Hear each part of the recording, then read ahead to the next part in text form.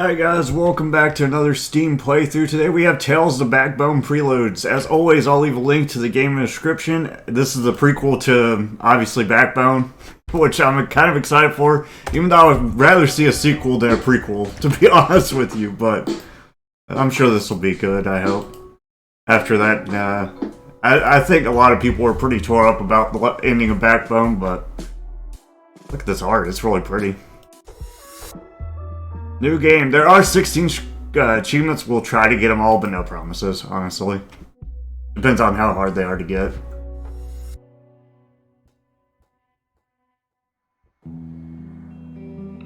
Clarissa, Gastown Plaza, Bloodworth, H7. That's the polar bear that everybody hated. I'm sure she's great in the prequel. She has her reasons.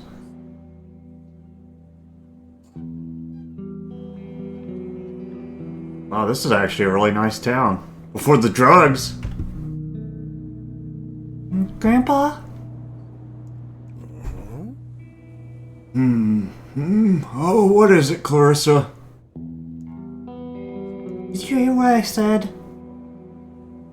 Oh, I'm sorry, Clarissa. Grandpa was in a different place for a moment, in a sun chair somewhere, resting his tired old legs.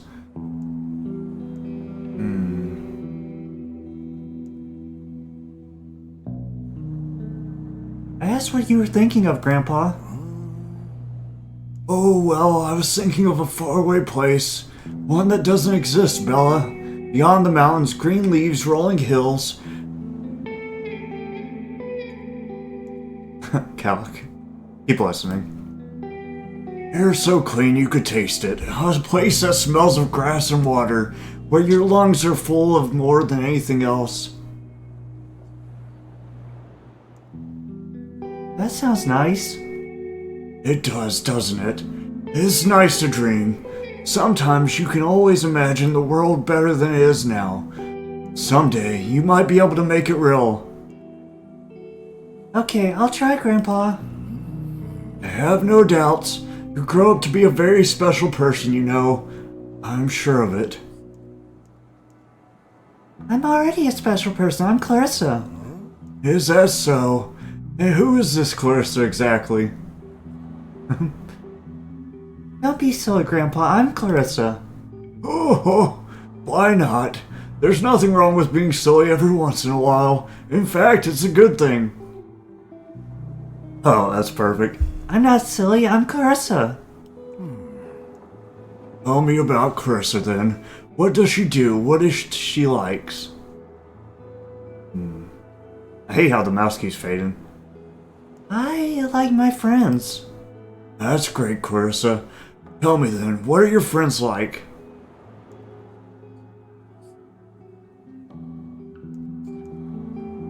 They're nice and kind. Make sure you tell them that too. Nothing gets taken for granted as much as kindness, Bella. You'll tell them next time you'll see them, won't you? Of course, I'll tell them every day.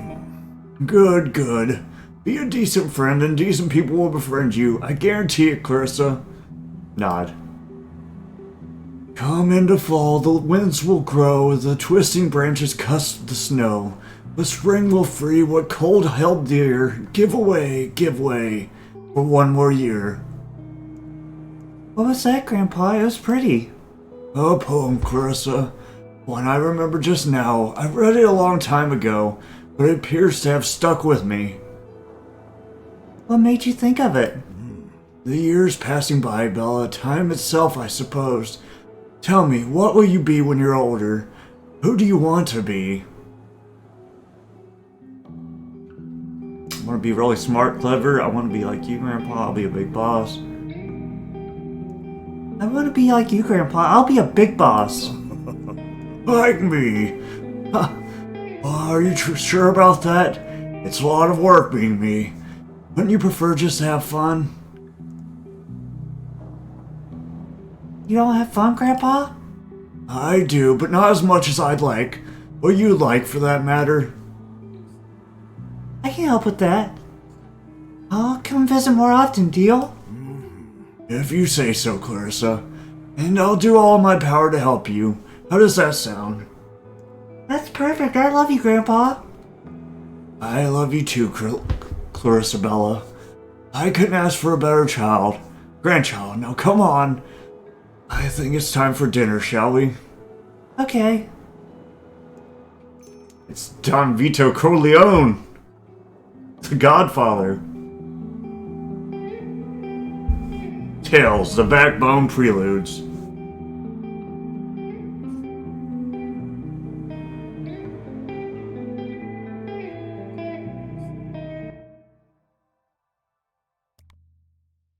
You aspire to be ambitious when you grow up. Oh, there's a lot of choices here. Okay. Oh, do I have to play somebody else? Oh, how do I start the story? Who's Eli? Renee, Howard. Oh, is Eli Drug Boy? Eli might be the Drug Boy. I thought his name... I don't remember what his name was, but it might be Drug Boy. Okay, I know. Okay, you did the E key there, my bad. I'll do all her story, and then I'll do everybody else's story, hopefully. Depending on how long they are. Howard for... Oh, no, I don't get a choice. Howard first year. Thaddeus Rock Faculty of the Arts. Lotor. Oh, I get to move? Okay, sick. I take it you weren't here for opening day. Really wanted to be here for it. Excuse me, but I had some things come up back home. Oh, that sucks. You didn't miss much, to be honest, and it felt more like a sales pitch than anything. Yeah, the brochure was pretty shiny, alright. I mean, it's not bad, but it's not exactly the Ritz. I've never been to the Ritz. Maybe the Ritz wasn't even the Ritz. Interesting. Oh, not often do you get to see one of us in marble. How deep does the rabbit hole go? Honestly, I'm liking the vibe right now. I think this is past our parents were talking about when they say school is the best years of your life. Sure is starting to feel that way. Empty. Guess I'm here early. That or cloaks are out of fashion. They look like rich kids. Can't relate. Wisconsin. Oh, hey, there, a fresh face. Are you here to study? You're new, right? I never forget a face.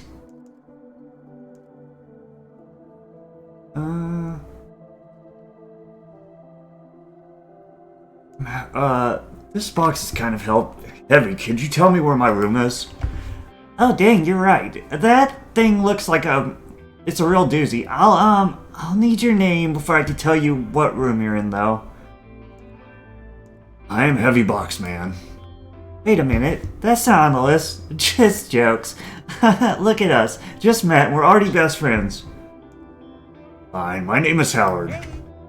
Well, howdy, Howard. It's so nice to meet you. I'm Wisconsin, and I'll be your resident assistant, and your best friend, too, if you want one. Right. Could you tell me where my room is? Not just yet. Why not? You see, I like to start things off fun with new students. Which means? A scavenger hunt. Sure, Wisconsin. What do I need to find? Yay, alright then. I've hidden two things somewhere in this hallway. One of them's blue and the other's new. Something new and something blue. Coming right up. Something new and something blue.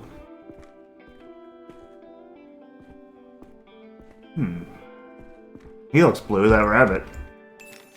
Blue piece of paper that says you found me. Don't know what I expected. Something new and something blue.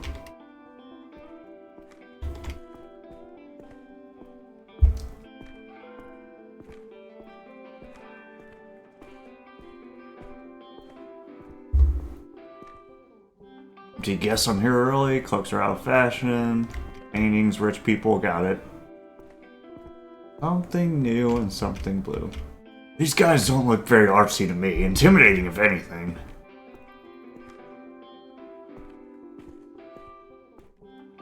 Might be in the hallway, I guess.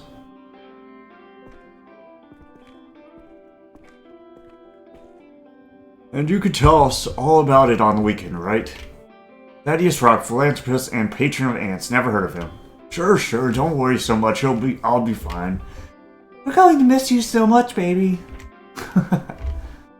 I know, me too, Mom. Our little baby boy Seamus. Our little baby boy Seamus all grown up. Oh, that's a... I can't tell who's who. Dad, come on.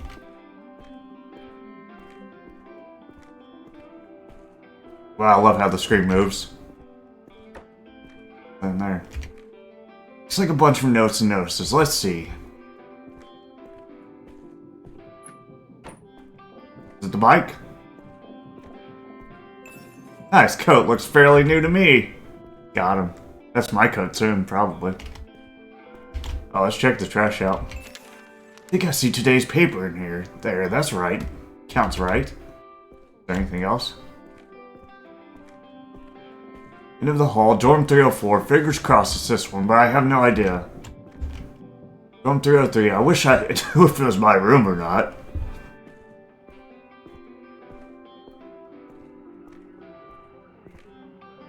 This one says 302. Am I staying in this one? 301. No idea if this is my room. Okay, we're good. Oh, it's an ape. How you know he's a bad guy? The apes are the bad people, the ape people. Spoilers. Well, you're watching the sequel, kind of. Sequel prequel. Howdy, Howard. How's the scavenger hunt going? Pretty fun, right? Huh? Did you find something blue and something new? I did. Yay, I saw you find them actually, but I didn't want to spoil your fun. Good on you for organizing fun activities, Wisconsin. Ah, shucks. Thanks, Howard. Now, I bet you want to get to your room, right? It's the one at the end of the hall, 304. Finally. I'll see you later, man. Sounds good. Oh, and your roommate is already there, so don't be surprised if you see a stranger in the room. Okay. Thanks, man. See you later.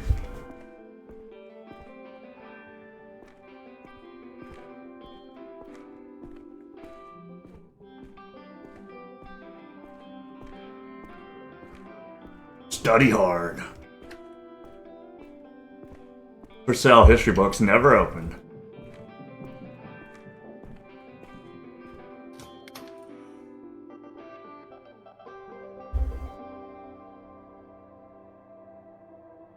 Who the heck is that? Oh, that must be the drug guy. What's your name? Larry, that's the drug guy. Yeah. Oh, hey. I know about you. Hey. That book looks very heavy.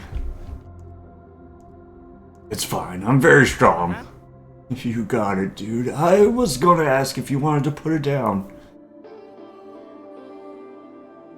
I mean, if that'll make you more comfortable.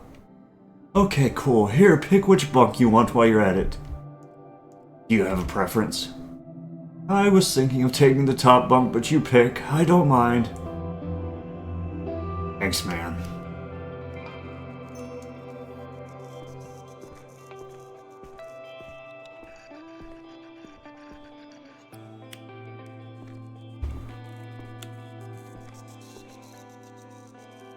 We have space back there. You know, once you could get rid of all the junk. Gross, good thing it's empty. That looks like mayonnaise down there. Mayonnaise. Tell the mattress is somewhat indented on the top bunk. The other one, lower one is flat, but seems slightly thinner. Comfortably begin to shuffle your possessions onto the lower mattress, which in turn cushions their way gently. Nice.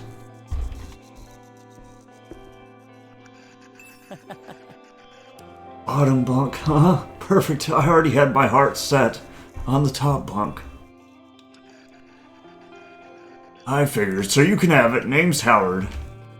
Larry, appreciate it. Howard, well, thoughts so far? On what? The university, the dorm, everything. Oh, did you meet Wisconsin in the hall? Yep, he had some activities planned. A scavenger hunt, huh? How was it? It was alright, didn't take long.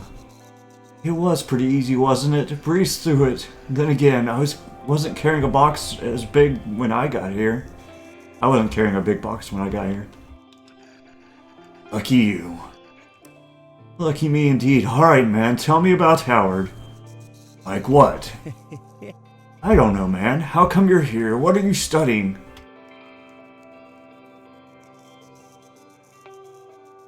I'm majoring in photography. No kidding. That's cool, man. Do you have a camera? It's in my box. I almost forgot about the mighty box. Nice, dude. I don't know anything about photography, so you'll have to teach me. How come you chose that as your major? I want to show the world for what it is. What it is? Man, that sounds cool. There's a lot to show, for sure. I think our kind has a unique perspective on things, too. I get a feeling we're gonna become great friends, Howie. Me too, man. Frick yeah. Howie and Larry. Roommates extraordinaire. Alright, Larry, tell me about Larry. Alright. Well, I am here to study, you know what? Why don't you guess? I bet you can't. Alright, what are the stakes? Have you had lunch yet? I'm starving. There's a place around the corner here on campus that I want to try. You guessed my major and I'm paying. You don't, you pay. Deal? Deal. Sweet, go. Just like that. I don't get to narrow it down. I think I can guess right away. I don't see any instruments, brushes, or tools in here. Your major is theory rather than practice. The theory of what exactly?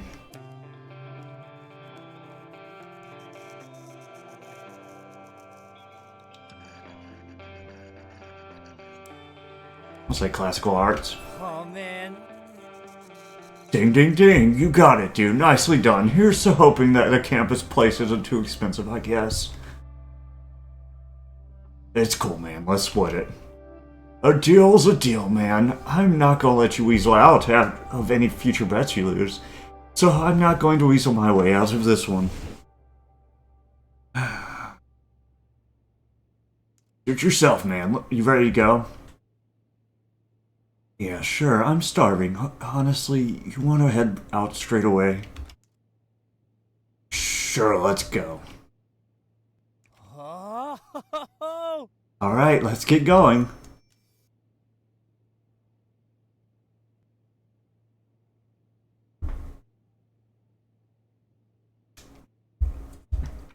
Alright. How many... Oh yeah, let's scroll a branch. You chose to be investigative, keeping your eyes open and your mind is sharp. Oh, there we go. Oh, there's quite a bit of options here. Oh. But they all end to the same ending, obviously. Oh well. I love that they had the branch though, so I can see if I missed anything. That's fantastic. Continue. Oh, I forgot what the button was.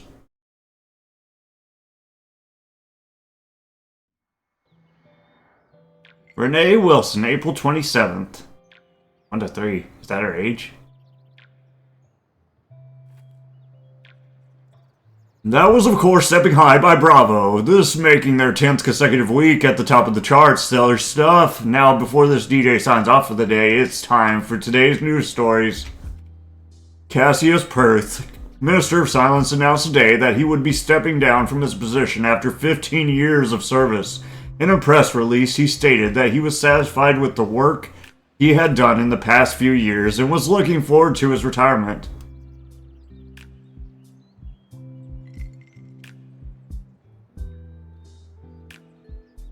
Keep listening. A successor is currently being chosen, and a press release from the headquarters of the ministry, Science City, stated that a suitable candidate would be announced within the next week. Keep listening. In other news, locals in West End are still reeling from the fire that ravaged the entire tenement block last week. The fire, which claimed a number of lives, has been reported as an unfortunate accident as a result of the gas leak. The police department has since stated that they will be investigating other at-risk buildings in the area for similar issues and are asking citizens to cooperate. Our thoughts and prayers are with the unfortunate souls lost in the fire. That's all for today. This has been Middays with Madison. Oh, and next up is Gus and the Steelers with Old Blue. But you never know, Madison could be a dude. Alright, Renee. This article isn't going to write itself. Get to work. Get to the office and get to work. Gather your thoughts. And drink coffee, apparently.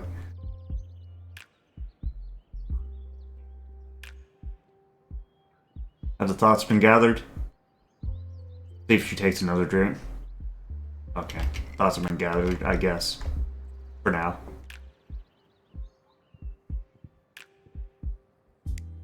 Oh, that's cool.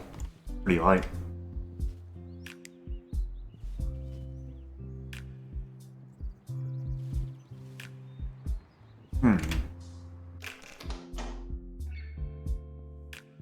Oh, she has a really nice house. We got these for our wedding. Happy to have the goddess on my side. Lucas can keep the shepherd. Oh, she's married? Oh, she led Howard on! Baited!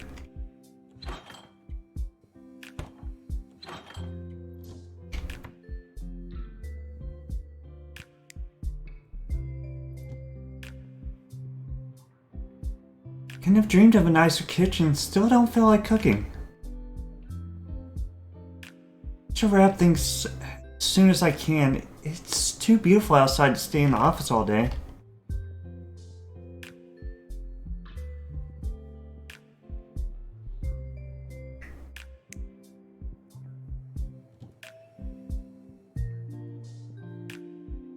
Oh, yeah.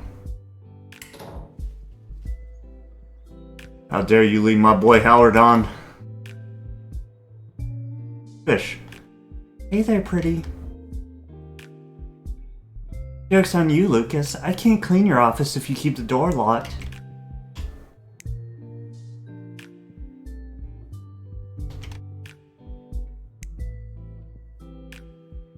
Oh, look at that shadow. We should get some new records and a record player, I suppose. Used to keep my typewriter here back when we moved in. There's still dents on the table.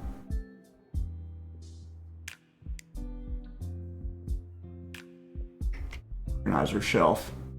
Huh. Used to drag and drop items. Lucas hasn't used this for years. At least it's pretty to look at. Be nice to actually brew anything in. Hey, he can't keep these in his office. I'll never know. Hold this up to your ear. You can almost hear the soothing sounds of the souvenir shop we got it from. Got enough water? Good.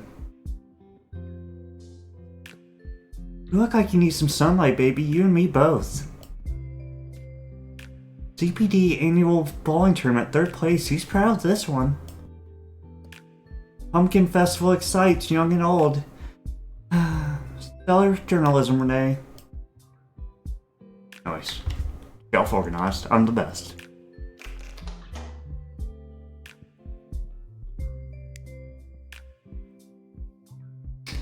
Put down the universal sign for Lucas not being home yet.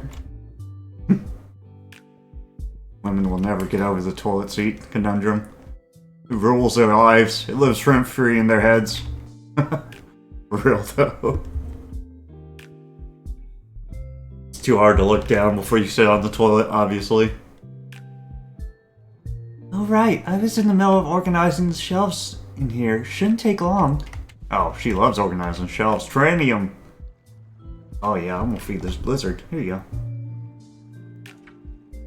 Hey there, Lizzie. Ready for your meal? How to do it. Oh, there we go. Okay, I just click it. There you go, bud. There you go, honey. Want another one? Well, already? Alright, I'll just leave that there for you, okay? I'm the best. Organize off the shelf. Oh my god. Alright, let's get this over with. Gas town at night. Look at this one when we started dating. Where am I supposed to put this crap? Oh, that'll work. Looks like I've got the apartment for myself for a couple hours. Red pagodas. Nothing but old article clippings in this one. I think this is one of Lucas's albums. Not sure why it's here. You stole it! Thievery! Pick it up, please. Where do you want to put this at work? Shiny. Shiny. Okay, sick. Nice. There, much better. Maybe we should water our plants and not just feed the lizard. Okay.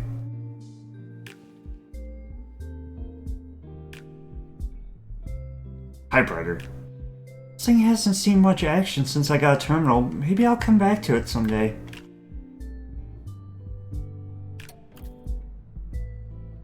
No, wait, I'm supposed to do something?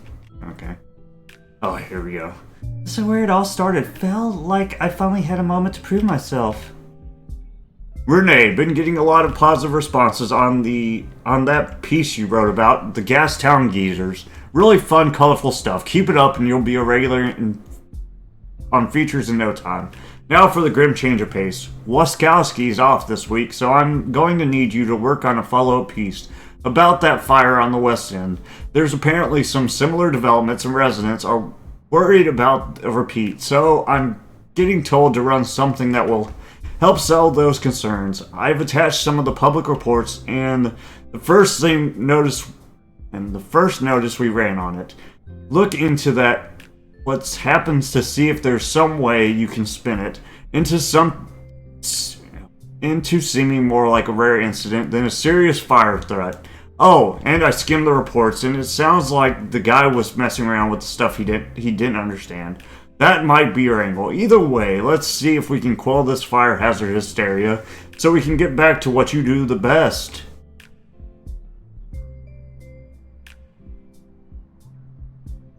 As far as editor goes, he's not the worst. I should try to wrap this up by today. Then again, I said that yesterday too.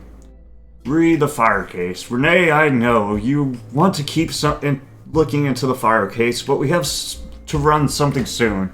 You're not a detective, you're a writer. Leave solving crimes to the police. The only reason I keep letting you work on it for so long is because your other write-ups are stellar.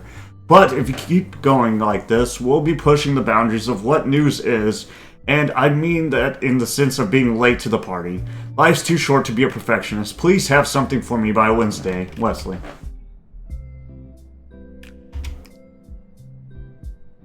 Okay, love you. Poor Lucas still hasn't figured out how to work with terminals. I don't mind, it's kind of cute. Hey Sugar, I finally got a terminal set up at my desk. Hope you get this. I don't know how you write so fast on these. Paperwork is going to be a nightmare. I love you, Smotch. Lucas. Good job, bro. Here we go. For Renee. This was a big ask on my part, but both surprised and proud that you managed to get them for me. Here it is. But don't get your hopes up. Sorry for the wait on this. Scene statements are usually not for the public to see. So they had to strike a lot of it to protect the lives of the officers. Hopefully this will put your worries to rest a bit. Love you, Lucas. Okay, crime scene report. Alright, here's the main report. I just wish so much hadn't been redacted from it. CPD, Detroit Jack Huey, 34566, 4CC 245999. Time 12:15. Date 1:35:04:23. Location West End, 44 2nd Street. Crime scene report. Suspect's apartment is small, maybe 500 square feet. Can't go down. Why is this at? Oh. And in a poor state. Living conditions are working class, typical of West End. Hallway entry, wallpaper coming off by the ceiling. Body was found close to the door. Beaver looks to be in his mid-20s. Mackenzie arrived at the same time as me and inspected the body while I had a look around. Didn't take long. The suspect had 3 bullet wounds, on one in the abdomen, one in the torso, and one in the neck. The one in the neck was particularly gruesome, but Mackenzie's initial conclusion was that the suspect bled out. Mustn't have taken too long. On account of all the wounds, I'm guessing Miss Yiannopoulos won't be required to do much of an autopsy. The suspect, Beaver, was wearing pants and suspenders but no shirt. Body stained with blood, but there's a fine dusting over the upper torso. Mackenzie tells me it's soot, and I can't argue. The head is similarly blackened by soot, or redacted, but it looks like the suspect made an effort to wipe it off. Top left shoulder looks like it has a burn mark. Mackenzie confirms it, saying it's very recent, probably today. Off to the side of the body is a tire iron. Old and rusted, some of the suspect's blood has pooled onto it, but no splatter. Kitchen is a mess, more soot, more ash, and a large amount redacted hovering near the top of the ceiling, making it hard to breathe.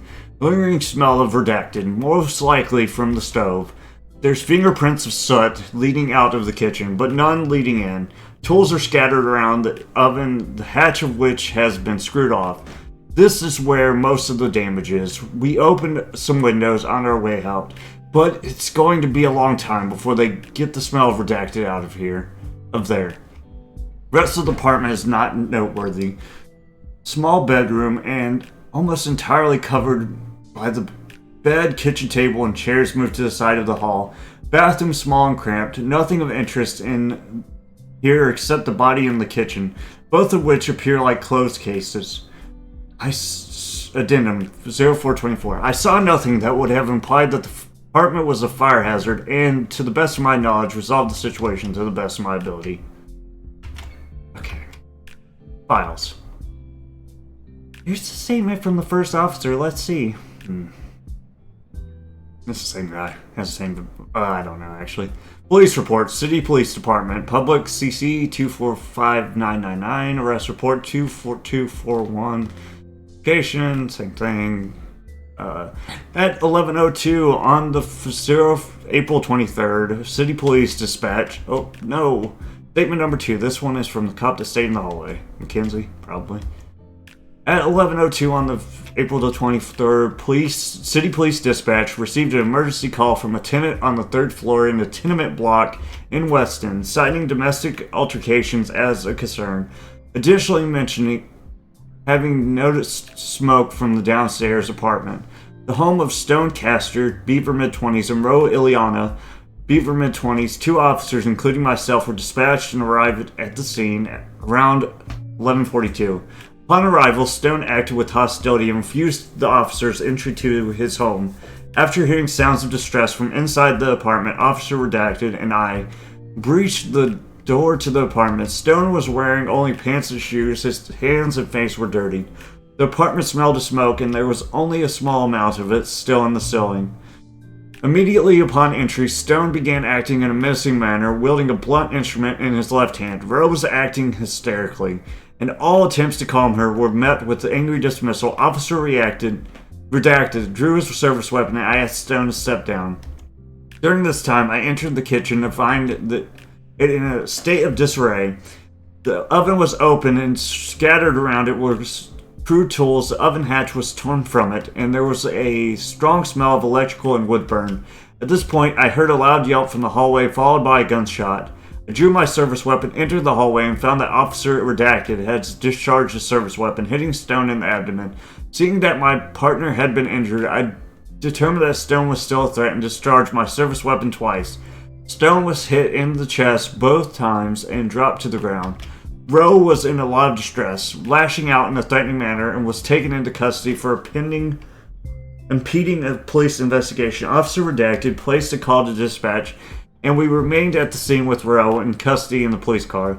The coroner and detectives arrived around 12:09. Our initial statements were taken, and the body was removed from the premises. I saw nothing that would have implied that the apartment was a fire hazard, and to the best of my knowledge, resolved the situation to the best of my ability.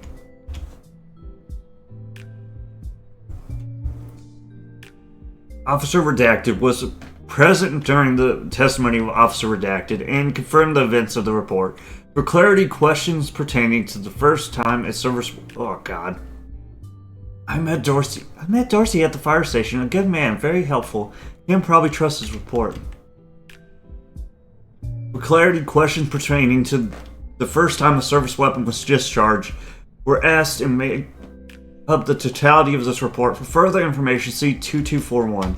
After I drew my service weapon, an officer redacted left to investigate. The remainder of the apartment, Stone, Beaver, mid-20s, began making threats and insulting me and my partner. I asked Stone repeatedly to stand down. When he refused, eventually Stone charged at me with a sharp object.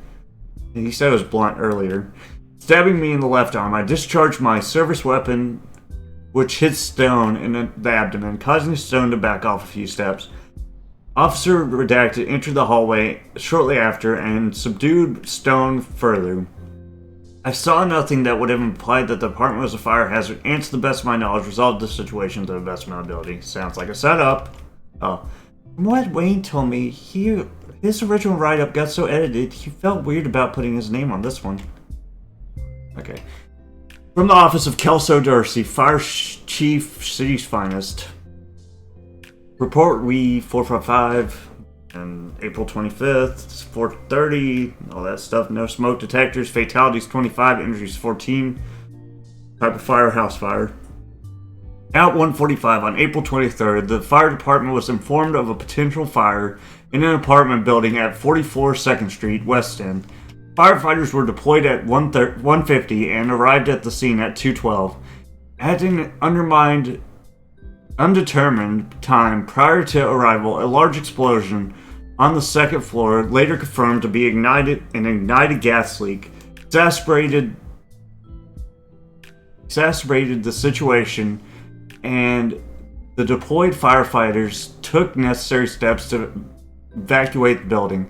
After the explosion, the fire was centralized in the first and second floor, with the third in the process of being engulfed. The fire was contained to the single building, and efforts to put out the fires went on until 4:55, at which time it was considered mostly contained. The efforts were continued until 6:45, at which point the fire had been extinguished completely. The entire area was sanctioned off, and searching for survivors and victims of the fire continued on until 2 o'clock. On the 24th, with additional damage control and sanctioning being done at 11:05 on the 25th. The area is considered completely secured and will be open for demolition on the 30th. I wonder, it seems like the fire happened after they shot what's-his-face, so I wonder what happened. Fire in the West End claims innocent victims. West End, Wednesday 24th, by Wayne Wiskowski.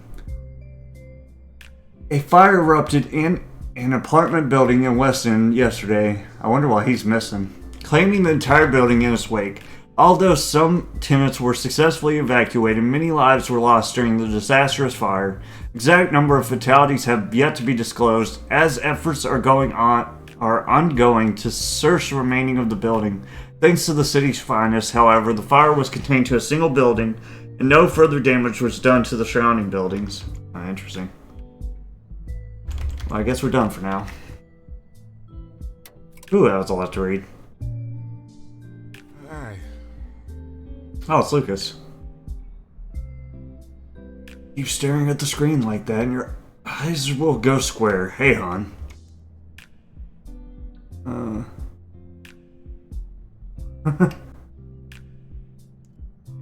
Hey, baby, give me 1 second, alright? Okay, you chose to be driven. Take your time. Take your time. Have you been at the terminal all day?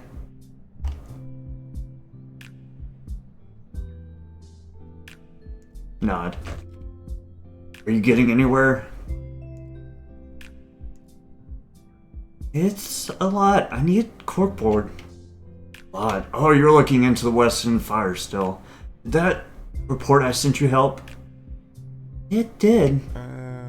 Yeah, well, how's your investigation going? Didn't you say your edit guy was asking for it earlier?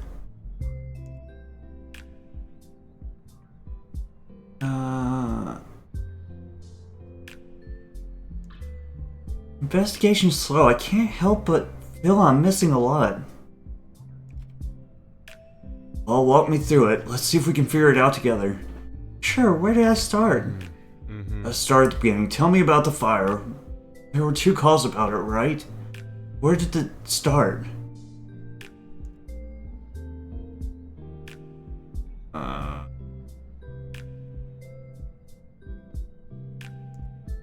God. Where did this start? I don't know. I think it said there's no way to tell.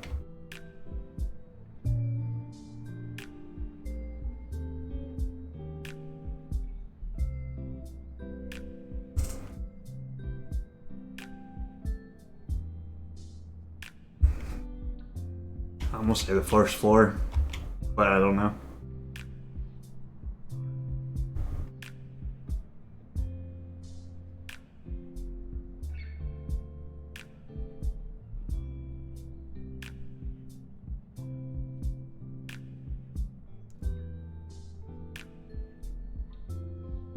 I mean, that's the truth. Not sure. It's somewhere below the 3rd floor. Somewhere below the 3rd floor. How do you know? It was spreading to the 3rd floor when the firefighters arrived. So it couldn't have started there. I see your point. Yeah, 1st or 2nd floor without a doubt. Alright, and when did the fire start?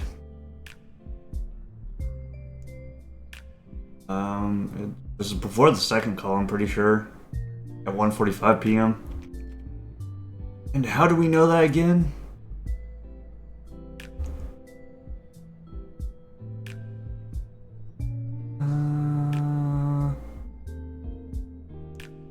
The building was on fire when the cops showed up, Lucas. Allegedly. Alright. Fair enough. Alright, at least we have a general time frame when the fire started. Anything else that comes to mind about it? There was one thing. Yeah?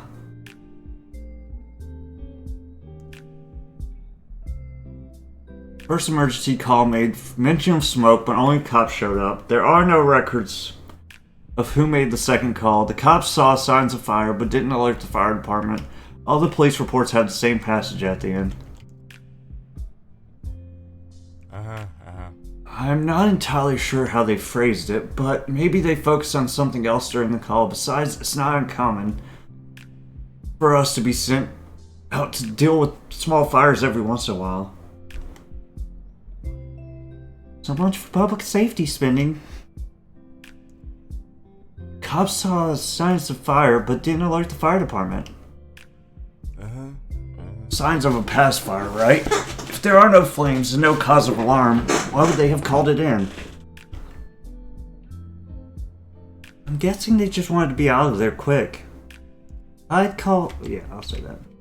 Anything else? There are no records of who made the 2nd call. We usually don't admit that. Maybe it was done from a payphone or something. Anonymously? Reading's hard.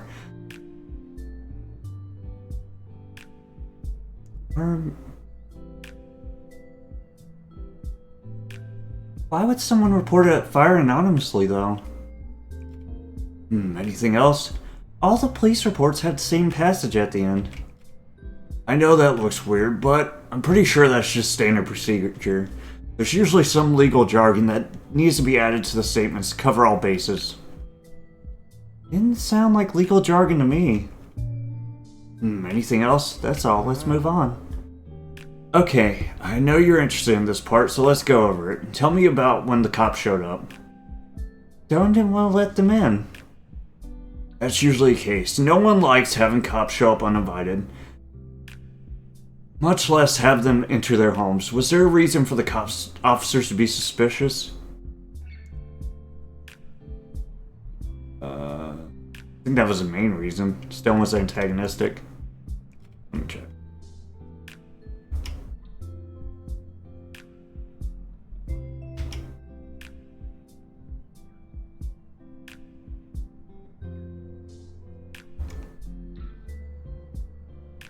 Ah, sounds of distress.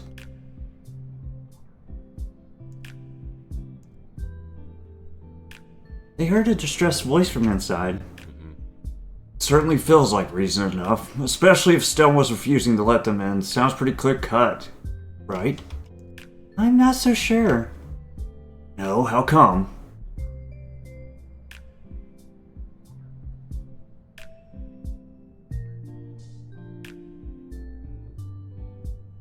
I don't believe the whole distressed voice thing. Are you saying they would make it up to have a reason to enter?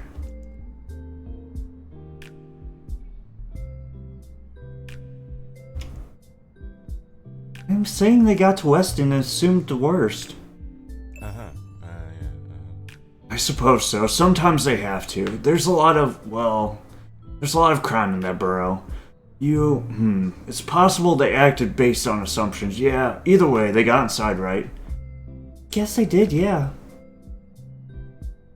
And how did they how did they enter? I think they breached the door.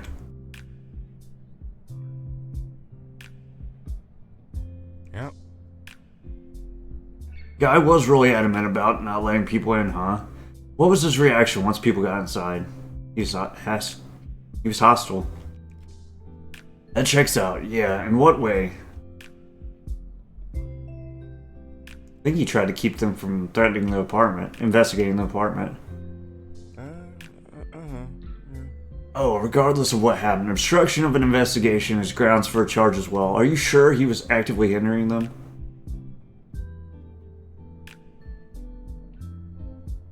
Maybe not, but he didn't like them snooping around. It's better if he didn't obstruct them. Makes less sense that he started fighting in that case, though. Then what happened? One of...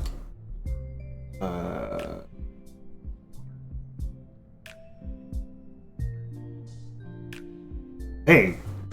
Can't remember. I thought he drew on him first, and then... Yeah, I think one cop drew on him. Because he had a gun. Alright, I think I remember this part. The first officer goes into the kitchen, hears a yell, and comes back. Do we know precisely what happened in the hall during that time?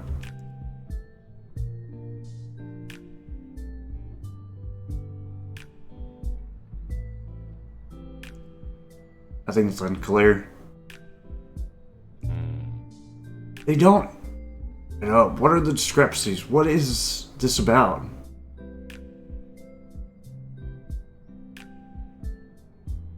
Got to do with Stone attacking the other cops.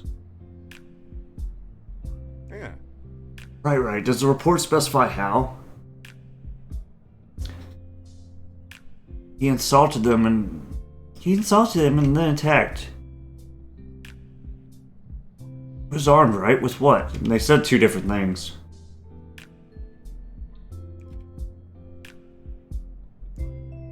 Yeah, the reports mentioned two different weapons. You don't remember? Really? Huh, maybe they... Yeah, that does sound odd.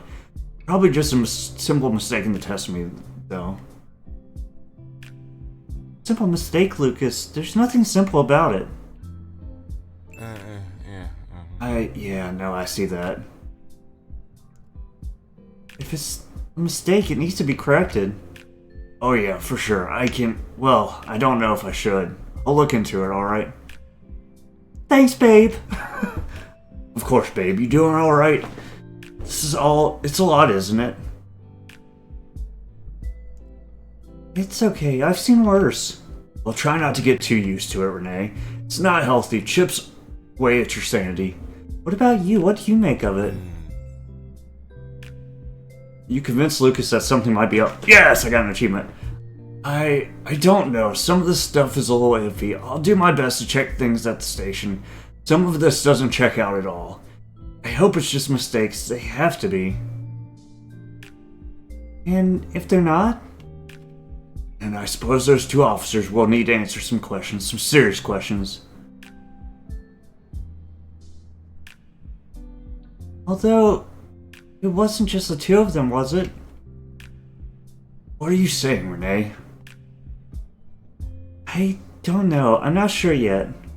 You know what? Let's drop this for now. I'll get on the phone, order some dinner for us. How does that sound? Sounds good. I'll be right with you, okay? Sure, don't stress too hard about it, alright? Sure. Ha! We got our first out of 16.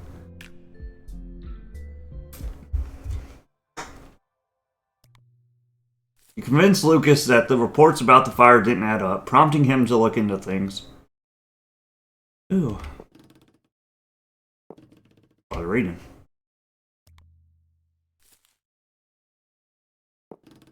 What am I supposed to do here?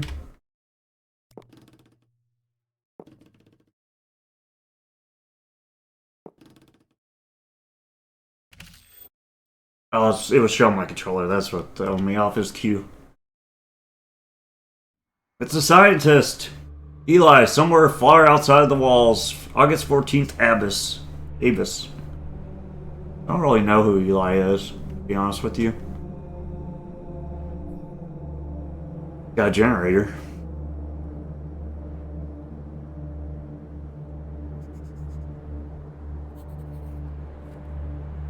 August 14th. Still alive, believe it or not. No signs of radiation poisoning in either of us. We've been hit by a dust storm, however, but it's been manageable and far from as dangerous as we were led to believe.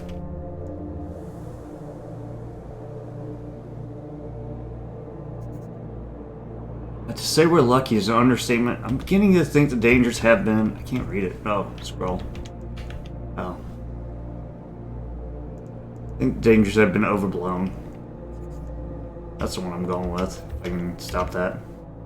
To be fair, that's to be expected. According to George, no team HQ's headquarters sent outside the wall has ever returned, which means our research on the area is extremely limited.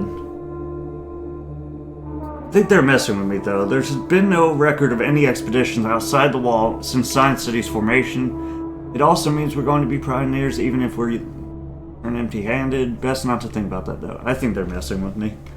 Sun's been harsh lately, and it's been a chore to get any work done today.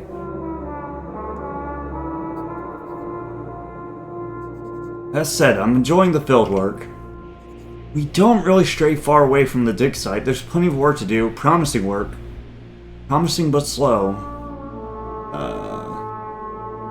That said, it's hard to stay focused. I get the feeling we're about to come across something big. We're out here until we get results, whatever that means. I'm confident we will. I look at the dig site every day, the pods and markings. I find myself wondering whether we should be here. George is less worried. He's out there right now. Today's the day, he told me this morning. He's been saying that all week.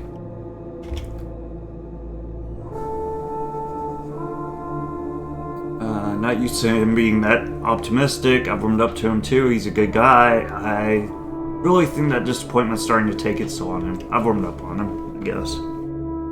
That said, he seems to see my academic background as a shortcut out of paying my dues. He's been at this for decades. We're in the same role, so it's hard to argue with him, but we all pay our dues in different ways. His with tools, mine with theory. I think he's just jealous, maybe a little bitter too. We'll say the theory part.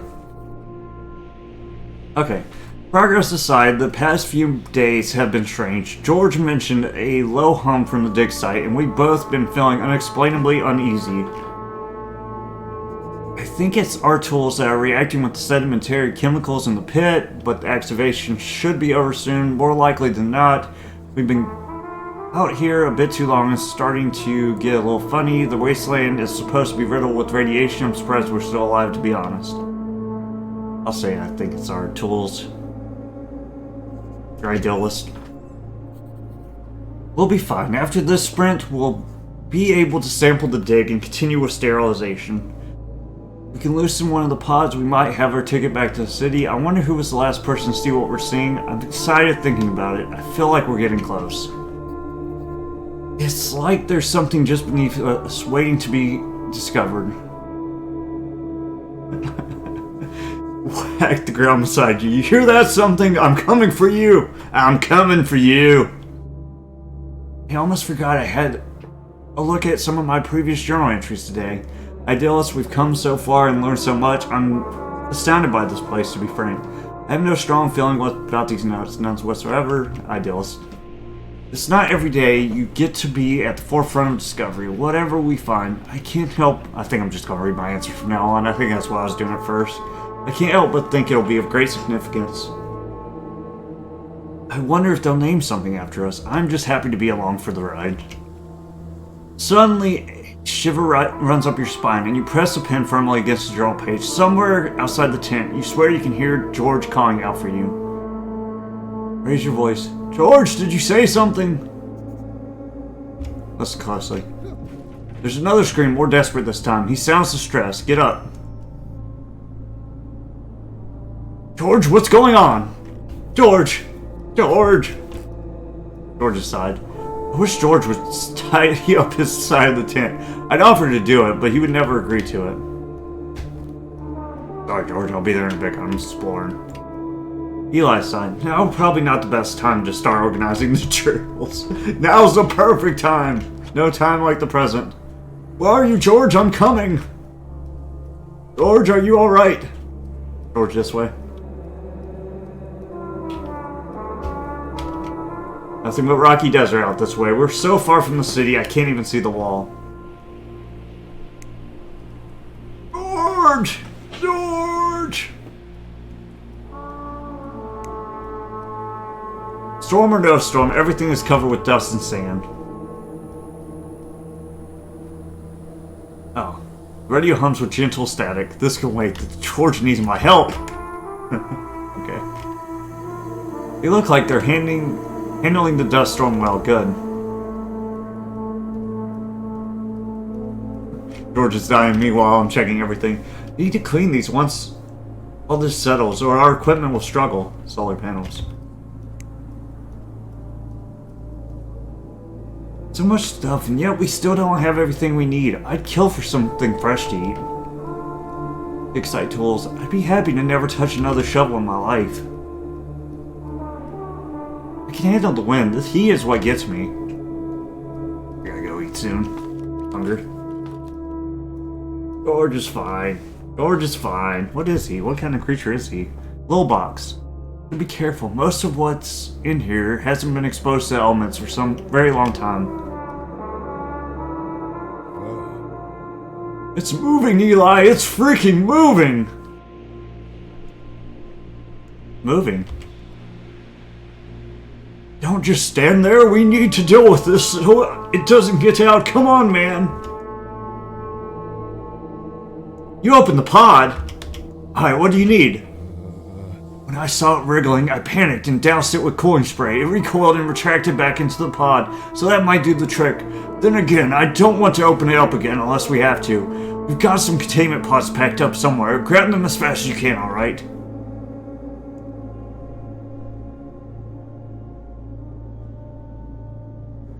First thing first, we need that thing pacified. I'll be right back. First things first, we need to keep that thing contained. Don't go anywhere.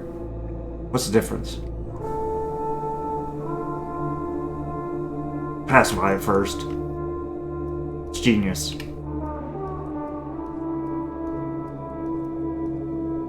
Some of our finds have been eerily familiar. Nothing conclusive so far, just strange. Deep end. Locker. Whatever was in here, since long rotted and deteriorated. Shame. Shame! Hi, George.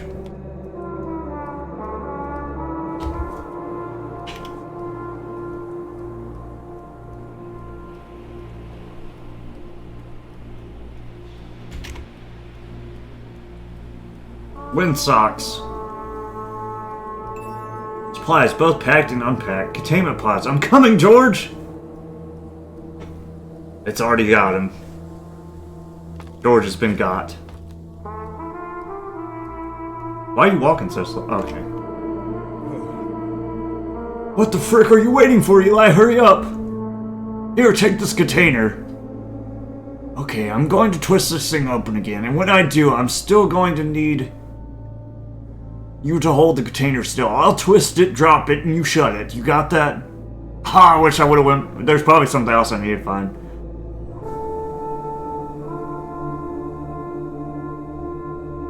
You twist it, drop it, and I'll shut it. Got it? Here it goes. You better be ready. Twisting it now. Go! Drop the container and shut it. Got it, got it. Let me check the pressure. Good, it's in there. You sure it's completely contained? Yeah, these things are state of the art. Airtight, pressure proof. You put something in here and it's never coming out unless you want it to. Nice moves. You two, we did alright. It's contained now. What now? Same as always, I guess. We log it. You should probably give HQ a call. After that, I don't know. You doing okay? I'm fine. I just need a process.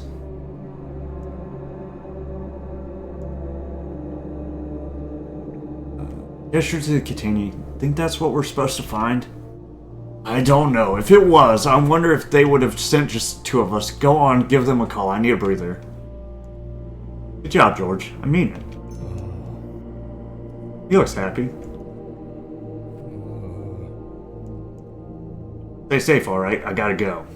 Oh, how are you holding up? I don't know. I need to gather my thoughts. What do you make of that thing? Not what I thought we'd find. I've been so preoccupied trying to get that pot open. But I don't think I ever could have expected whatever that was. I don't think anyone would. I suppose so. What are our next steps? Firstly, you need to let HQ know, just in case anything happens. After that, we document all this, every step. Then I'm not sure. We should run some tests, see what we're dealing with. I agree. The more we know what we're dealing with, the better. Maybe we should hold off on telling HQ just until we know a little better. I mean, I suppose so. What do you make of that thing? Not what I thought we'd find. Okay. Anything I can do for you? Don't worry about me. I'll be fine. You go make the call. Sure, they'll be over the moon to hear about some actual results from us. I suppose so. Alright, I'll be right back. Well, he seems to appreciate my concern. That's good.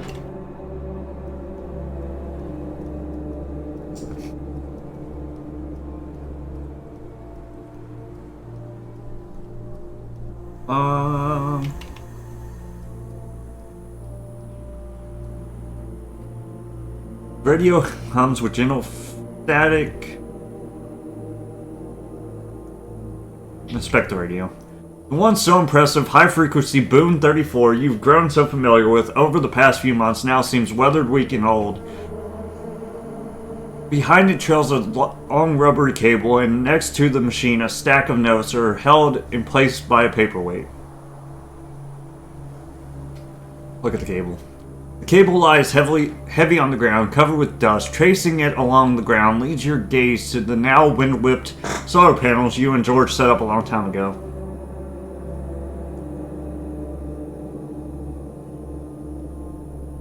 Check for damage. It'll take more than a scorching sun and a couple dust storms to dig through vulcanized rubber. Should last for at least another lifetime. Great, I'll pass it down to my children then. The weary Cape machine continues to hum. Inspect the notes. The bundle of yellow notes is stacked and weighed down as neatly as can be. You write some of them, George writes some others. Also, another few still were written ages ago. It seems now by someone whose name you don't recall. Look at my notes. Idealists, there are hopeful scribbles and logs of your conquest of the wasteland, not as personable as your journals, but your optimism shines through. Draw a happy face on one of the notes.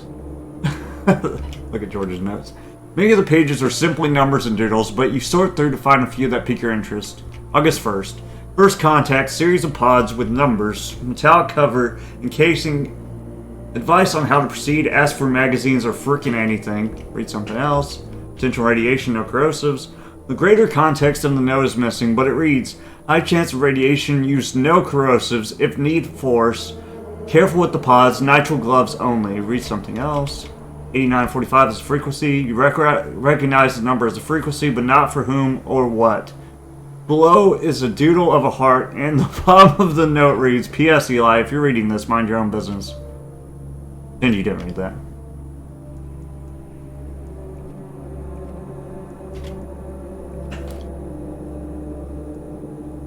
Leave the notes for now. Write something on the notes. You slide the paperweight onto the desk and pick up the stubby, dull pencil. Nothing out here remains except decay. The sun is unbearable temperatures. August 14th, major discovery, radioing HQ. The paper rustles gently under the weight of your pencil, even more so under the gravity of the discovery you made. Put down the pencil. Stop inspecting the radio.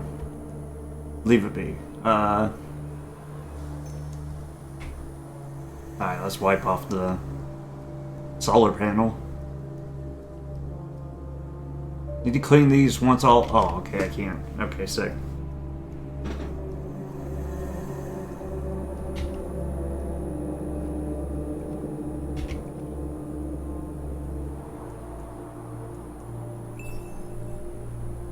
You'll probably remember to dust them off now. There's no real way of avoiding the dust out here, but next time you clean them, there might be a way to angle them so they don't gather quite as much.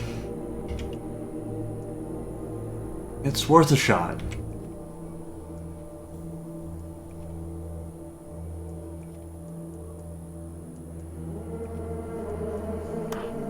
Oh yeah.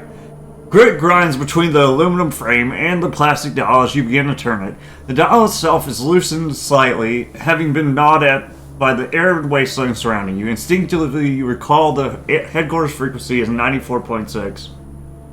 Dial on 89.45. The static hisses for a good moment, after which distortions begin coming through in waves. Try as you might, you can't make out anything through the noise.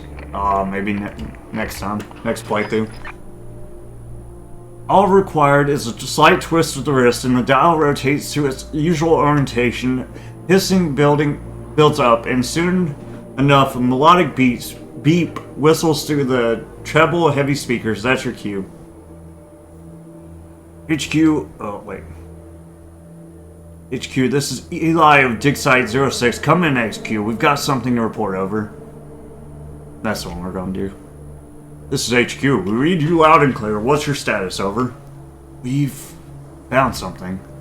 Copy that, Site 06. Please describe the finding. You found some sort of artifact. Very responsive to stimuli. Possibly organic in matter. HQ, do you read me? Does it appear to be sentient?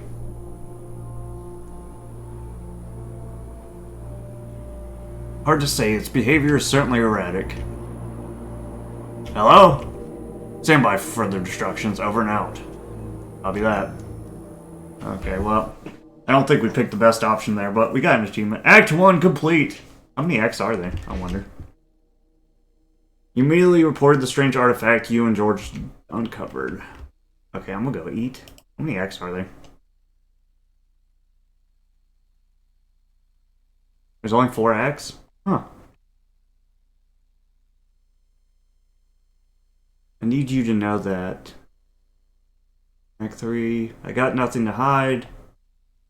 State of affairs. Now we're doing science for real. Okay, let's see. Continue!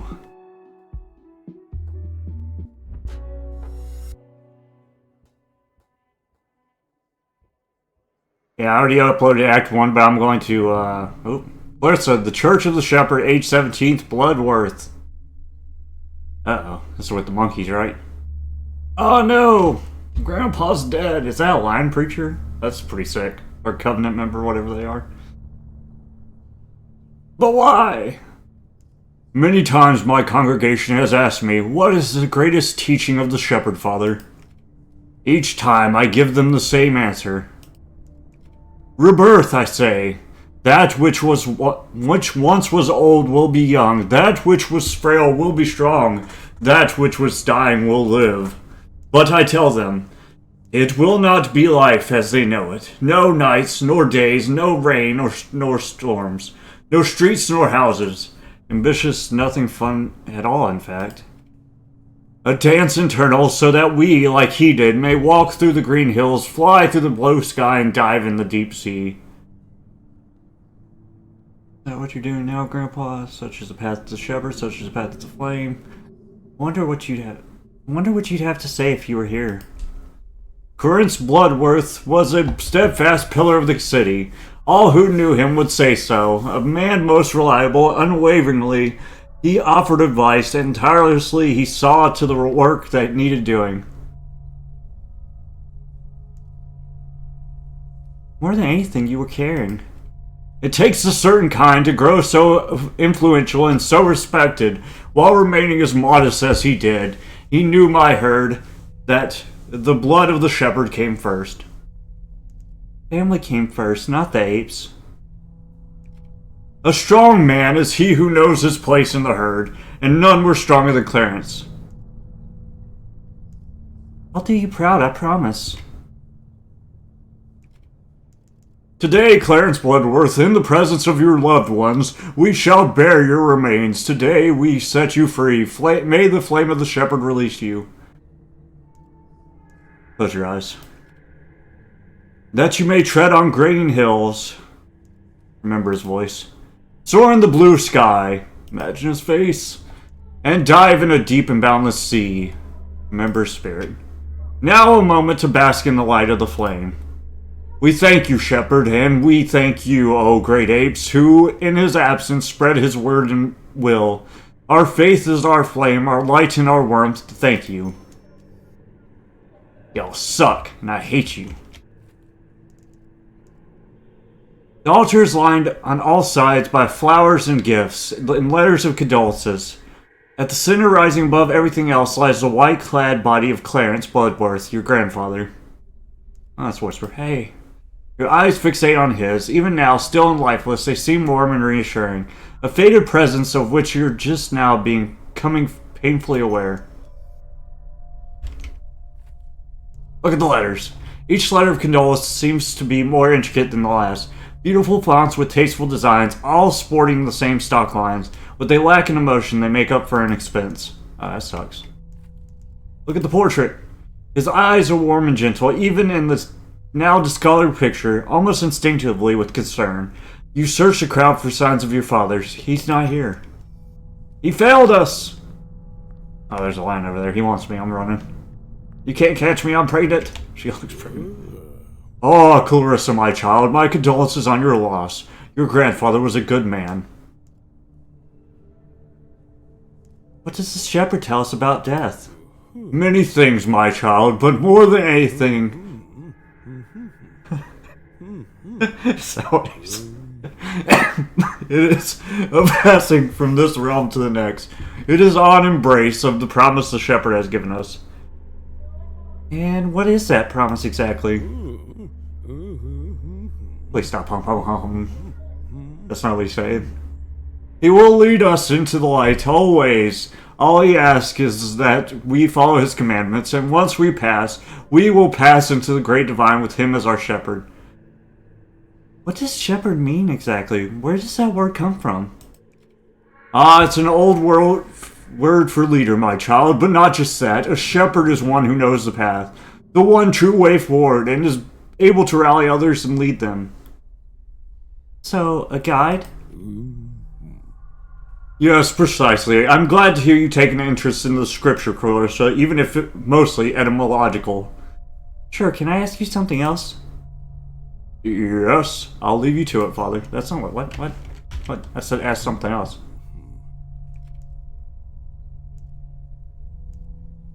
It is an embrace of the promise that the shepherd has given us.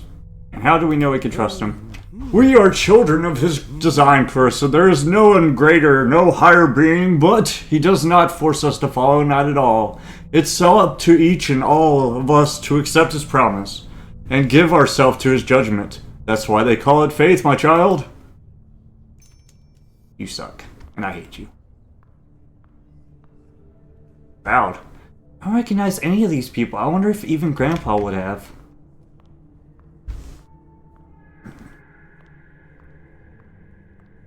What's up? Not sure which way I should go to not in this chapter. And in the apes he saw wisdom, their knowledge and their piety, and so he anointed them with will, and command as his foremost followers for all others to bow to.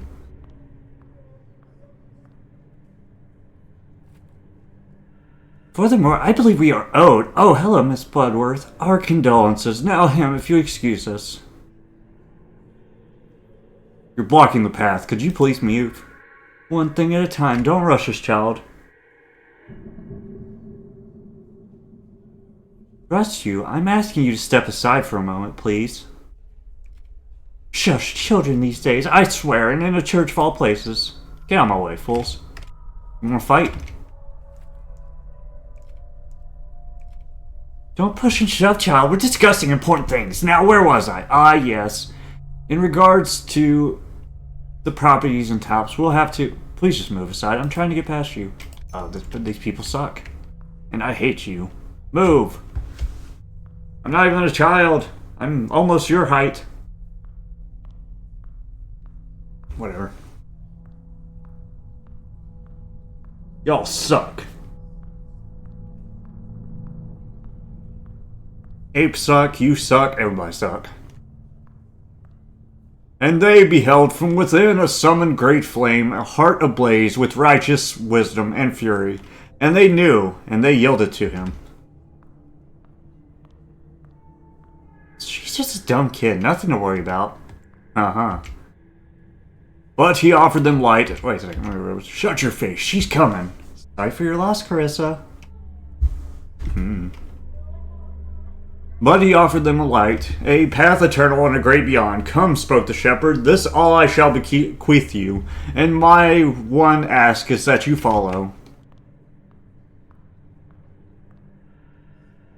2 lumens per candle. Of course. Wouldn't be a church if they weren't making a profit. I can't leave.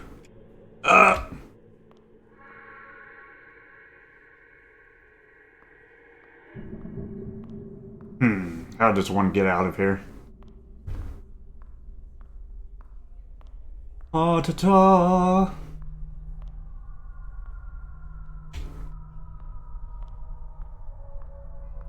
Father Joseph. Ching. Lion looks important, but he doesn't say anything, so. Alright, this time we're gonna get the hell out of my way.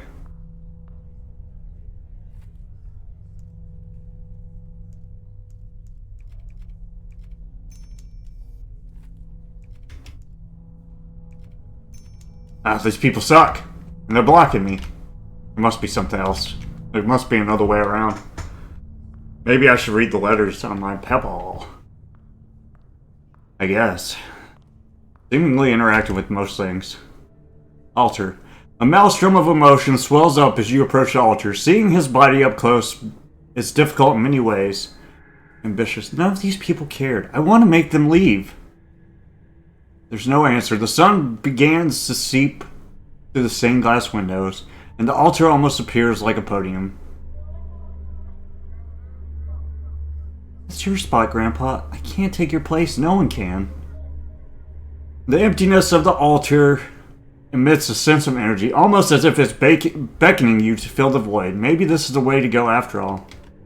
Take a deep breath and step up. You take a few uncertain steps until you find your stride and place yourself in a speaking position. 1 or 2 people still glance at you, but their attention quickly fades. Clear your throat.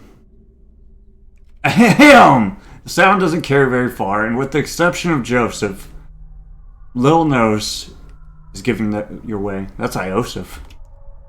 Listen up, folks. Your attention, please. A growing number of face turns towards you. They mostly regard you with confusion, while some appear to take offense.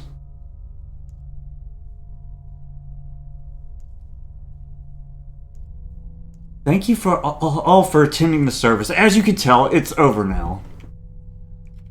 Swelling murmurs rise from the crowd. Eyebrows are cocked.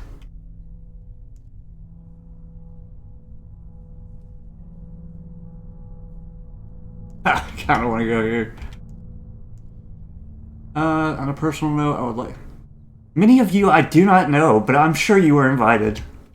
Amongst the crowd... the choir of whispering voices, a few sound agitated. You certainly have their attention now.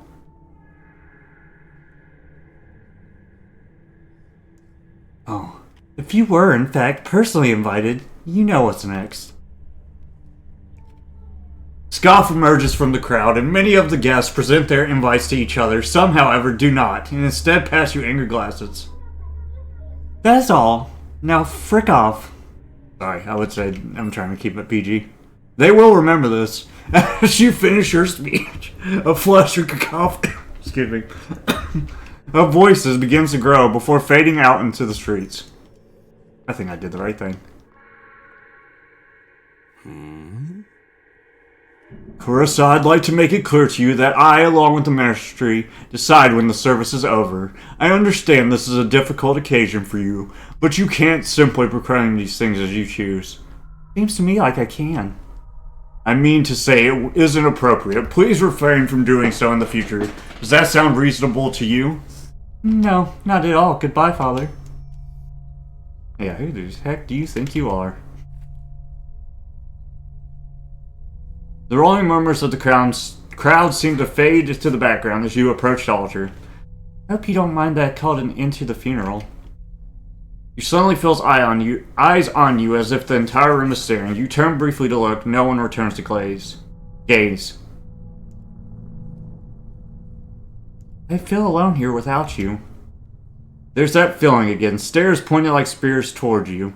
Like a phalanx of eyes scraping your back. In front of you, however, there is nothing except your grandfather's portrait. Now seems like nothing more than paper and ink.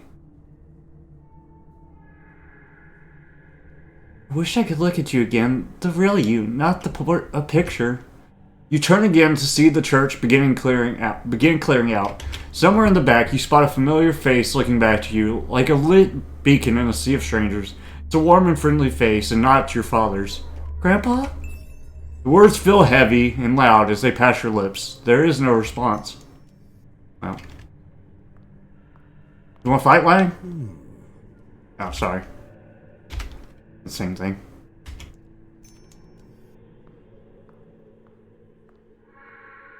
Well, at least I can leave now.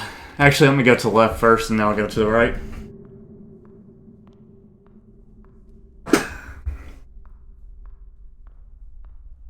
That probably wasn't the right answer, but I don't care. They're not even there anymore!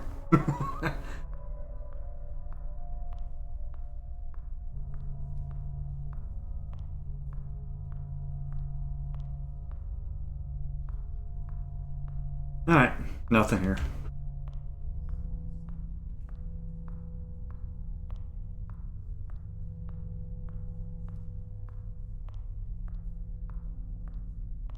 Alright, see you later. Or, well, probably not actually, unfortunately. What is that, Chunky Bear? You want to fight? Uncle Clements. I see you're wasting no time asserting yourself, Clarissa.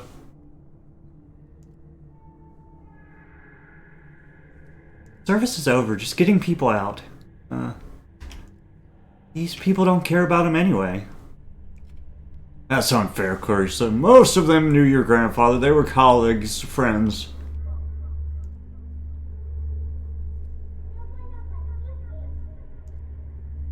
They didn't know him the way that I did. Does that deny them the right to mourn him?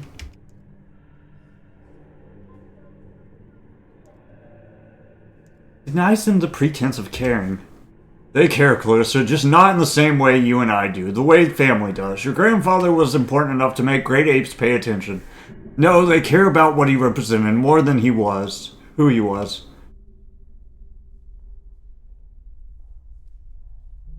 I mean, we may be family, but I think we knew him differently too. We both knew family can mean very different things, Clements.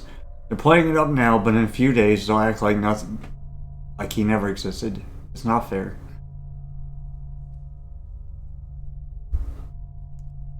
I like this one. They're playing it up now, but in a few days they'll act like he never existed. It's not fair. How much is fair, Clarissa? You don't seem very sad, Uncle. There's a lot of emotion right now. Gaps to be filled, scores to be settled. Don't leave me with much time to myself for my own thoughts. Doesn't leave me.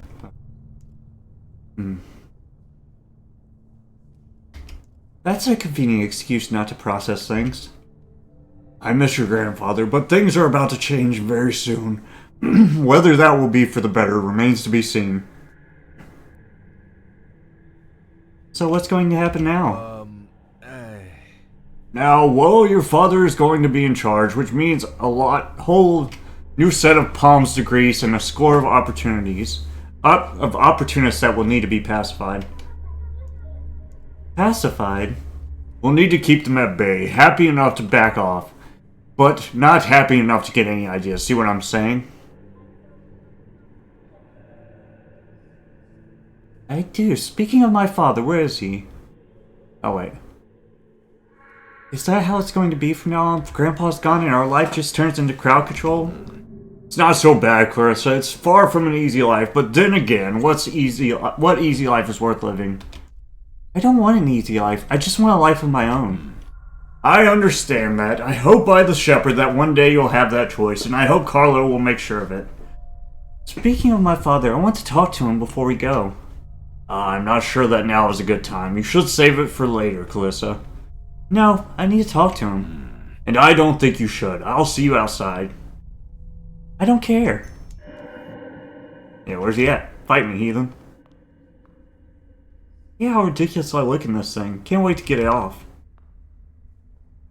Yeah, we definitely rebellious.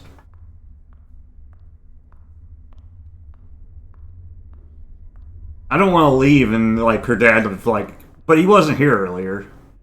I don't know. Okay, I'm just gonna leave for now.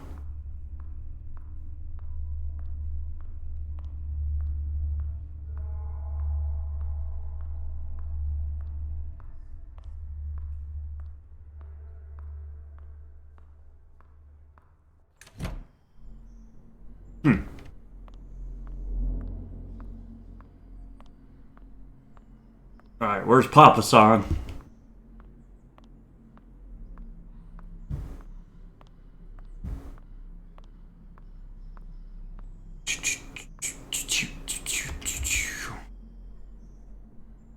Is that him?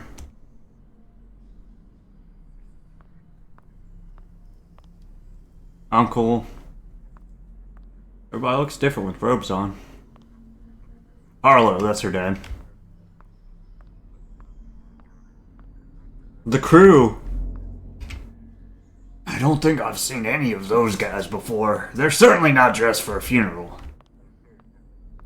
Oh, that's her. Sorry, my bad.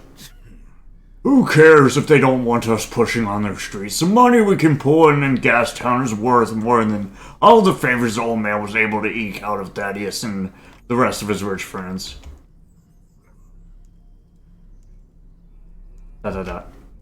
Old man wanted to be loved by those manor-born so bad he was willing to leave money on the table, and let me tell you boys, that cash is stacked.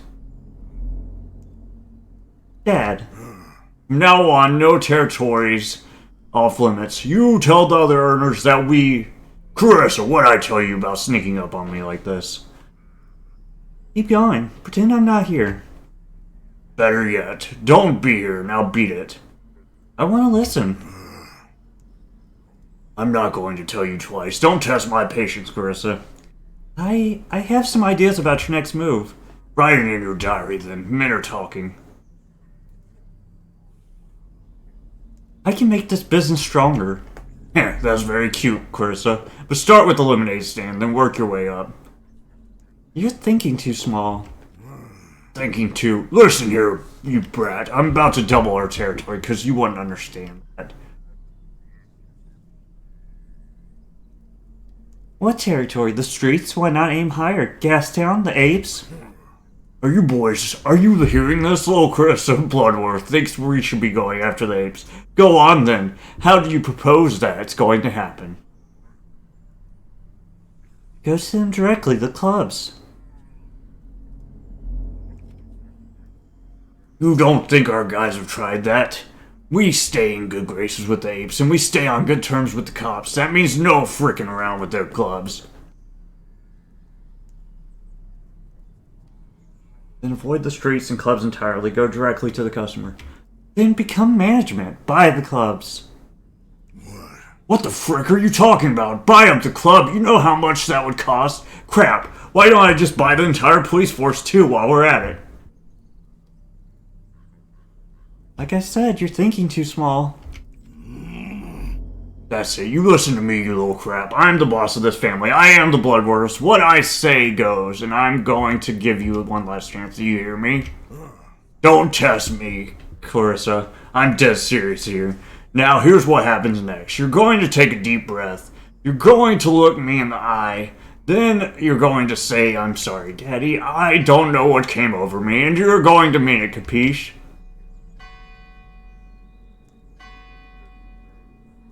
I'll take a deep breath.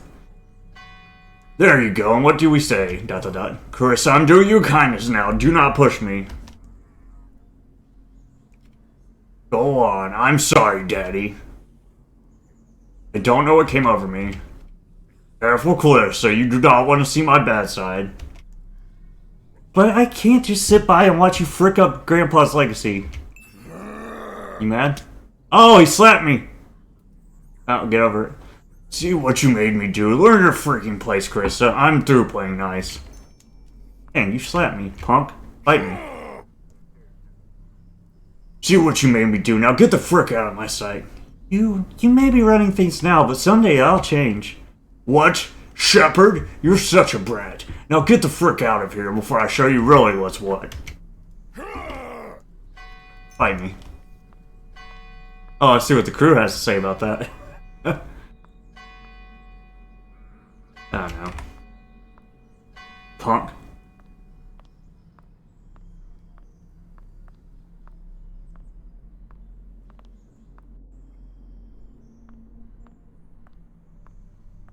I'm just curious.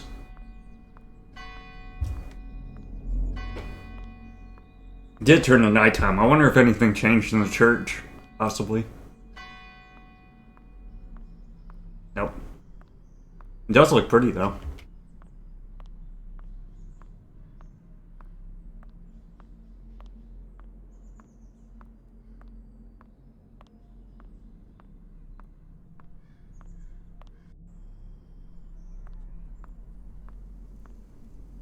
Alright, I guess I'll walk home. No, I'm just kidding. What's up?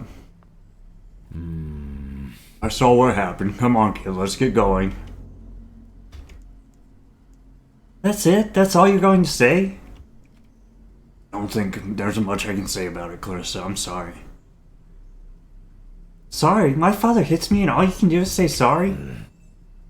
I just... No. You're right. It's just better I say nothing. Come on, let's go. You refuse to take sides, you wuss! Punk! Fight me! Well. Surrounded Carlo, your father, who then promptly slapped you across the face. It'd be like that sometimes. I guess. Oh, my ear itches. Oh, baby.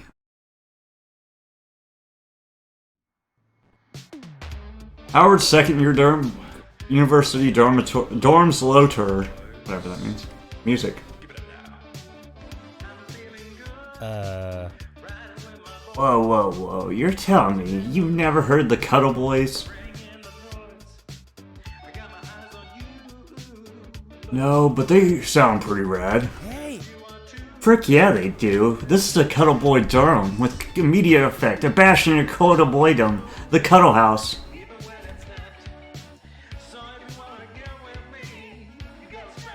I am so down for that. Well, listen, man, I've got a bunch of other stuff too. No trying to lock you into a niche or anything. You're good, man. Let's see what else you got. Albums? Crap, what do you feel like? Something new, I guess. Any cool experimental stuff? Like weird jazz kind of stuff? I don't really vibe with the avant-garde stuff. But I've got a Smooth Nicky album that's pretty chill. Sounds good to me. Go on then, go put it on. Frick yeah, I will.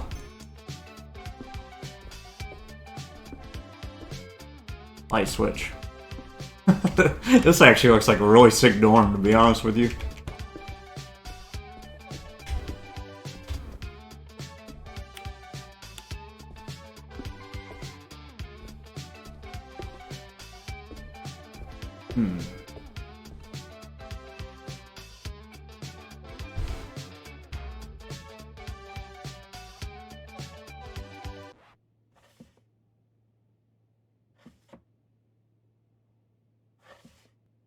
Smooth Nicky.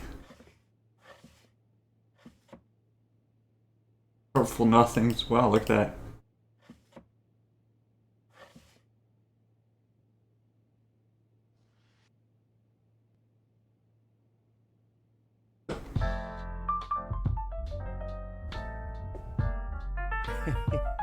Slipping all over the place. Nice call, Howie. Perfectly chilling music.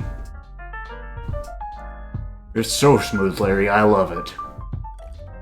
Darn right, man. When all this is over and we get out of here, we need to find a huge couch to hang out on. Listen to music day in and day out.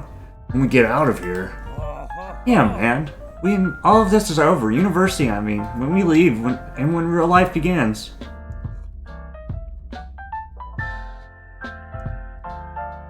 And we move into a huge apartment and make it our lair, right? Exactly that, Howie. Exactly that. The two of us against the city, against the world, against all odds, making it big in Yelltown. Frick yeah, let's start a revolution. Yeah, man, just think about it. Me, you, me, all the artists we know. Imagine what we could do with all them united. Real change. You got it. Just imagine what a legion of artists could do. At the right place at the right time. I know it's a dream, but it's a pretty good one. Like, imagine, I'm opening a beer too.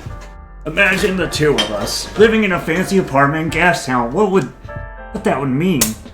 Just better place for our kind, huh? Not just ours, but people like us too. West End, Village, we're long overdue for something better, you know. We are. I'm in. I knew you would be, man. For now, let's just think about it, though. Enjoy life here as well as we can. Maybe we even finally get you laid. I'll have you know, Larry, I bang on the daily. Get laid all the time, so often. Howie, we live together. You've never even brought someone into our room. What, you're saying you think I can't flirt? I'm saying, I know you can't. You need practice. You need experience. You need to get out there. To do what? Reconnaissance? Hey. Look, here's an idea. I propose a bet. Let me guess. You want to bet on how awful I am at flirting? Bingo. What called it? What are the terms? You head out to the hallway, find someone you like, and flirt. That's all. You do good, you win. You do poorly, you lose. Deal? What do I win? Well, the main purpose is practice and bragging rights. I'll let you have that. Alright, I'm in. Whoa. Sweet. Alright, man. No time to lose, and don't stress out too much. Wish me luck, dude. I got this. I'm muy suave.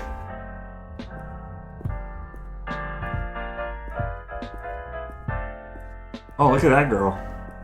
Freya. You know, now that I've actually got it in my hands, it feels a lot different than I thought it would. Oh yeah? What way? It just feels, I don't know, worth it. Even if I am only one who will read it. Well, your professor clearly read it. You literally couldn't have scored any higher. I'm proud of you. Puff, I couldn't have done this without your help. It was all just dry text before you came up with the graphic design skills and spiced it up. I mean, I don't doubt that it helped some of it. Come to think of it, it's probably what really sealed the deal. Maybe this is my success after all. Ha! I truly am amazing. I love you. Who are you? Niles. What's up, dude? Okay. Howard? Can I talk to you about something? Yup. You never talked much. What's your deal, Niles? My deal? Staying true and making real art. You don't strike me as a painter or sculptor, though. Do you design right? Graphic design. Sharp observation, Howard. Nah, you just have a certain vibe. You like it? Define like. You enjoy doing it? Sure. And what's enjoyable about it? Design is inherently primal. It's a natural language that speaks directly to instinct. It's bypassing verbal traditions and going into the realm of deeper signals and symbols. So, you enjoy psychological aspect? Yes, it's like sanding something down to its core, its purest essence. Without notions, you have to understand people to reach that point. So, clarity through understanding? Yes, you have to study to see it. Literally everything you see has a design to it, everything has a bias and a purpose. There is no neutrality, nothing is vanilla.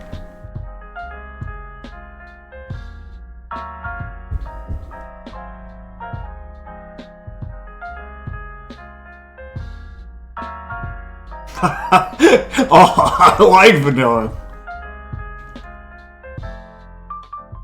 I don't agree.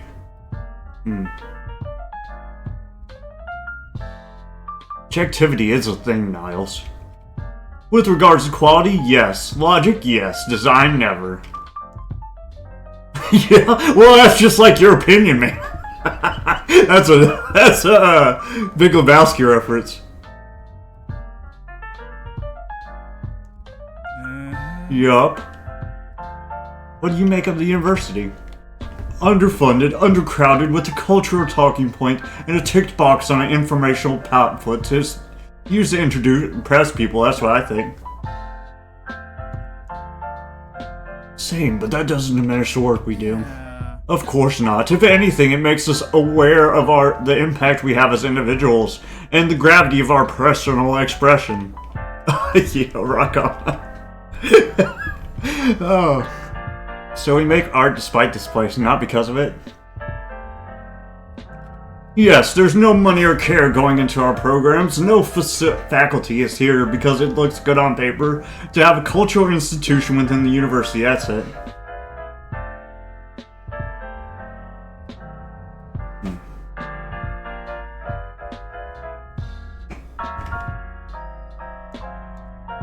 And I'm just here because I want to make art. Of course you do, you just haven't realized why yet.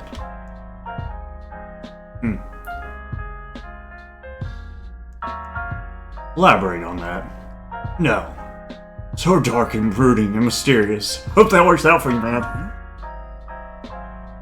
No. I'll be right back, Niles. He's not the one. Can I flirt with this chick's girlfriend? When Felix said he'd stay with his family over the weekend, him and the majority of the dorm, I guess. I've heard Niles keeps his room squeaky clean. Probably why he doesn't let me in there. Let me talk to this hamster boy. I'm not gonna flirt with him. Oh, let me check that one room. And ask for better dorm neighbors than Freya and Liv. Okay, so we like Freya. Niles is kind of a jerk. Tentress. Howie, hey, what's the haps? So, Wisconsin Whiskey, how's it going? Not much, how about you? Me, I'm just going over some building regulations, keeping things in check, making sure everything and everyone's alright. You know, just Wisconsin stuff. I'm gonna hit on Freya. Seems more my type than a hamster. What up? You guys have to start turning it up, man. You're playing Smooth Nicky in there. You got to share the vibe with the rest of us. Oh, you like Smooth Nicky too? Hey, I'll be honest, man. Not my first pick. That said, it's good stuff. Perfectly chill party music, you know? Oh yeah, I dig it. Cool. Or, so, hey, you wanna do something later? Do something like what? Like, teen stuff. Stuff that teens do. You know, hang out just the two of us. Okay. Howard, are you trying to flirt with me? Why? Is it working? Is it working? Howard, you barely asked me anything. You've got to be more fun about it, man. Charming and fun and real, you know.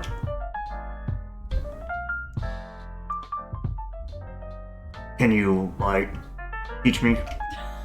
Don't worry, Howie. You and me, we're going to workshop it. Fix you up to be a lean, mean, flirting machine.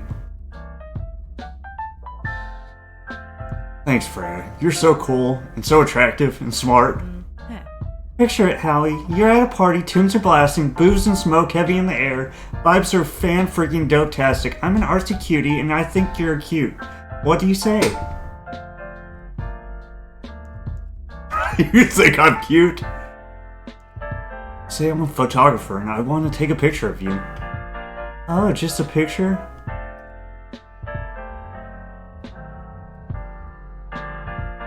Take what I can get, wink. Here. Yeah, no. See what you're going for there, Howard. You're moving too fast, though. And the wink, drop it.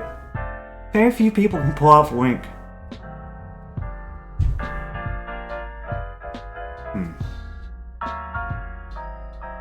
Are you saying I'm not hot enough to wink at people? I'm saying you might want to time it better. See what I mean?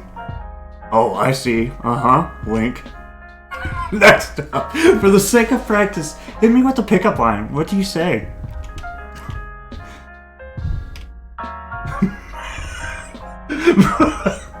Ma'am, you can ride me like a bicycle.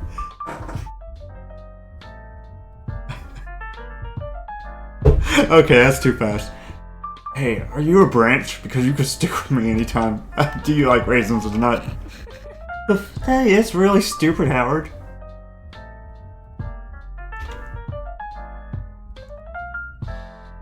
Oh, that's pretty good. Should I spruce it up? Are you just going to keep giving me tree puns? I guess I'm in a sappy mood. Alright, you're such a nerd. But it's not awful. It's got that disarming charm to it, I guess. You passed. Very gracious of you. What's next? Alright, time to seal the deal. The party is slowing down. Neither of one of us has plans. What do you do? I'm sorry. You want to get some salted nuts? You live nearby. Want me to walk you home? Okay, that's a tough one, because it could go either way. You could be a creep, or just really sweet. You've got to make a statement on which. I swear I'm not a creep.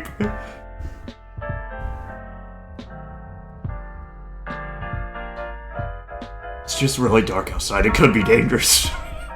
I tell her where I live, and then we can team up for the walk.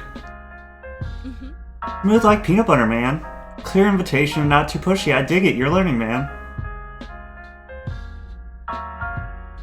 Yeah, I'm literally just being a decent person. I think that's enough. I think that's enough flirting for today. Not much progress, but you know, it's not like you were a complete disaster. What could I do better? I don't know, man. Be yourself. Be more confident. Be more chill. Be whatever, I guess. Who knows? Maybe I'm not the right judge. Nah, I want to do it again. Gotta figure out who I am, I guess. I'll see you later, Freya. Rematch. Hey. I'm down to workshop again. Just give it some time, yeah? You got it. Darn. Alright. I guess you're my next. I saw you flirting with Freya over there. A somewhat obvious choice, but I suppose that's to be expected. Wait, wouldn't you take obvious over repellent? Probably yes. So, have you been listening to the music we've been playing? I heard you guys switched albums, artists even. And you have thoughts on it, don't you? Smooth Nicky? Really?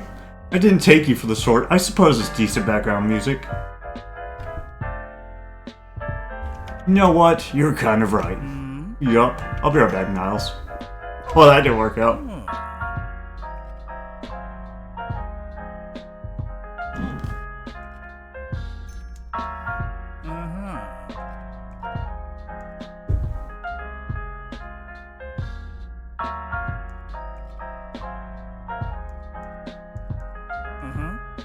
Alright, this guy sucks. Alright, let's talk, hamster boy. Oh hey Howie. Looks like someone's got a bit of a crush on Freya. Blush. Uh-huh. Anything else I can help you with? I talked to you about some school stuff. Really? Yeah, of course. That's what I'm here for. What's on your mind? Who's Thaddeus Rock? Oh, I think Mr. Rock is a patron of the arts. As far as I understand, he was instrumental in the opening of our facility. Instrumental how? Funny, I think. In looking at this place, it seems like he had plenty of it. So he wanted to leave his mark on something, did he? Yes, you've seen that statue, right? You must have. It's right here in the hallway. Couldn't miss it if I wanted to. So, did you have any other questions about university life? How many students are there? 200 across all facilities. Best higher education of the city. You study sculpture, right? Yeah, I do! Wow, Howard! Wow! That's really impressive. How did you snoop that one out? Saw the doodles in your little notebook. Oh, well, I like drawing too. It helps with anatomy and stuff. Do you draw, Howard? Draw?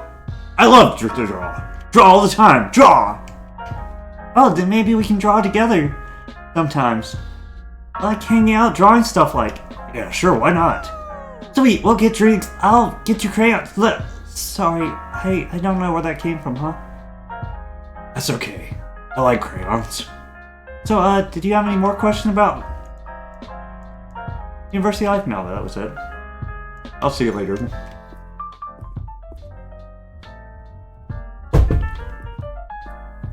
Thaddeus, what? This one's supposed to be only for a faculty announcement. Tough luck, Thaddeus Rock.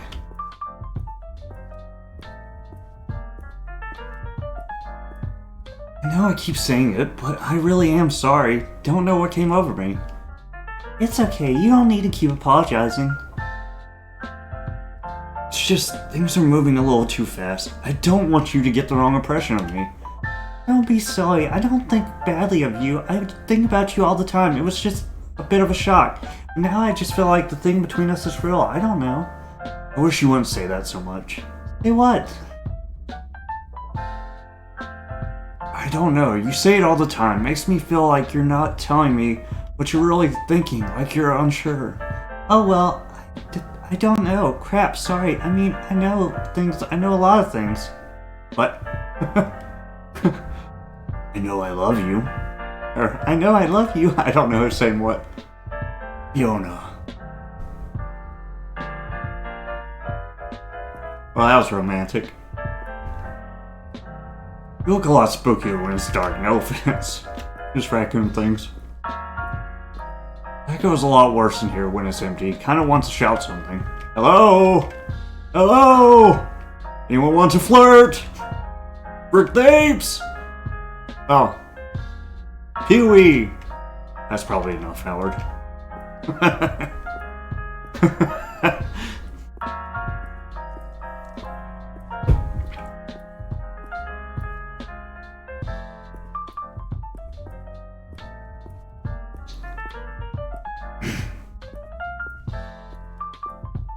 Hey.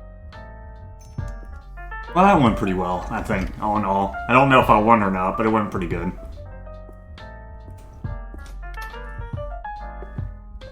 I did it.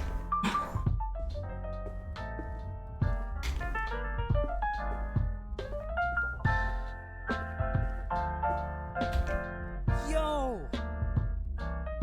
And he's back. So how'd it go? Did you find anyone? Well, I spoke to Freya, flirted a bit. Oh man, Freya, she's great. We should hang out with her in her roomie more often, honestly.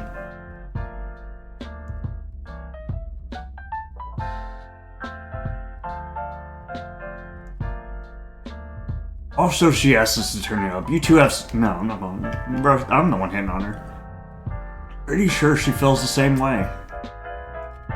Anyway, I didn't figure you were, Freya's type. How'd it go?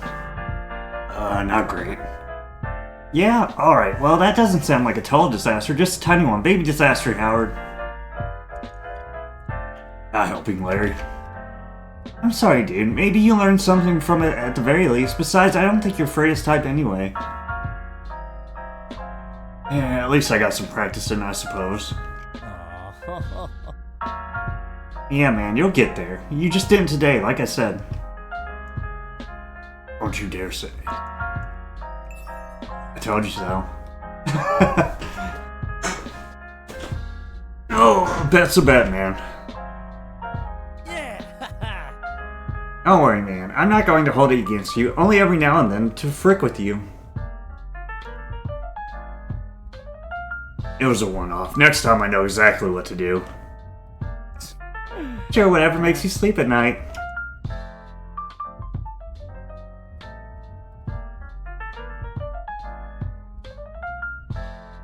Asked for a lot of bets lately, man. Bets are fun, man. They have a little bit of a thrill to them.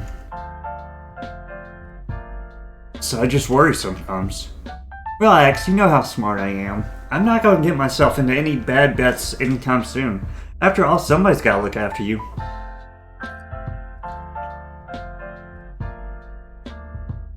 Jokes aside, I do appreciate that. I just care for you, man.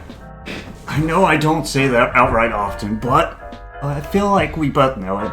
There's like some amount of responsibility there. I want you around, and I guess I want you to be okay with that. Of course I'm okay with that. What are you talking about? That's deep, dude. It's just how I feel, Howie. I'm just saying, I'm glad you're my dude, man. My brother, bro, my friend, you know? It's never going to change, trust me. I know I trust that. I trust you. So, what do we do now? Well, we're out of stuff to drink Drink, man. Only one thing to do. Left to do.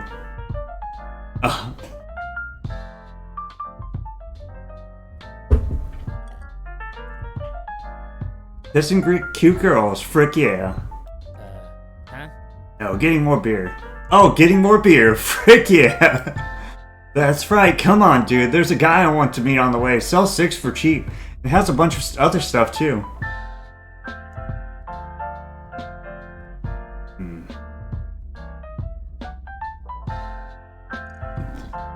Like beer? Huh? No, like smoking stuff? Sweet, let's go. Uh-oh. And your experience became painfully clear as you didn't leave much of an impression, neither positive nor negative. Oh well. Or I have to replay it, obviously. I failed! Renee May 15th Wilson. Renee Wilson.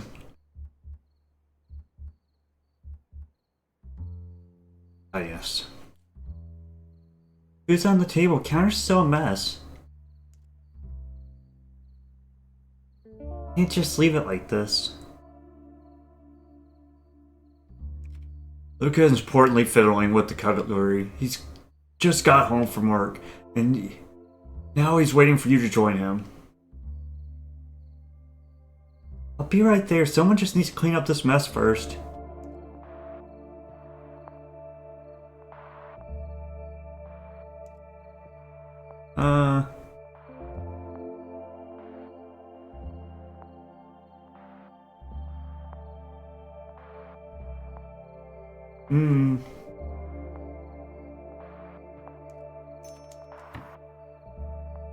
God, Jesus. Who leaves that many? Oh, jeez. Huh. I don't even have that many dishes, bro. Oh, wait. I'm supposed to be. Okay, my bad.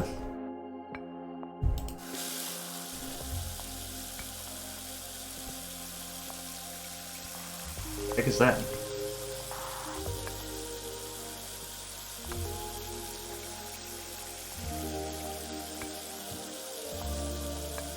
I'm the best at doing dishes.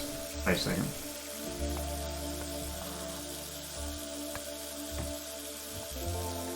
Wow, having two camera angles for this is kind of killing me, actually.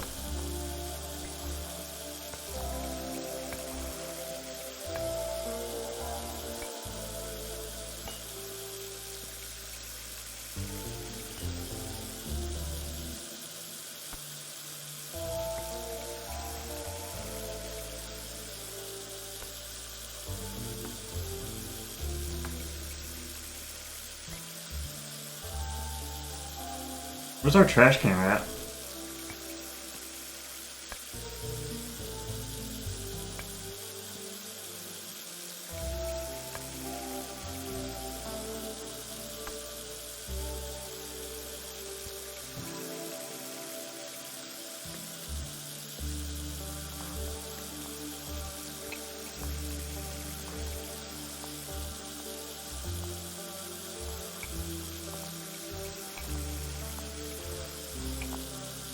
Y'all might be the worst at, like, doing dishes, I think. My god. Almost done, just the garbage left.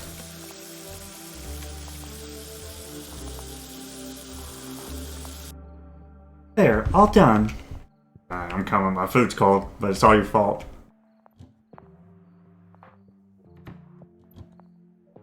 What is this? Chocolate, okay.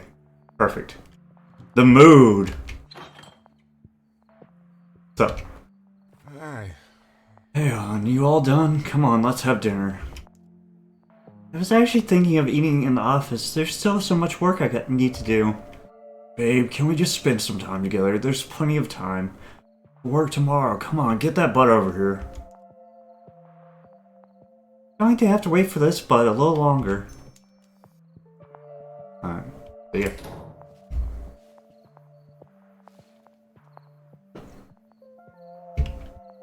Ah, thought gathering. Look at her little tail wiggle.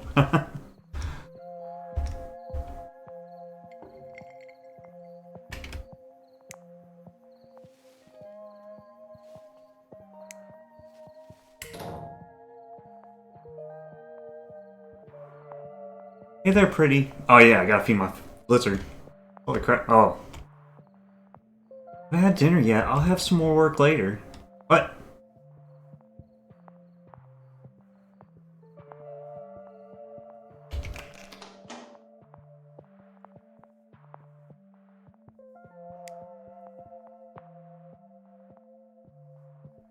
Bubbly embrace. Neat and tidy for once. This corner always felt this empty? I don't know. Wow, that was a bright light. Nice. No need to get that record player. Lucas said he'd do it. Something, something, something. I'm back, I guess. I was planning... Didn't we agree that I was going to do my work or something? Hi.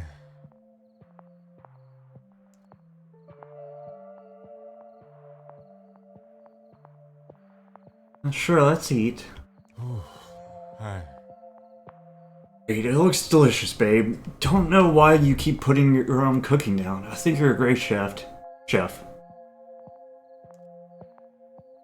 I try. How was your day? Oh, don't get me started. Tiring, exhausting, but I made it back in one piece, I suppose. Like Peter Terminal's playing nice with you?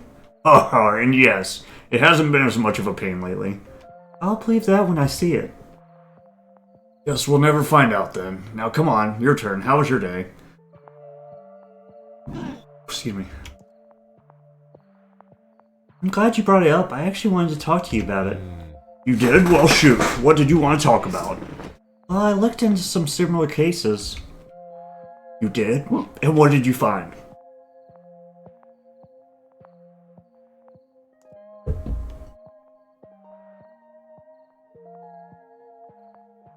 Every report on these incidents have one thing in common: neglect. They never affect, well, certain kinds. I'm sure fires don't care about what kind you are, Renee. They certainly seem to avoid Gastown, though. Oh, Gastown's more modern, safer, cleaner, I guess. More precautions I have been taking. Less crime than anywhere else, too. And why do you think that is? It's a richer neighborhood, Renee. What do you want me to say? I want you to acknowledge that there is a problem, Lucas. I don't see the problem. I've never felt a problem. I'm just going after my own life experience, Renee. Because it doesn't affect us doesn't mean it isn't there. What happened to Stone would never happen to us, Lucas. That's what I mean.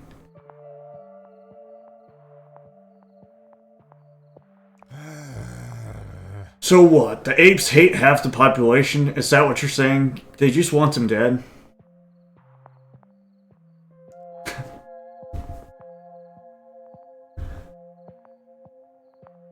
Power, that's all it is. Power over what? Life and death? So the apes are evil, twirling mustaches and burning buildings? Don't freaking patronize me, Lucas!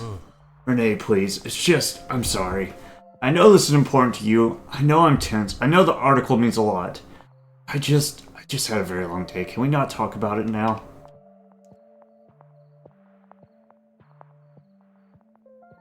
I care about this, Lucas. I need you to understand that. I do understand that. I just think you're taking it too far. You're obsessing over this, day in and day out. I'm seeing this through, Lucas, into discussion. You can't end the discussion while insisting on including me in it, Renee. I don't know what to say or what to add. Just want to know why you can't see this. You had nothing so far, so give me your best shot. Look, Renee, when you brought this up a while ago, I agreed something was off, something was weird. But every idea I looked into had an answer. Maybe not the ones we hoped for or expected, but all accounted for. It was unfortunate. Sometimes that's that. Having an answer for everything is even more suspicious. Either that or comforting. There's nothing else to do, Renee. It's over. Case closed. It's done. Better to move on. I can't do that, Lucas. I need your support. I'm doing my best, Renee. I'm trying to help you stay sane and not spiral into some kind of conspiracy theory.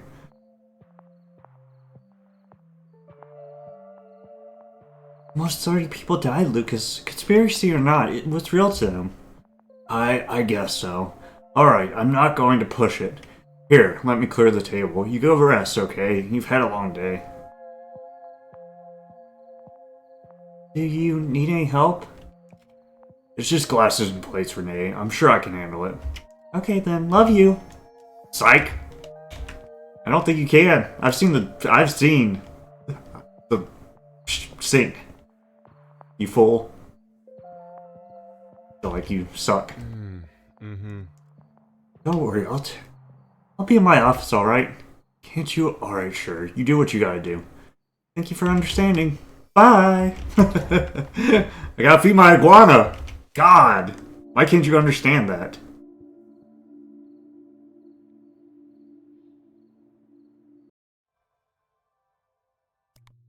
You insist on discussing the case with Lucas. Oh well. That seems like the right thing to do. Now I get to play as what's-his-face. Yay! Eli, the dig site, August 21st. Abus. Eli Abus. The professor. August 21st. Still alive. Might have to stop writing that in here on a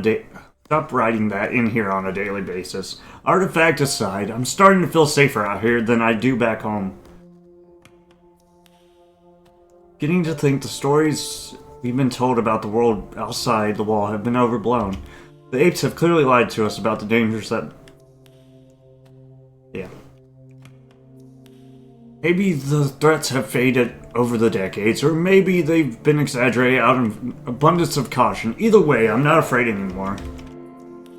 Hard to be afraid of what I now realize is an obvious lie. We have it hammered into our brains from such an early age that no one could last more than a few days out here. HQ clearly has the information to refute that narrative. But instead they amplify it. Been a busy week, lots of equipment to set up to prepare for testing. Everything seems to be running fine, but it's doing a number on our power grid.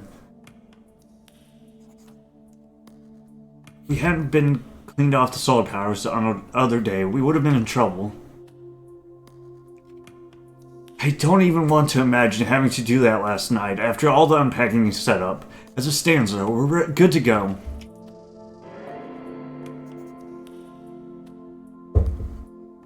I'm looking forward to get some work done, in all honesty. George was in touch with the HQ yesterday, and they claimed the weather should be alright. A barometer agrees with them. Ever since I reported the artifact...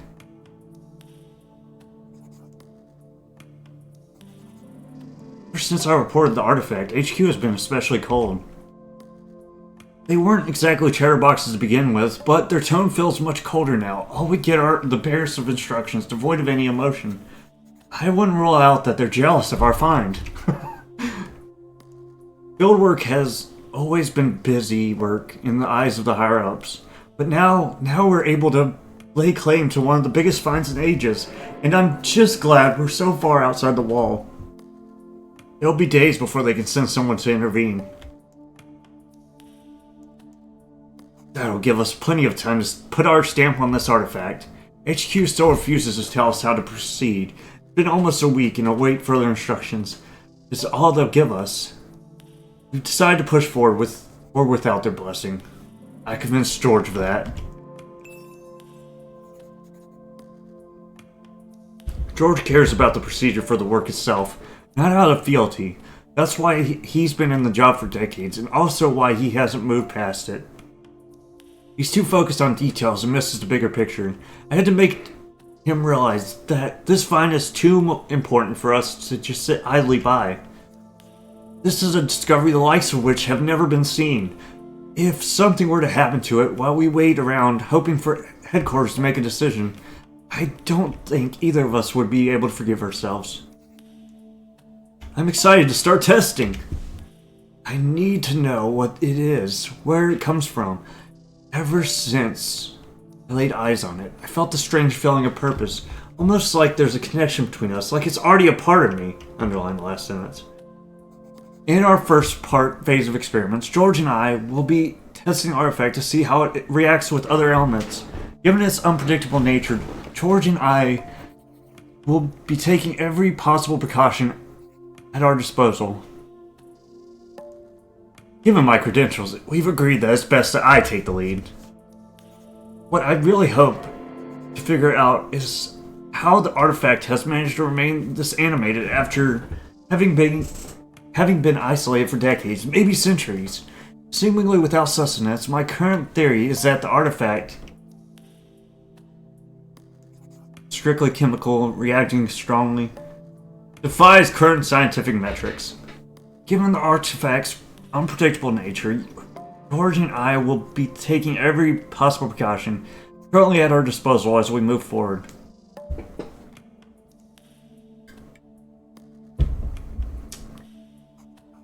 I am certain that we are now prepared to handle the artifact in a safe and controlled environment. That's all, time to get to work. Close the journal. I'll be danged. He actually tidied up a bit. A little bit, at least. What about my side? Can't let George hear me wish for a more comfortable bed again. He kept making fun of me for 3 days straight last time.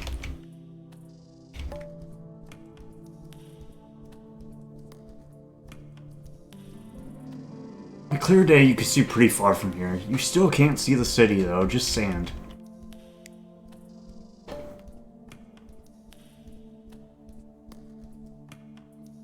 Temperature chamber. Rare to see a temperature chamber this clean. There's usually spills and stains from some smart butt trying to heat or cool their drink in them.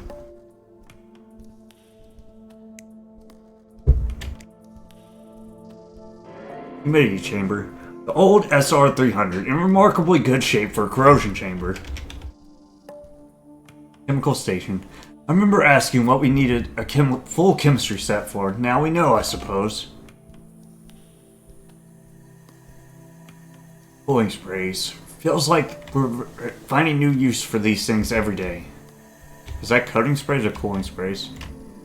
I can't look at it again. Equipment. No bother, we've got everything we need for now, set up and ready.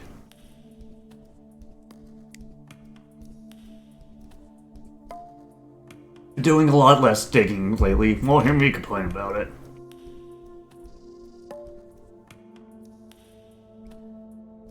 I can't see. Excuse me. I can't see.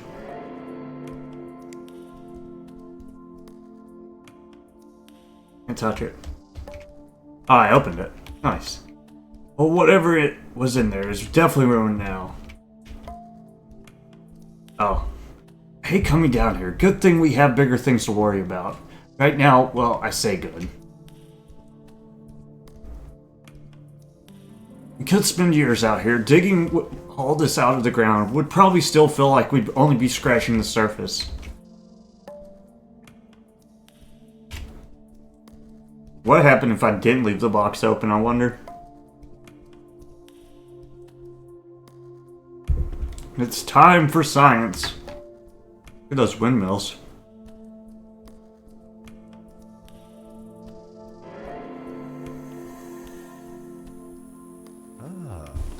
Here, take this. Is this what I think it is? A sample, a small one, but a sample still. Managed to cool it down a little bit. Wriggly, this little B word.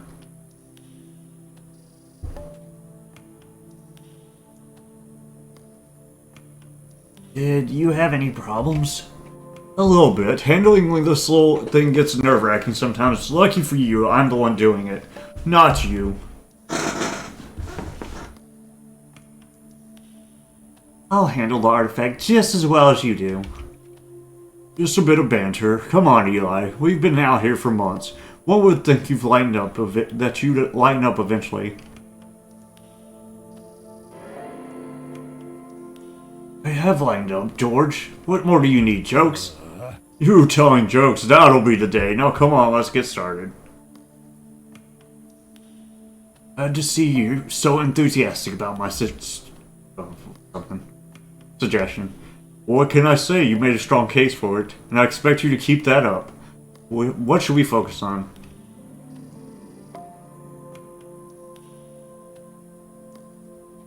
Sure you're still up for it? Oh, of course I am. I'm a scientist and a biologist. This is what I do. I'm in my zone, and I'm the top contender in this zone. Glad to hear you're confident. This could be big, Eli. This could mean a whole lot of things. Don't be vague. What have you found? Well, the structure of this thing is bizarre, to say the least. I've never seen some of these compounds before, and rarely in this configuration. It's a jumble of chemicals, an absolute mess, but it somehow still functions. I see. Any results you need me to look over? Anything I can assist you with? Most definitely. I've got a list. Keep listening. Well, before we get to that, first things first, I've established that the artifact is most certainly as organic.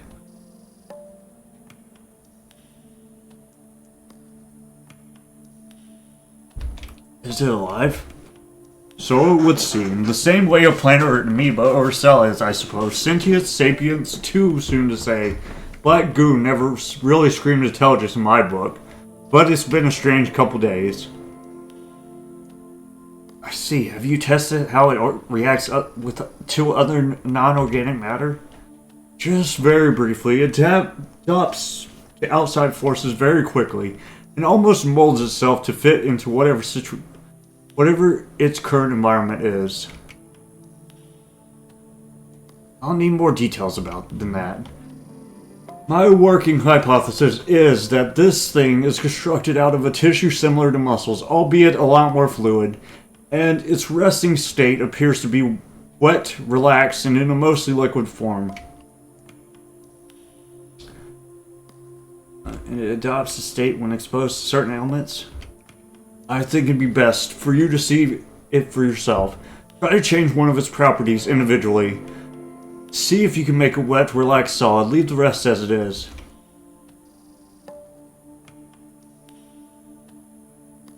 I'm glad to have you on my side. I know you were a little hesitant on all this. At the end of the day, this is what we're here for, right? I'll happily take any opportunity to show up those Science City snobs anytime, no offense.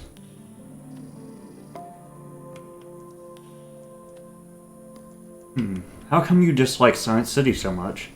Listen, Eli, most people there are like you. Born into it. Most people there are like you. Oh. Born into it, and then given money and resources to become what they are expected to become. That breeds a certain culture, and I'm not a fan of that culture.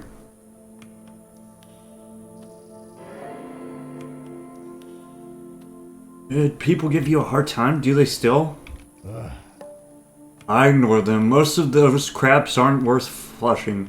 Now can we please focus on the matter at hand? Sure, I've got some questions before I start though. Shoot.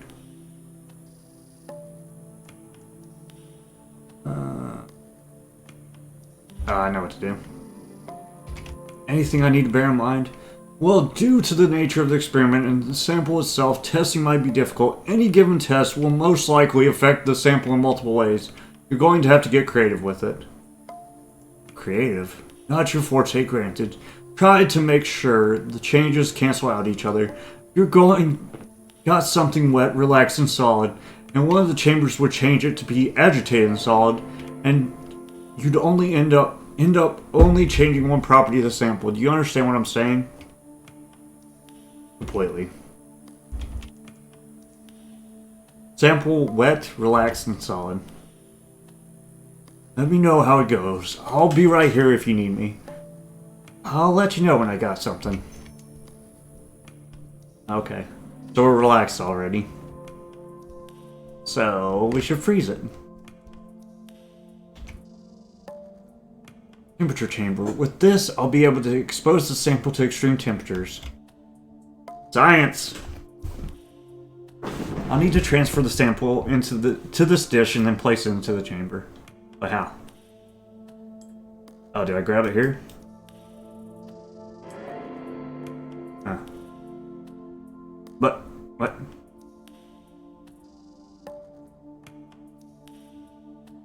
How does one grab it?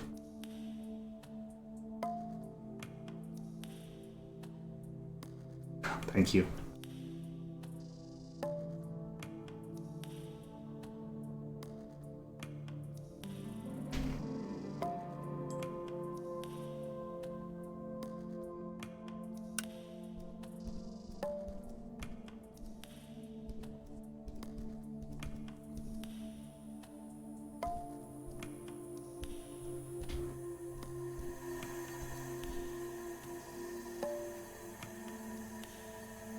You know that spraying the sample will... Okay. Alright. What I need to know how to do is put the thing on the dish.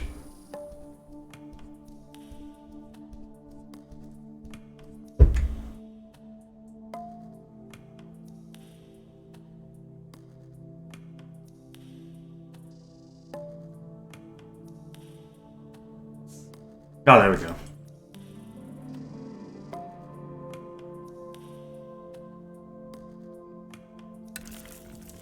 This one is for free. Should both solidify and relax the sample.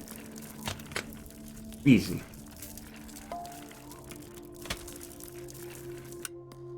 Relaxed and solid. To be expected, because I'm a genius. Real scorcher today. Makes you want to shave it all off, doesn't it? I'd rather be sweaty than sunburnt. Never mind that. It looks like you managed to sort it out. Strange, isn't it?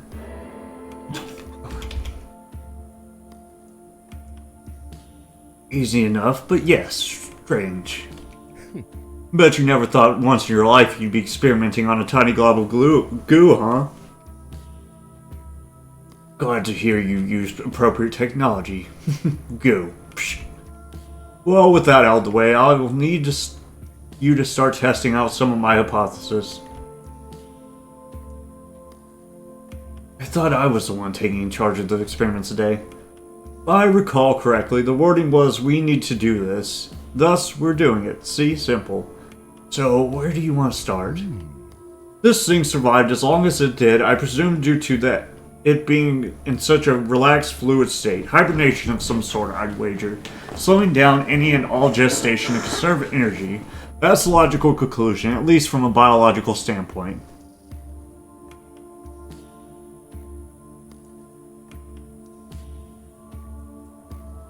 Seems like a bit of a leap to me, George. Which is precisely why I want you to test for it. We need to push this thing to the limit, see how far it's, well, willing to adapt. You believe it's sentient then? That's one of the things we're testing out, yes. Firstly, however, I want to know if it truly can shapeshift. For lack of a better word, become completely unlike what it was like when we first found it. You want to see the limits of its capabilities, is that right? Exactly, I'll need a dry, agitated solid. Get to it, Eli.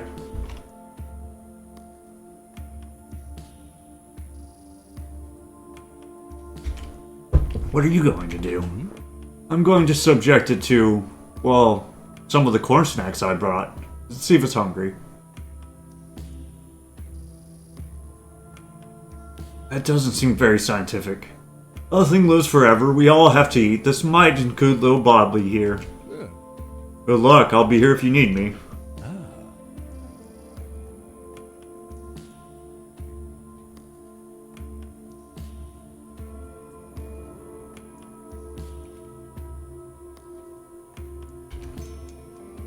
Alright, so we want it dry, and we want it agitated. Would be good for humidifying or drying out the sample.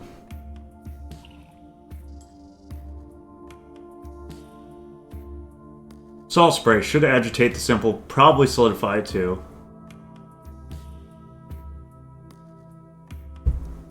Let's do this one.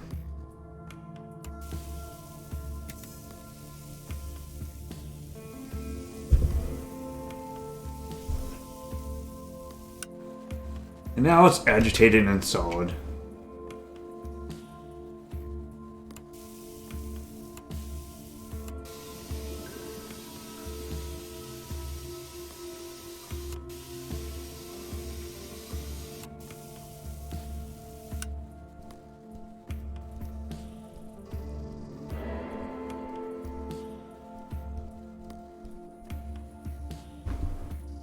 Here's our chemical equipment. Not too familiar with it, but it should agitate the sample at the very least.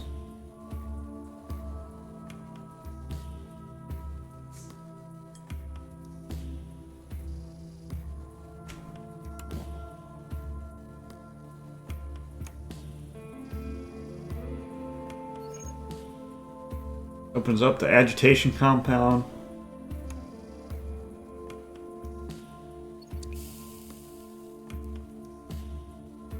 Samples agitated and wet.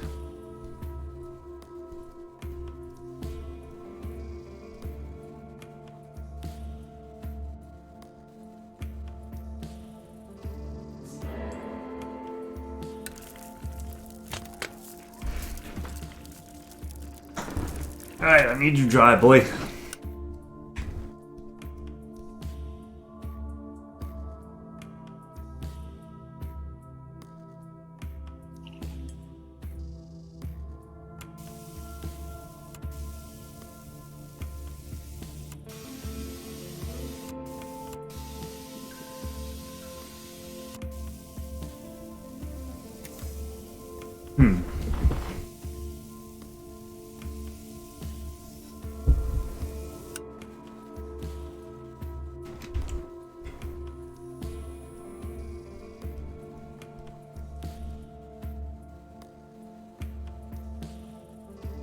Oh, here we go.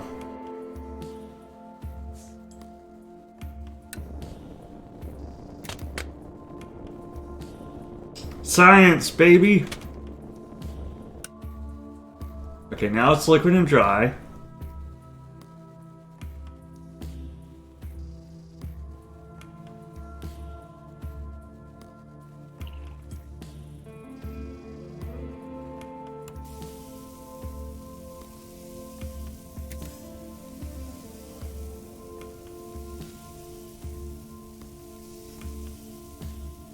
Boom.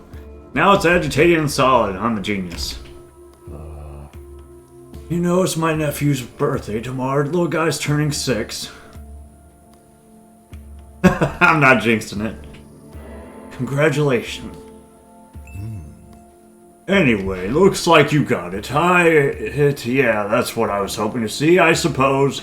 But now that I see it, I don't really know what to make of it. Oh, we've only learned about what it can do, nothing about what it is. No, we just need to find the right one. We're only starting out, Eli. In a little while, we'll start having a better working idea of what we're dealing with here. How did it respond to your early feeding experiment? Well, it ate something, or not quite. I placed a corn puff next to it, and the sample began to spread over the surface, seeped into whatever cracks there were in the surface, and then it just stayed there. You said, eat? Did it start to break down?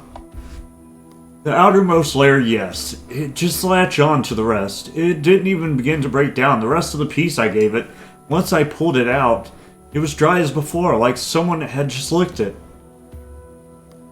What do you make of it? You tell me.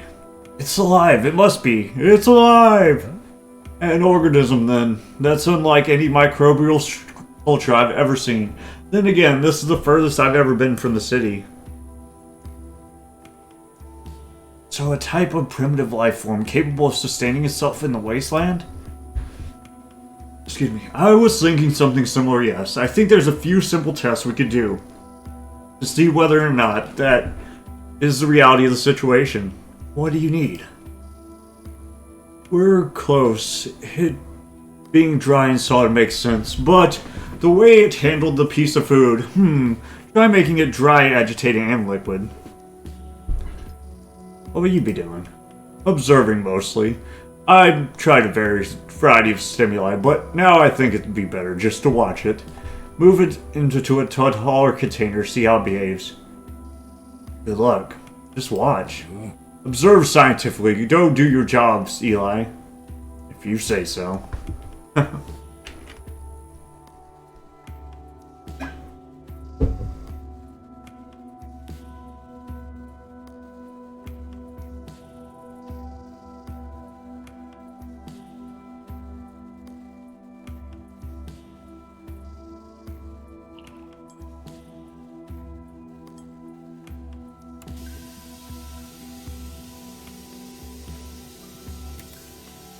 Science!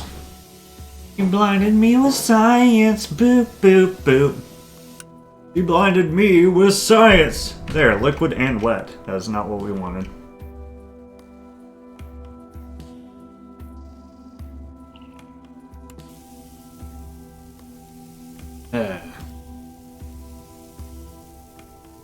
Actually, I changed my mind.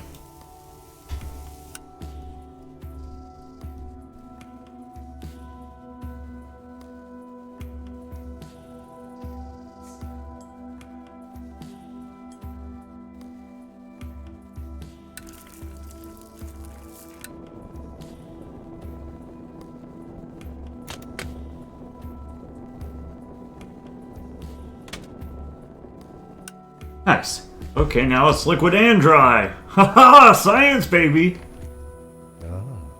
Roll Scorcher today. Huh. Can't say I ever had the urge to. Anyway, I see you've made progress. Anything out of the ordinary this time? I think it boggles the mind to see it as this malleable. I see what you mean. For it to adapt this readily, well, it certainly looks like our hypothesis was correct. Yeah, we make a good team, George. Oh no. Our hypothesis? Today was your initiative, so yeah, I'd say so. Don't let it get your head. After this is all done, maybe the two of us can continue to collaborate. After this, yeah, one could hope, I guess. We'll see. Pointing at the sample, so what now? State of Affairs achievement! Right. Well, as it stands, we've got a living thing on our hands. Some type of potentially sapient organism that was buried underground for Shepard knows how long. Is this what we were meant to find? We arrived and we started digging exactly at the spot they asked us to. That's too perfect to be a coincidence. Yeah, this was our quarry. Hunt's over, man.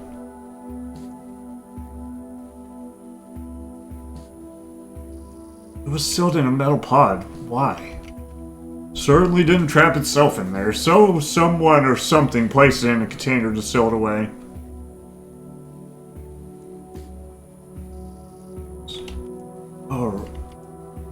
Alright, so, but what's his purpose? Crap, man, we're now getting too philosophical. What's our purpose? Eat, sleep, die? Seems like our friend here skipped out on the last step, though. So, you saying this thing can't die? I don't know. All I know is that the two of us are stuck out here in the desert, along with a pot of creepy black goo that was locked away 5 meters underground in a bunker. We just found out it's alive and it eats things. Well, it was nice knowing you. This is when you start cracking jokes. Now, well, maybe I underestimated you. I appreciate that for to lighten the mood, man. This is a lot. Don't know what to think. Want to hear what I think? Sure, hit me. You don't know the effects this could have on people. It should be studied far away from the city by a small team, us. We can't keep this in an iBox. We need a team. Seeing what's dangerous and...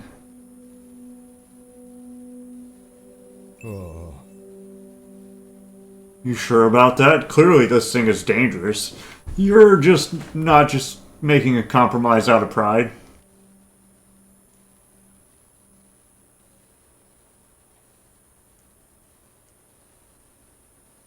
You would just be just as dangerous. We can't bring it to the city or endanger more lives. Safer like this. And we get to stay out here and do possible noble self-sacrifice in the name of science? Crap, alright, I'm down.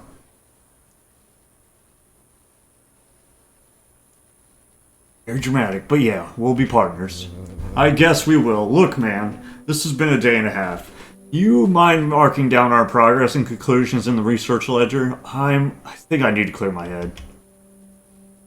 Because I'm the lead scientist on this particular day? That's what it takes for me to take 5, then sure, lead away.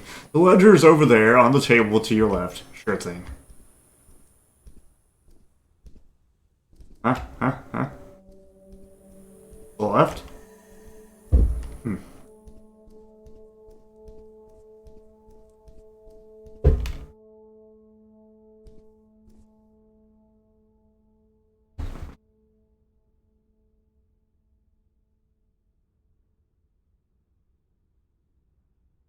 Act 2 complete! You and George agreed that the artifact should be contained in a secluded location and studied by a small team of experts in order to minimize the risk. We did it. Where's the time again?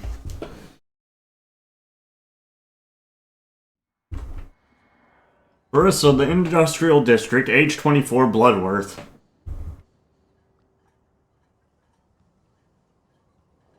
I'm the boss now. That's my uncle. Unky. We're here. Good. Let's not waste any more time. You have to do a bit of walking down the path there, over the dorm. Alright, lead up. You know this place well, it seems. Doesn't make this whole area any less inhospitable. Listen, Clarissa, stay by the car, won't you? I'll be back in a second. You already agreed. We're doing this together. Just routine. It won't be interesting. It won't take long, and certainly won't be pretty. I don't care about pretty. We're taking care of family business, and this family includes me. End of discussion. There are more savory parts of the business you could take part of, Clarissa. I don't want savory, Uncle. I want the whole picture. Ron doesn't know Clements took you along. Oh, Carly doesn't know. You're on thin ice, as it is, Clarissa. If your father knew you were here with me.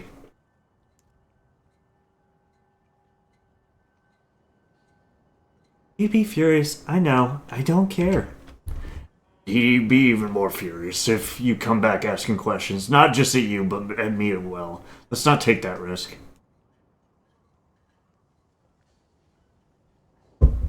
And what is that risk exactly? What should I be asking questions about? I'm not sure. I'm just unsure about all this. And I have the feeling you shouldn't be here. That it'll change you. Maybe I'm wrong.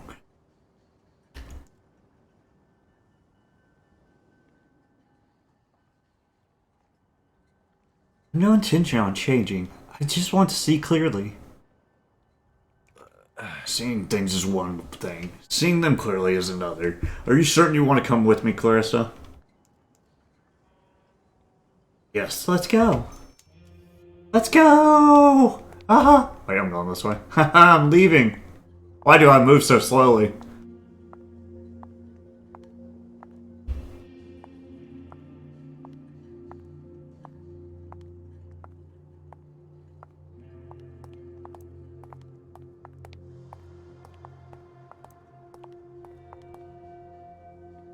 So much concrete, so little life.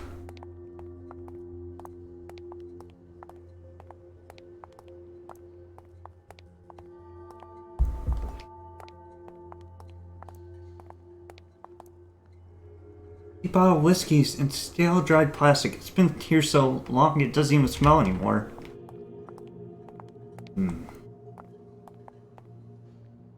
Like warnings, but the writing has long since faded.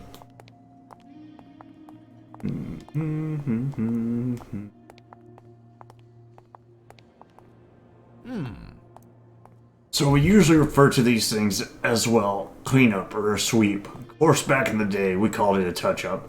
Changing terms is good, though. A little confusing for old heads like mine, but you may too. So what is cleanup exactly? You know what it is, Clarissa. Surely you do. You're a clever girl. That's not what I asked, Uncle. Sometimes deals go sour, or someone needs taking care of. There are rules, and when those rules are broken, well, they need to be enforced. So, it's killing. No, it's not just enforcement. Sometimes things get out of hand. Some things can't be explained away. The touch-up is, we'll make sure the mistakes remain unknown to the public anyway. So we're here to sweep. Don't be so vague. Tell me exactly what it is. It is what it sounds like. Someone made a mess and we're here to clean it up. So we're here to clean up someone else's mess? Something like that, yes. So what do we know about this particular mistake? Not much. Got word from one of the other cops. Capos, God, I can't read. Told me it was cleared with your father. All I got was the location and, well, that's usually enough for me. It can't be everything. There's something you're not telling me. Believe me, Clarissa. It's usually better to not know what happened.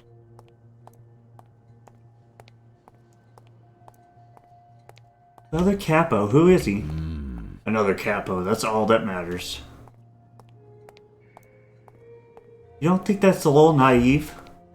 There are rules, a hierarchy, a system. Once you've been in the business as long as I have, you learn to trust that process. Trust that people are doing their best.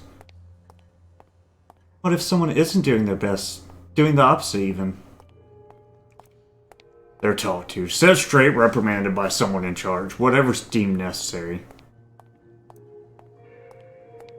And if that one person is the one in charge?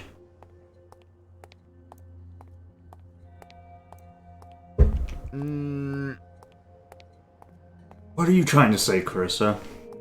You're getting played, you must see that. What does that leave you with? If my father cleared the order, why wouldn't he tell you himself? Miss thinks your concern is unfounded. I've been doing this a long time. If someone was up, I'd see it. Now come on, we've still got some walking to do. I picked the wrong answer choice. It'd be like that sometimes.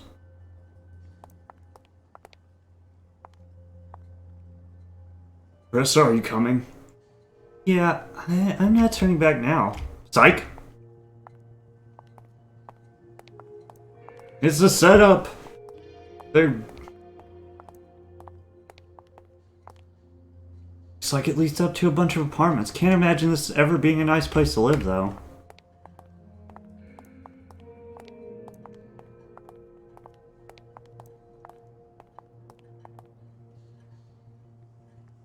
Seats are stained, some type of stale black liquid. Wonder if it always was that color.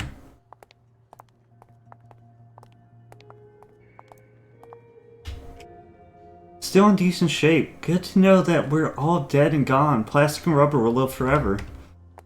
Once we're all dead and gone, my bad.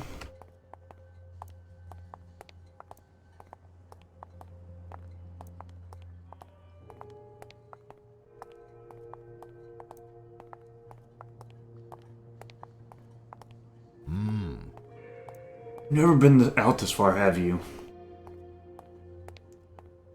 Only once. Once? Oh, Dad's car. I wasn't driving anywhere. I was just leaving. I see. I might have done something similar at your age. Did you get past the fence? I tried, but it was locked. Didn't feel like climbing it. Well, you've got no real reason to. Like I said, there's nothing out here anymore except the dam. You found a purpose for this place, though, haven't you? Me and the other capos use this place for all sorts of things. Deals, arguments, meetings, and disposal.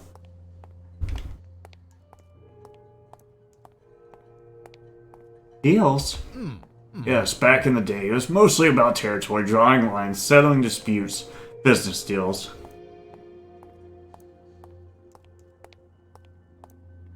And the arguments? There's always going to be arguments. Earners, capos, crews, happens to the best of us. Usually it's like resolved easily, but sometimes it takes a little bit more finesse, or, well, finality. Finality, like the disposals? Yes. We're talking about dumping bodies, aren't we? Yes. And that's what we're here to clean up. It might be. Right, and this spot is distant, isolated, and safe from prying eyes. Seems very useful. I suppose so. This is about as ugly as our business gets. I'm glad to see you're not, well, I'm glad you've got a stomach. Just don't get too used to it, even I try not to. It used to be cleaner back in the day. You mentioned Dad brought on a whole lot of new people. Do you trust them?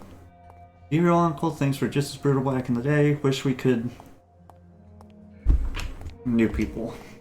Sure, we keep them in line as well as we can. Trust is a spectrum, Clarissa.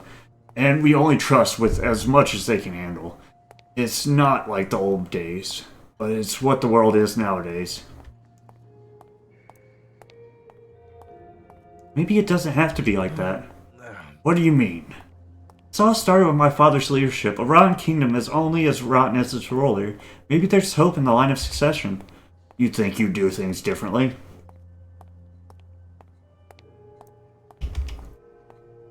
You and me both, Uncle. People who care about the old days. Ha! You make Clements believe things can change. That does sound nice. But before you go changing the whole world, kid, how about we get up to the top of this dam? The view's real nice. Come on. Keep walking.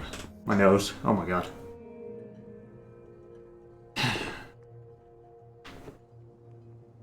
Oh, am I supposed to be walking? Aha! I'm backing out. This way, Clarissa. I know, I was just looking around.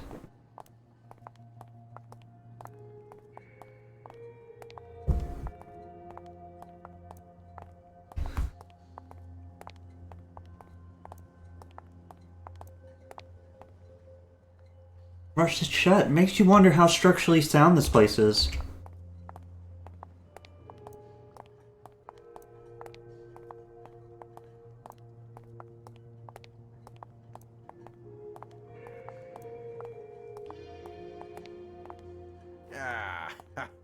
Told you, didn't I? You can see real far from here.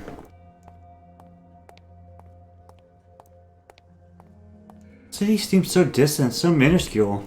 It's perspective. I suppose that's one of the few good things about coming here, eh? Can't get much further out than this. Look at the view. You're right, it's nice. Good, we'd lose our minds if all we did was imagine what things could be instead of seeing them for what they are. I'd rather see them for what they could be. Just remember, Clarissa, dreams easily shift into fantasy, and fantasy never got anyone anywhere. You're wrong. Ambition gets us anywhere. Ambitions are fickle things, kid. Same as dreams, same as fantasy.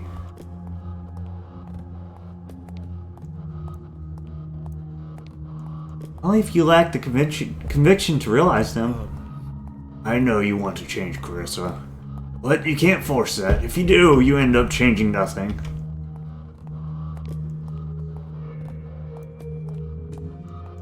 Doesn't mean I won't try. I see that. Come on, we're almost there. Just down these stairs now. Keep walking. Okay.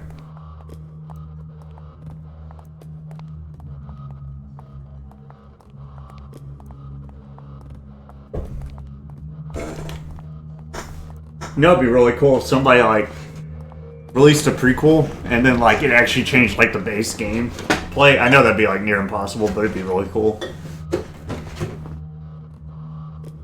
You weren't wrong, Uncle. That's one heck of a view. Just a shame it's such a depressing one.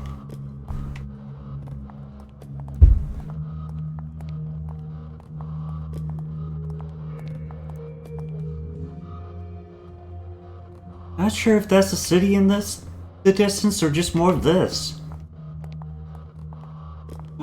Excuse me.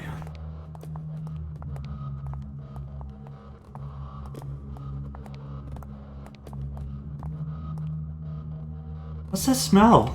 Fish. Dead bodies. Dead fish. Wow. What the hell is that thing? It got shaved.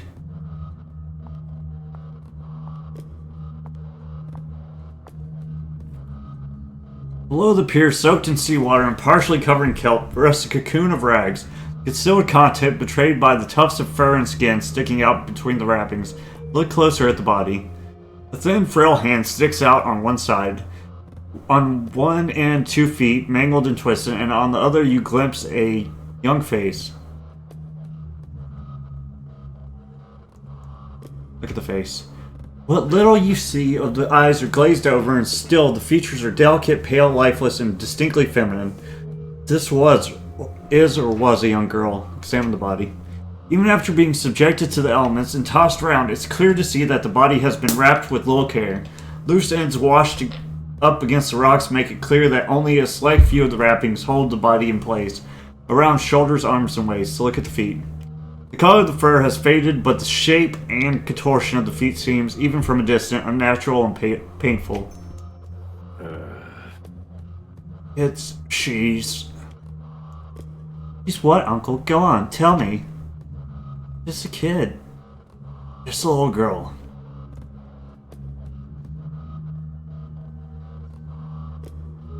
This is what our people do? The people we're supposed to trust? We're going back to the car now. Uncle, listen to me. The car, Clarissa, now.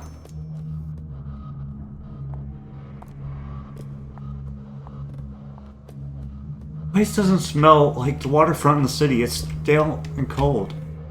Uh-oh. Uncle's about to get in some trouble.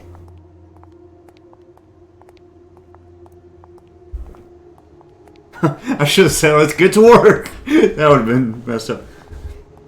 Careful how you step, Clarissa. The dam is opening. Uh-oh, he's gonna get got. No, not Unky. They're gonna try to kill both of us. Oh, God. I hope he has a gun. I doubt it. Can't see anybody across the bridge. I know it's foggy, but... She couldn't have been older than 15 or 16.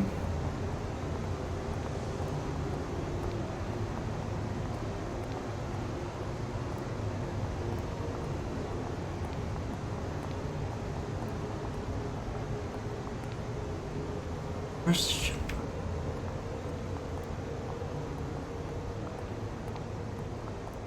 Maybe Frankie knows. Where's Frankie?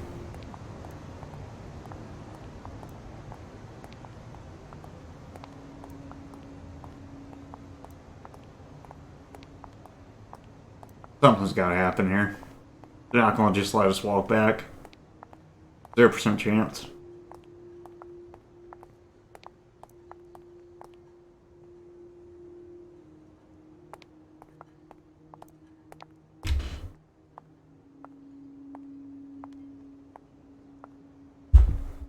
Oh wow, he's gonna actually let me walk back? Okay, never mind.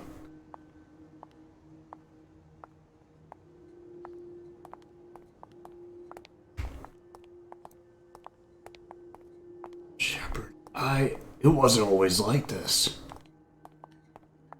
Time for our revolution, old man!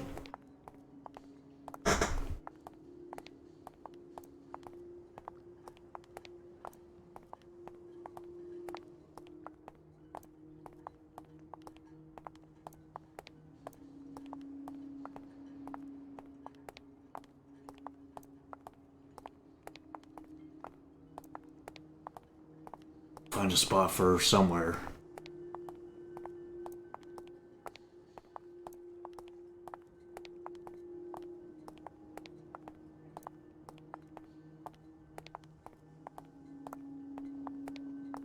Well, why are we going back to the car?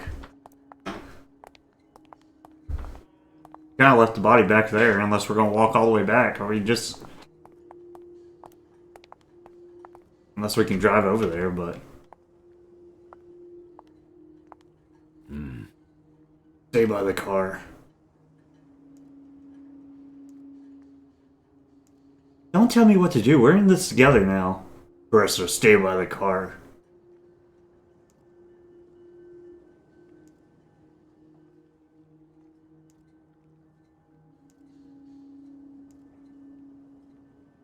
What will it take, Uncle? You know I'm right. I know it's hard. I know it's tough. It's always tough. But you're young. You're angry. It'll pass. And you best believe I'm going to put an end to it, maybe, but when...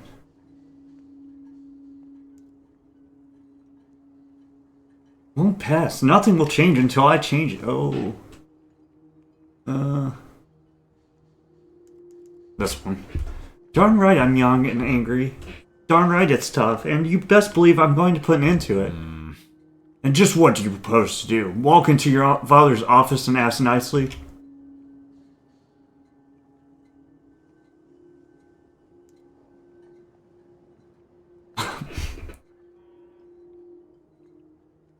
No, I'm going to waltz into his office and kill the son of a bee. Carissa, you're not thinking straight. You're all worked up, seeing a dead body. It does that to you. Let it go. I need your help, Uncle. I need your backing. I can't. Listen, kid. I've been doing this my whole life. I can't just up and... Well, what you're asking me.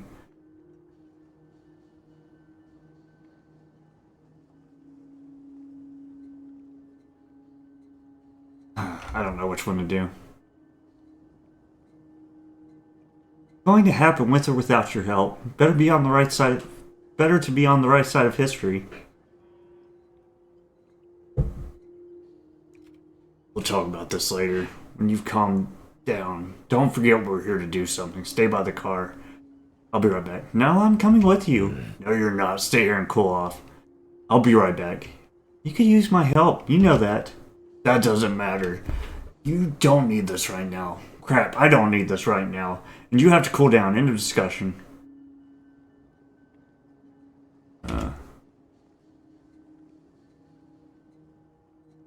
All these options suck.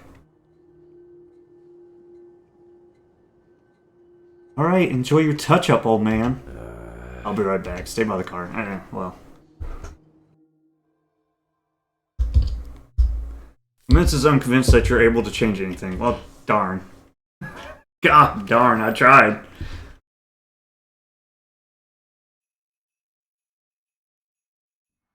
Christmas.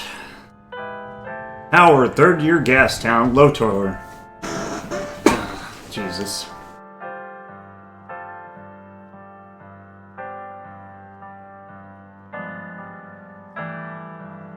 Oh my god, that old man's covered in snow. How he's cold. Sorry, man. We'll be done soon, I promise. Better be. What are we doing out here again? Taking pictures. Alright, for your final project, well, let's try to do this as fast as possible. I got a lead on a place in Yelltown that would be perfect for us. Figure we could swing by on our way back. There it is, the ulterior motive. It's not an ulterior motive. It's for both of us. I just want to help you finish this project so you'll stop putting off our hunt for an apartment. We need to get settled down on something fast before all the good ones get taken. I'm not putting it off. Dude, every time I try to show you a place, you find some lame excuse why it's not good enough. I mean, I want a nice place too, but we gotta find something. I'm not making excuses. I'm excited as you are, man. Man, act like it, man. I can see it's stressing you out, and I don't want that to get in the way of your work. Why don't we just table this for now and deal with it after you've taken the shots?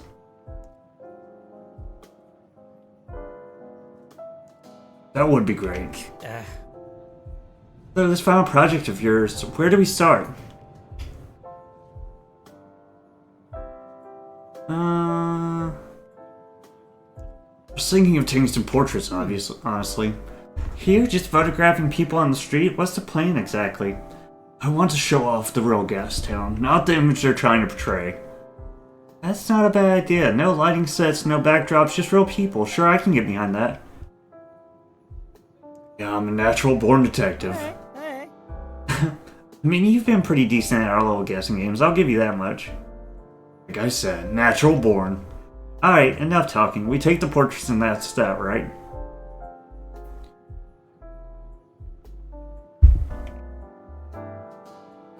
Yeah, I also want to take a picture of Grandfather Steam for the cover.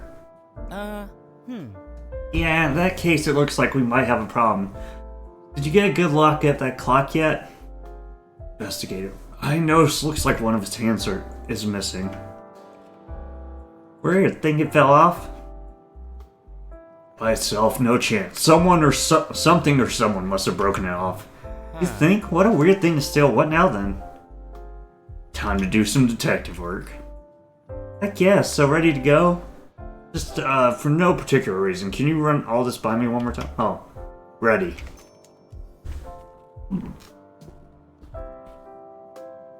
The shepherd. I was a god. I think I tried to look less creepy. No offense, Mr. Shepherd. I mean, not as if we were on speaking terms anyways. I was a god. Oh. What? Man covered in snow. Need some help? Help with what? Dude, you're covered in snow. Ah, yes, well, that's just a necessary sacrifice I'm willing to make while testing out this little theory of mine. What's the theory? I'm trying to determine if it's possible to establish a non-transactional relationship with geezers. Non-transactional? Well, you see, every day for the past few years, I've been coming out here to feed the local geezers. I felt like we had established a rapport, a trust. But the other day, I forgot to bring my trusty sea bag, and they looked at me like a common stranger.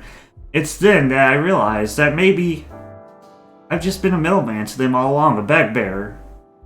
Maybe they think you and the bag are one and the same. Without it, maybe they didn't recognize you. An interesting hypothesis, and one not too far off from my own. That's why I've hidden the bag, you see, and I'm staying as still as physically possible. Why exactly are you staying still? Well, I've seen plenty of geezers establish bonds with inanimate objects when there's nothing for them to gain. Statues, bike racks, fire hydrants. So, I'm trying to discover if it's possible to develop a similar bond. What are you hoping to get out of that exactly? I certainly don't expect to be writing an important papers on it.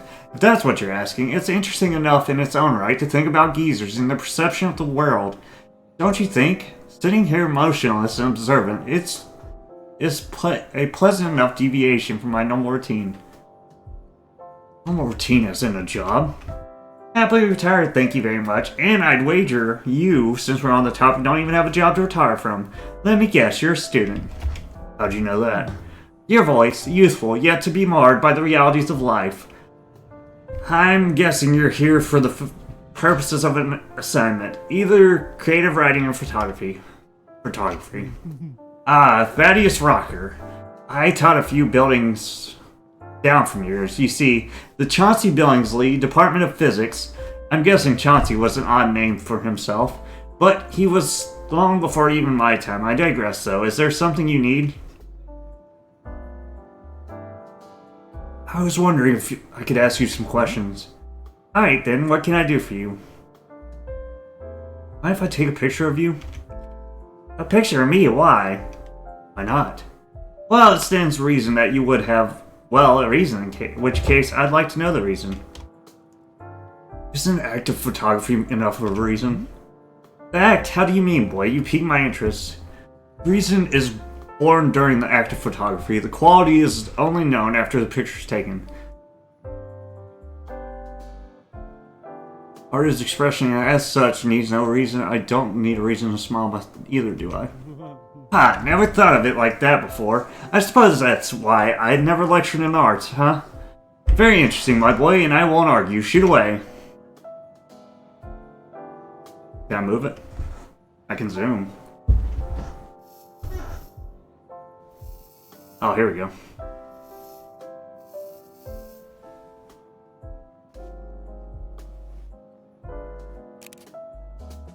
High resolution screenshot saved. Nice.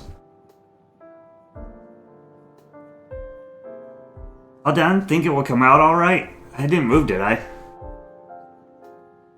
Stellar, thanks, man. Fair enough. Mind if I ask you about something else? Any idea what happened to that clock? Oh yes, it's missing a hand, isn't it? Any strong feelings about... Any idea who did it? The man... A woman and her daughter. Well, come to think of it, I did hear this young mother whispering something to her child about the clock. Don't want to make exceptions, but they seemed a little off. You know where she went. There, down the street, eyes fixed on one of those window displays. Got it. No, I'm off. I've got young kid stuff to do. Thank you, man. Wonder what it would be like to stay at a hotel. Bet the bed sheets smell nice. John, what's that carrot? We're almost done. Where's the carrot? We're almost done. Don't matter. Some copper is going to take it all down before tomorrow morning anyway. No way. We built it too sturdy for that. They'd need, like, big shovels and hammers to knock this one over. Yeah, ain't no way they're knocking this one down. Hush. Then it'll just melt. Point is, it won't be here tomorrow. It'll melt before it's done anyway. At this place, John, get the dang carrot! Who are you?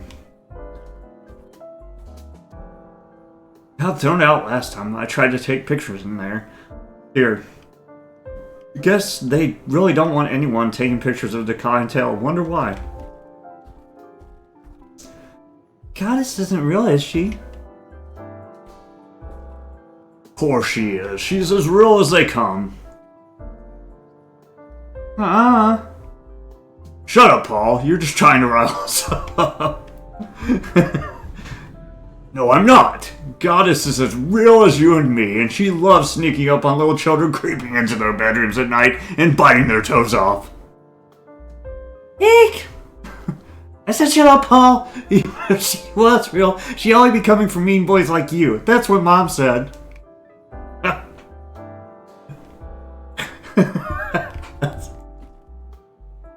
Pricey, you could buy an apartment for less than what this place would charge you to furnish it. Andriana. What do you want? Dope threads. You kids lost or something? Kids, you're barely older than us.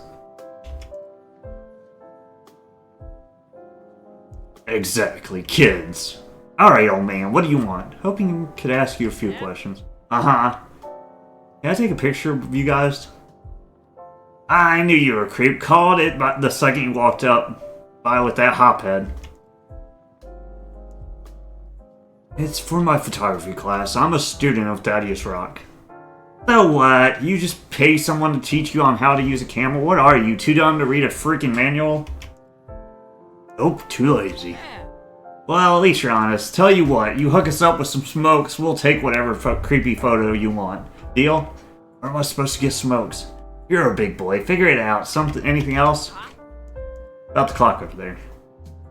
That crappy Steam thing, what about it?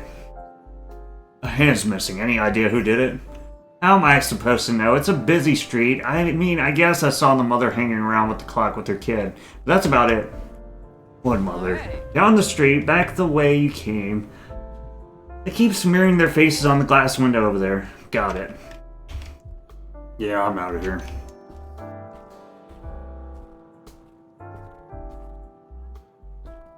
What'd that say? Uncle Louis?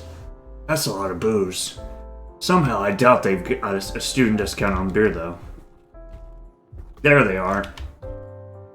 May. Oh, man. Oh, Leona, please don't pout. Maybe Mama will be able to buy you a toy next solstice. Or the one after next. Now let's head home. It's a long way back to West. Excuse me. Are you eavesdropping on us? Yes. Well, at least you admit it. I suppose you find something amusing about a struggling mother who can't afford to buy a simple toy for her baby girl. These aren't simple toys. They're wildly overpriced, probably because this is the wealthiest area of town. Oh, I suppose you think my daughter and I couldn't even step outside our little hovel in the West End. Can't have us poor upsetting the Gastown gentry with our tattered rags, can we? Yeah, but why torture her by exposing her to things she can't have? Oh, I'm sorry. I didn't realize dreaming of a big, better tomorrow was only for rich kids like yourself. Lady, I'm a student. A poor, struggling student. A student, I suppose I should have guessed from those clothes. I still want to help. I don't see how you could unless you want to hand over that camera. What would you need a camera for? Oh, you think just because we're poor? Oh my freaking god. We don't know how to use a camera? Leona happens to be very smart. Very smart. Probably take better pictures than you could. Give it to her and see. Sorry, I can't afford to lose it. Never mind. Just leave us alone if you're not going to be of any help. Wait, I want to ask you a few questions. Can I take a picture of you and your daughter? A picture? How much are you going to pay us? Pay? I'm not about to let my daughter be exploited. I'm going to need some kind of offering to make it worth her while. I don't really have anything. You know what I want? A nice toy for my little girl. The fancier the better. You get the picture. Get that, you'll get your picture. But hurry up, the last bus back to Grainsville is in a couple hours, and Leona hates to walk. Wait, didn't you say you lived on the West End? Frick! No wait, we have to stop at Grainsville because, look, I don't have to answer you. Wait, are you a con artist? Shut up. Winter solstice is one of the biggest days of the year, and I'm not going to have some art school brat ruin that for us.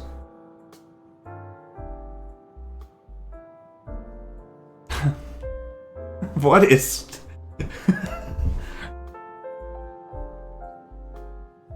I think this art school brat is going to ruin it for you. Alright, what do you want? A freaking picture? Fine, just take your picture. Shouldn't swear in front of your kid. You want the picture or not, craphead? They both went, huh?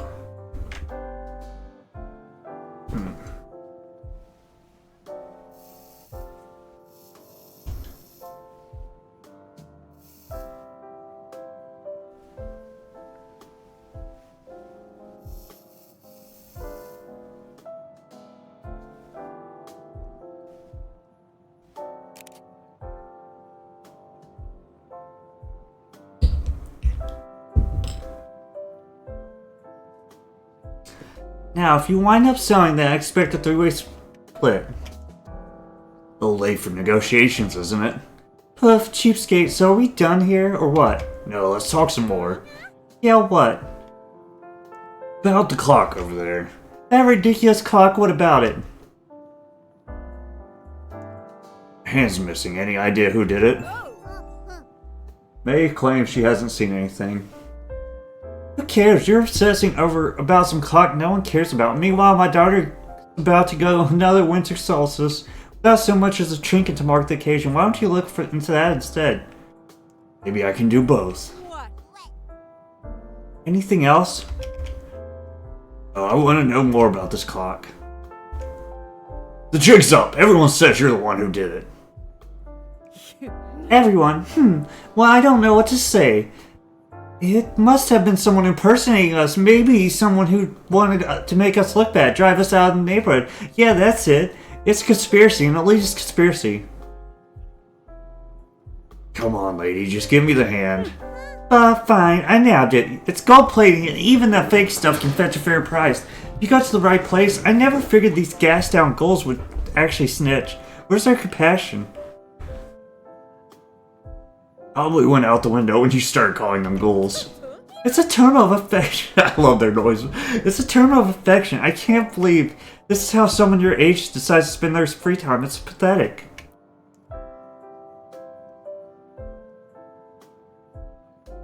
It still ain't, isn't? Whatever. I hope this makes you feel like a big man, you little snoop. I hope so too. Did I get the thing? What's up with these ducks? Geezers. Honk! Honk! Observe the geezers to identify their leader.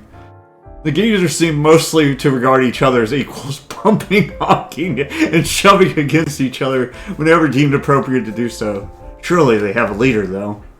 Continuous observation reveals what appears to be some notion of gerontocratic rule. The eldest of the geezers, a large graying one, appears to be treated with more respect than others. All geese are equal, it seems, but some more than others. I'll bear that in mind. Might be useful information. The geezers regard you with suspicion, but soon return to their scheduled gutter picking. Oh, him. I wanted to ask you geezers something. Mind if I take a picture of you? The geezers mostly ignore your request and remain too spread out to nicely capture the picture. Would you all mind grouping up a bit? They make a point to ignore you as loudly as possible. You'll need to bribe them. Stay right here. I'll be back, alright? Alright, I gotta... Did I get the thing from her? Yeah. Maybe a little bit. Say, what? You think you're some big shot detective or something? You went after a poor woman or even poor daughter. What a hero. See ya. That's hilarious. I don't know what their deal is, but I need bread. And cigarettes. Snacky Bay, best shakes in town. Or Shaky Bays. I think it's a Snacky Bay, though. Mannequins in and they are better dressed than I am. Lincoln? I saw you found that missing hand. Good work, kid. What can I say? I have a way with people. You really do. You ever thought about being a detective or something? Probably pays better than this RC stuff. Fat chance, I'm no sellout. What? What? We cracked, bro?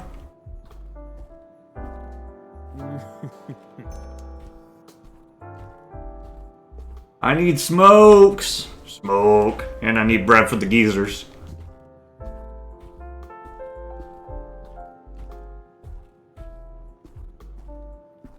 That little kid and her mom just cracked me up, bro.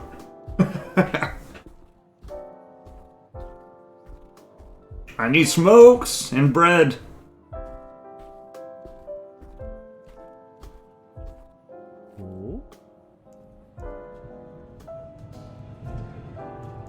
Well, if it isn't the boy who set the neighborhood right. Come by to do a victory lap, eh? Fine job you did retrieving that part. Fine job indeed. All on a day's work. Alright then, what can I do for you? I'd like to know a bit more about you. Do you still have some of that birdseed? I do, but it's still tight so as not to interfere with my little geezer gambit. If you weren't intent on feeding them today, why did you even bring it? Well, you see... Oh, that is a good question. Force of habit, perhaps? I don't suppose you need some birdseed. Sure, I'll take some off your hands. Thanks. Now let's get back to you. Oh, splendid. Just make sure the geezers don't see you doing it, alright? Thanks. Now to get back to you. Are you sure you don't want me to brush some of that snow? Any luck with the geezer chat? Not yet, but that might be due to the cold. I think it might be, as they can see my breath. That was off the statue motif I'm aiming for. Try holding your breath. At my age, Shepard, no, I'm drop dead within a minute. Mind if I ask you some questions? I'd like to know more about you. What about Fatty? Oh, I only met him briefly at the naming ceremony. Struck me as a terribly worried person, obsessed with legacy. Something of a fool's game, if you ask me. Speaking of which, what do you think of the statue? It's an abomination. Placing it in front of an art school is an affront to everything that the building stands for. Stand for? What does a building stand for, besides keeping out wind and rain? Excuse me. Art. It's not my field, but shouldn't great art stand for itself? Yeah, but what about the bad art, like the statue? I'd assume there's no harm in letting it fall. Interesting. I'd like to know more about you. Why is worrying about a legacy a fool's game? Because you have no real choice in the matter, and no way of knowing whether you'll succeed. I don't know. Wouldn't you like to get a statue of yourself someday? Not really, though I might if the dedication ceremony had an after party. Thaddeus has had an open bar. I like an open bar. Me too. Let's talk a bit more about you. What do you think your legacy will be? God, he likes to talk. I'd like to think it would have been through my work. Maybe some student I inspired. A theorem I helped solve, but that's vanity. The universe is so vast and interconnected that my greatest impact more likely will be something far more inconsequential. Throwing a stone into the ocean as a child, perhaps. How would throwing a stone be your legacy? Suppose I hadn't moved that stone. It stays on the shore for generations. One day, a genius in deep thought trips on it right as they're about to solve a breakthrough solution to a problem that affects us all. They've never be able to reach it again, and subsequently the problem remains a problem, all due to that stone. What butthole, that stone I mean. Or maybe it's reverse. Maybe the stone was poised to interrupt the stroll of some would-be fascist tyrant, who, now free to stroll the beach without interruption, will have the extended calm and clarity of mind to begin questioning his ideology, sparing us all from a good future. The consequence of small action cannot be underestimated. I like that theory. As do I. It takes the stress of overthinking one's action. It allows you to just be. Let's keep talking about you. Oh. Guess that's it.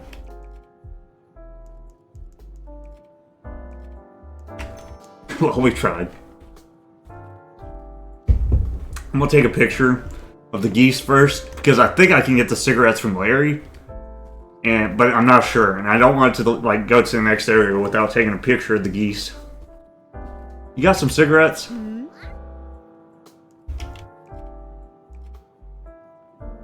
So, what's up with the mask? It's for the winter solstice. Protects us from the goddess's trickery and the way things have been going. We need all the protection we can get. You really think a mask is going to help? It's not just that. Wearing masks lets us the chance to pretend we're different people. Perhaps people who can afford to live in this area. People who can celebrate the solstice about the giving of gifts. Yeah, I gotta go. Hi, Geese. It's me, your leader.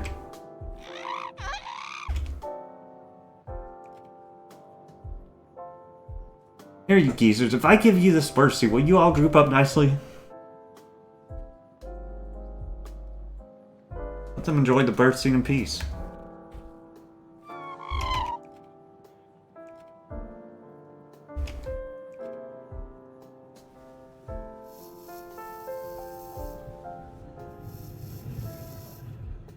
Take a picture of the train.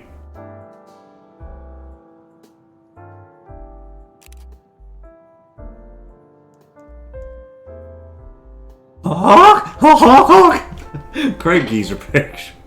Geezers congratulate each other on being so photogenic. Later, geezers. That's hilarious.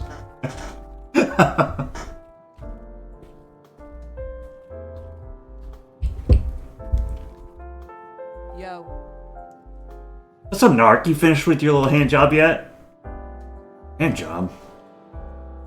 A hand on the clock, Narc. Isn't that the dumb job you decided to give yourself instead of doing actual cool crap? Solving crimes is actual cool crap. Hunting down vandals in a bougie neighborhood. Yeah, that sounds really cool, Narc. So who was it? Exactly who you said. Well, I hope you let her have it. I hope you send her to the gallows. I hope her kid grows up an orphan for that crazy stunt she pulled. I wouldn't go that far. Are you kidding? I mean, she forced the rich people who live around here to actually look down at their watches instead of getting it from some ridiculous Steam thing. That's the kind of crap we really need to crack down on. You did the shepherd's work today, Narc. You really did. You're being sarcastic, aren't you? You didn't just fix the clock, Narc. You fixed the world! That's more than you'll ever do. That is funny, though. You fixed the world.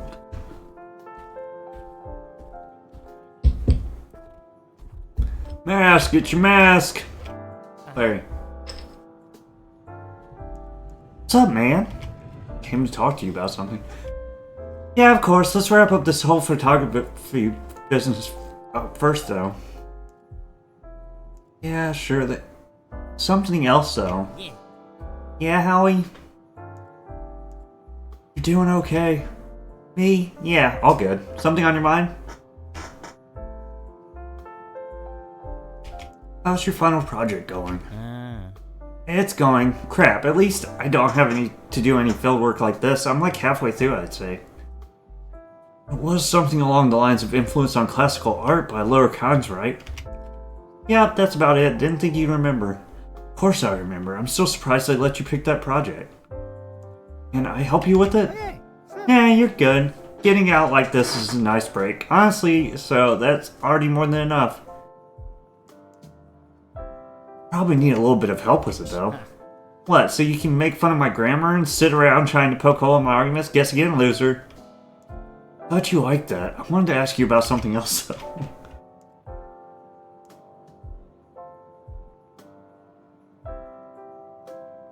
Be honest, how do you feel about Gastown? I mean, it's nice. Question is it too nice, you know? Some areas are just, like, intimidatingly pleasant to be in. I kinda like it here, honestly. Yeah. Not too fancy for you. Hate to burst your bubble, man, but I don't think we can afford an apartment here ever. Mr. Dream, though, can I ask you something else? Be honest, man, is this a good idea for your final project? Taking pictures of people? I mean, that all depends on who we're taking pictures of, right? And who should I take pictures of? Ask around, man. I see a lot of possibilities here, and I'm not even a photographer. Look around, you do?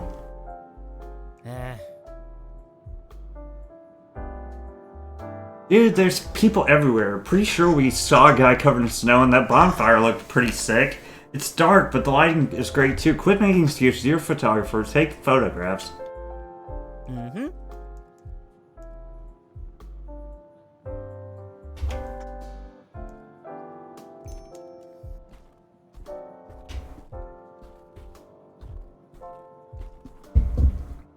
Pretty sure Freya's got a statuette of her in her room. Take a picture. Easier on the eyes than the shepherd. You doing anything Friday night? Oh yeah, I'm busy too. You got to turn down by the statue. What? Hey guys. Oko! Hello there, young man. I see you're not wearing a mask. It's winter solstice today, don't you know? Winter solstice? By shepherd's flame, young people these days. Yes, the darkest day of the year. In many a way. Hence the fire, hence the mask. Where do you live? Who's your priest? I'd like to have a word with him. I live in the dorms, I guess. I'm a student. Is Father Nagel not tending to the herd? Or are you kids skipping out on the sermons? It wouldn't be a surprise to me one bit. He's got more of a heart. Skipping sermons right now, in fact. So you've come to warm yourself by the fire? kind of nice, actually. This is the flame of the shepherd, my boy.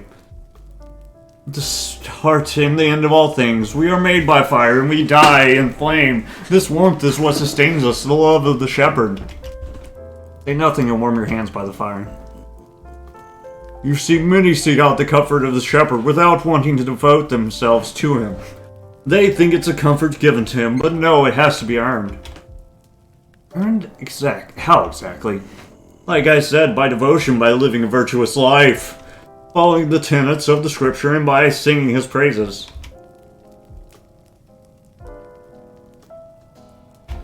Not much of a singer.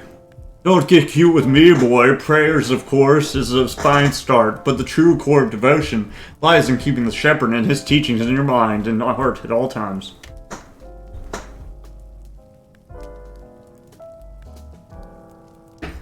No offense, man, but I don't think the shepherd would be too pleased with what's on my mind. You know, actually, since I've gotten your attention... So this whole shepherd thing... What's up with all the masks again? Do you not know the story of the 3 nights of winter solstice, my boy? This thing tonight, you mean? That's right, tonight coming, the dark eve, the winter solstice, the coldest and darkest day of the year, a night of victory for the shepherd, and defeat for all the unholy, the flames triumph over the night. Night of victory? Well, as scripture teaches us, the dark goddess of the night comes 3 times to steal from the shepherd. Say nothing and listen. First she came for his staff, hoping to break and disparage all orders and justice. The shepherd fended her off and sent her back into the darkness. Then what? Then she came for his flame to rob his followers of his warmth and care. Again, the shepherd fought her off into the night. What a loving and caring act. The 3rd time she came for both, as well as his light. But when the shepherd fought her off once more, she realized that light, warmth, and order are all concordantly opposed to the night. There was no way for her to beat him. Let's go, shepherd, kick her butt! Instead, she now comes for his followers during the darkest nights of the year. When her malice and jealousy culminates, the dark goddess creeps into the shadows to spread lies and doubt, hoping to turn us against the shepherd. And the shepherd just lets that happen? The shepherd believes in you and me. What is our faith and our devotion worth if it is never tested? If virtue was easy, it wouldn't be virtue. So, you don't... Oh. It doesn't seem like a kind and good, loving God would let his worshippers deal with that kind of crap. Spare the rod, spoil the child. Well, I've had plenty of rye. I'm still fricked up. Language. Fine, let's talk about something else. So, that's all we got. Is there anybody else I can talk to over here that'll let me take their picture? Nice, I'm a messy king too. How do I get cigarettes, my god?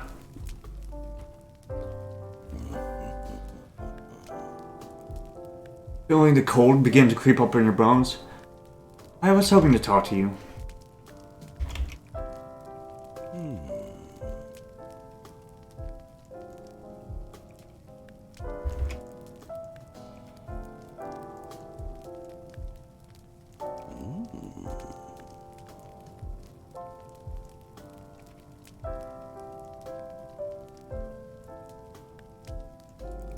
Of course I do. It's right and righteous. Even if it were only a parable, you would do well to listen and learn something.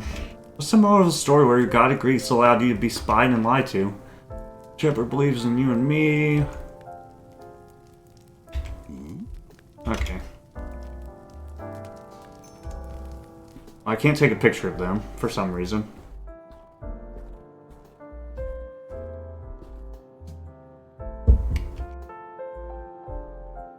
As if I was a god. Oh, okay. Where do I get cigarettes from? I know I can somewhere.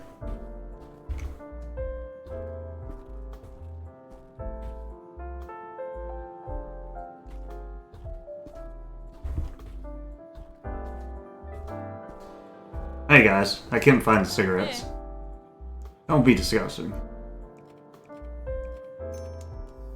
Wait a second, let me try this one more time.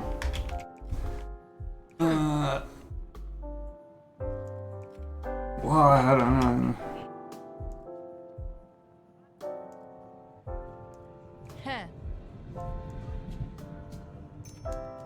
Whatever. Let me take one more look at the end to see if I can get a cigarette. Hey, old lady, you got a cigarette? Nah, she ain't gonna give me a cigarette. She hates me.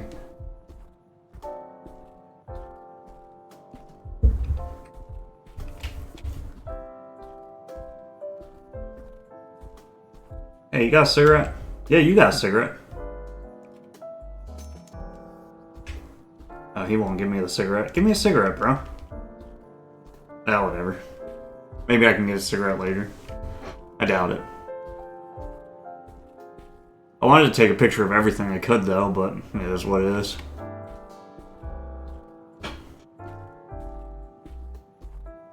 Do. See you, nerds. Probably needed to talk to the mom after I talked to those two. That probably would have helped. I think once you talk to the mom, you're kind of done with this part. I think that's where I messed up.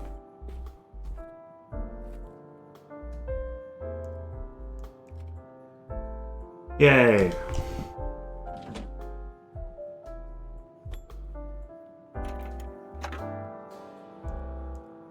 Once the hand has clicked into place, it pauses briefly before once more picking up the pace and ensuring the passage of time continues unfettered. Good to have you back, Papa.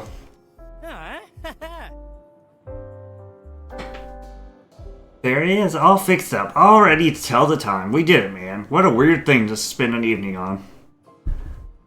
All that matters is that we got to hang out, Larry. We spend every evening together, man. Usually anyway. You going to take a picture of that clock or what?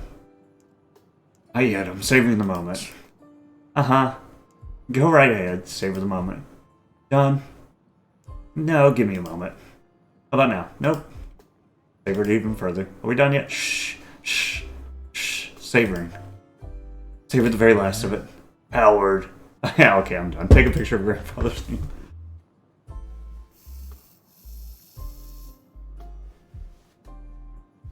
Gotta get Larry in there.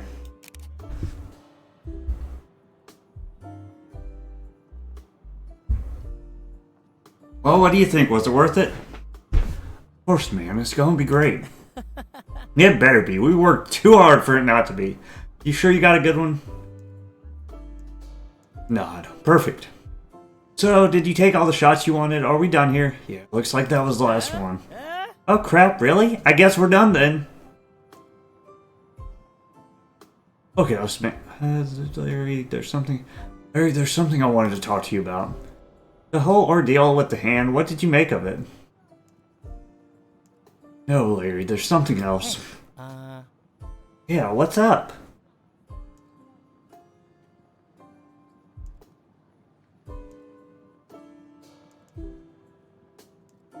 What do we do once this is all over, man? Step 1, find an apartment. Step 2, we move in. The next steps are a freaking dance, my dude.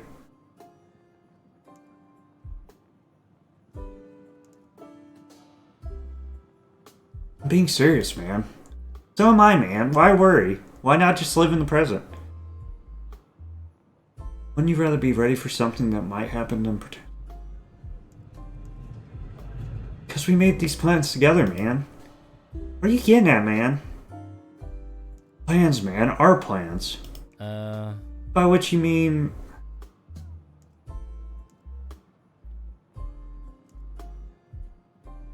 You know where to live, how to live, and where with whom? Okay, Howard, listen. I know what you're trying to say, and it's fine.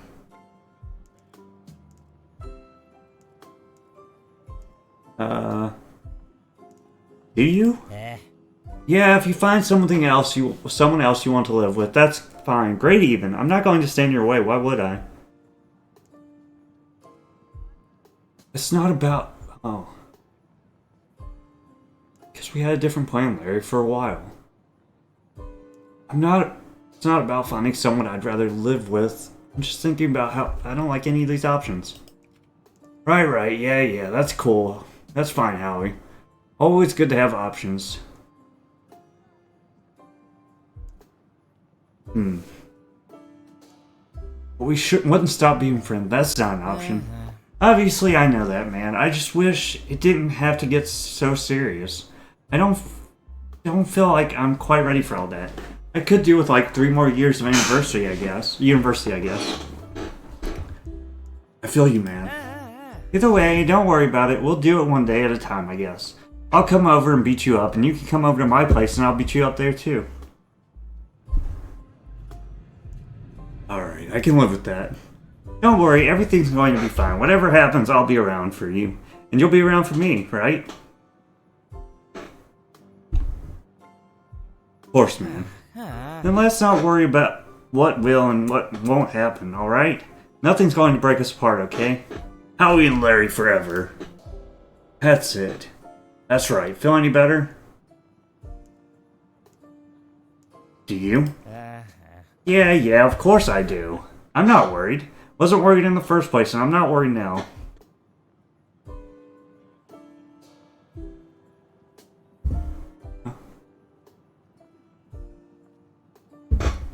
Yeah, we'll be fine, and we both know it. No. I can read you like an open book, man. You can be honest. Alright, let me rephrase. I refuse to be worried. I refuse to live in anything but the now. Right here, right now, with you. That's all. I hope that solves your concerns, Howards. I guess so, man. Good, we'll be fine. Now, can we get off the street? I swear it's getting colder and darker by the minute. Hey, I love you, man. I hope you know that. Yeah, I do. Now move, Jack, bud. I'm freezing. Sure, man.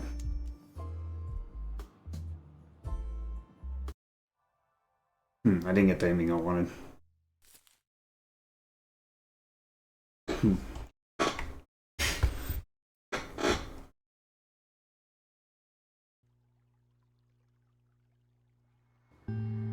Renee, August 23rd, 33 Wilson. Oh.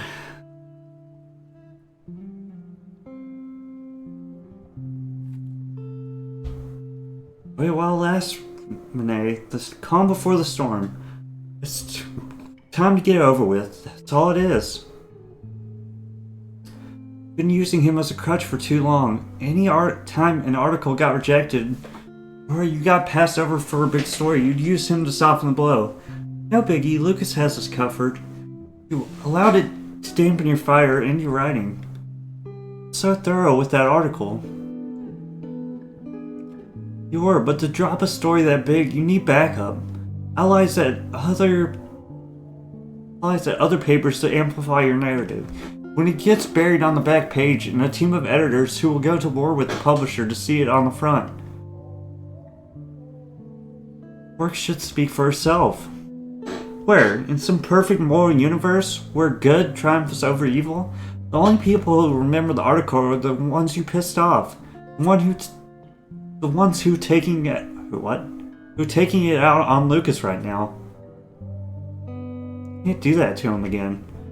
Well, Renee, then it looks like you have 2 choices then. Either go back to writing the fluff you used to, or go in there and have to talk with Lucas that you've been dreading all week. Okay, enough stalling. He's waiting. I got you. What a day, Lizzie. Defeating the lizard.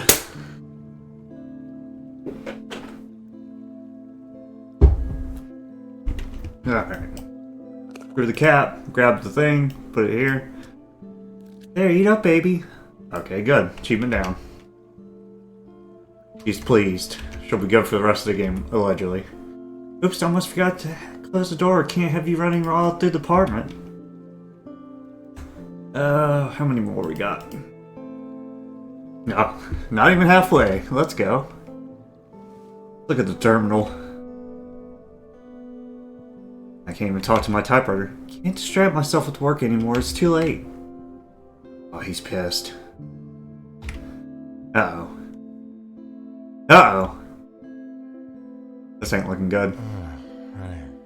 Hey. Hey. Doing okay? I don't know. Is that what you wanted to talk about?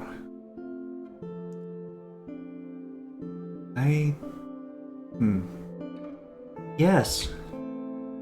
Alright, come sit down, will you? Alright, sit down. No, wait, I gotta go grab something. I really like this couch. Did you eat yet? I picked up a beet wrap from the gas station on the way home. You should eat something more proper. I'm fine. Are you sure? Yeah, that's what I said. How was work? Oh, you know, nothing like that being put back in the exciting world of traffic. Tell me about it. I'm covering school talent shows and farming events these days. So you wanted to talk about something? I get the feeling you're not happy with us. Me? Crap, Renee, you're the one who wanted to talk. Don't put this on me. Have our ups and downs, sure. I'm not at the serious talk stage. I don't think I am, at least.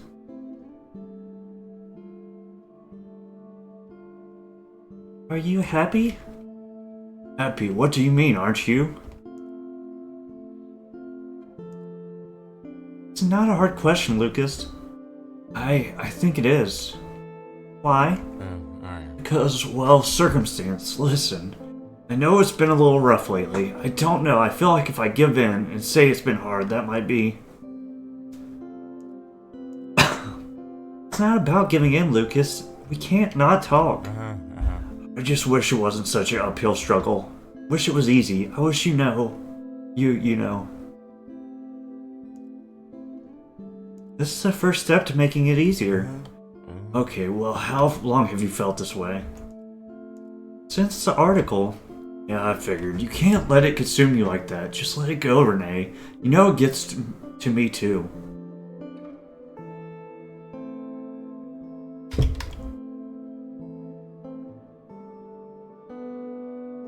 I don't know how many times I've told you, Lucas. It's important to me.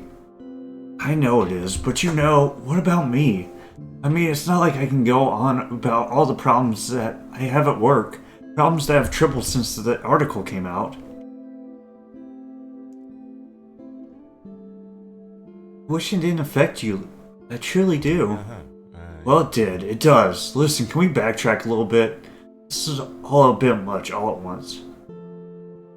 Backtrack? I still don't understand some things. I don't see why this is happening. Why do you want to just end things like this? I didn't say anything about ending things. You got questions, ask them. I just ask you to be patient, okay? I'm trying to keep up. I promise. Alright, I guess I feel a little odd about your priorities. You start caring about this so much that what starts to overshadow how much you care about me? A stranger matters as much to you now as I do? Is that it?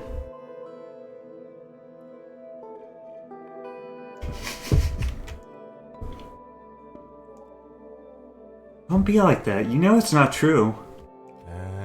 I'm not sure that I do. What I say doesn't mean to matter much. But anything you read, anything you agree with, that's gospel. That's worth caring about. That's how I feel.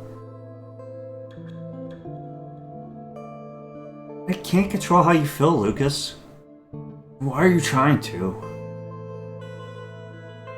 I'm just asking for you to listen to me. I am now, aren't I? I guess so. About your parents, do they know about this? Imagine how they would take it. My family will always stand by me. But after a divorce, I'm sorry, Renee, but you don't keep in touch with both parties after something like that. They'll have to choose, and they'll choose me. Huh.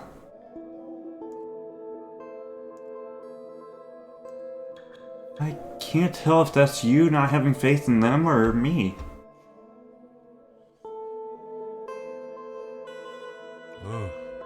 That's not what I meant. Renee, I mean, you'll survive. I'm just not sure the life you're choosing is one that will make you any happier. well, I mean, well. Our relationship hurts me, Lucas. I have to try something else. Renee, is it really that bad? It can't be that bad, can it? Does it really hurt, like physically?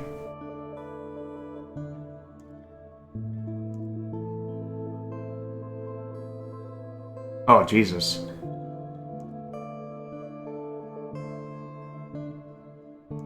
Not physically, worse than that. Well, at least he understands me a little bit better. Good for me. I see. Crap, Renee. There must be something I can do. Has to be, right? I don't know, maybe there is. How about we sleep on it?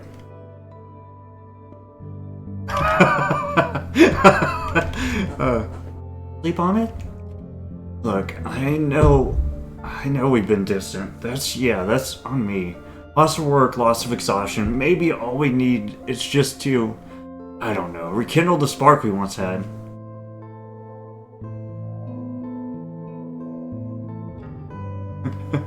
Are you seriously asking me to have sex with you now?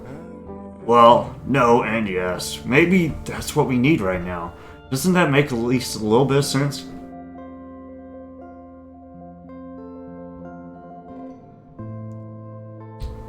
Well, apparently sex is out of the option. Sorry, Lucas. A little bit of intimacy right now is not going to change anything, Lucas. But it wouldn't hurt either.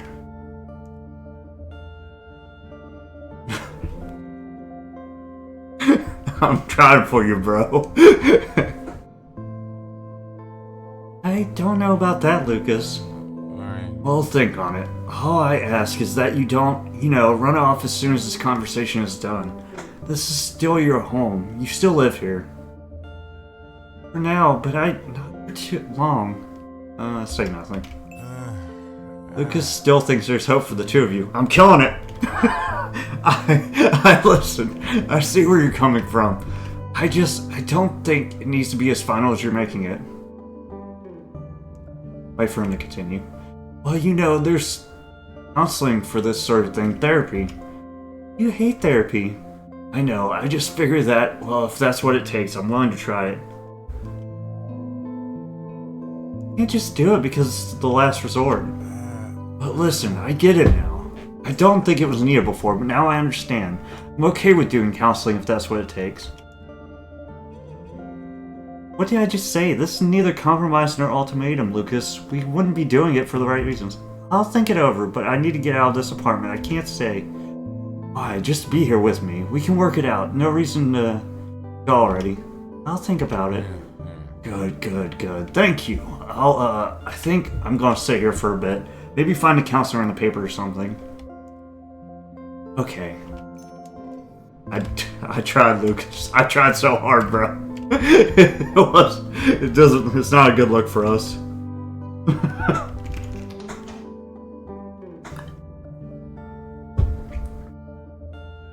Okay, there's no getting away from it now. You can do this. Psych.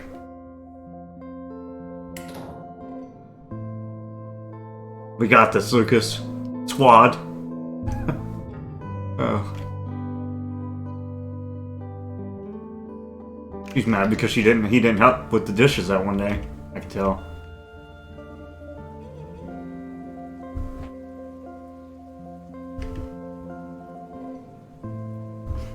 Thoughts are being gathered. Processing.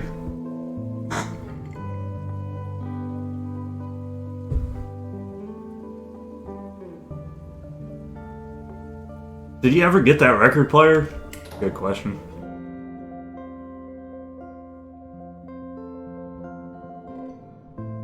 Oh, he's crying. Look at this. Look what you've done, Renee. Oh, God.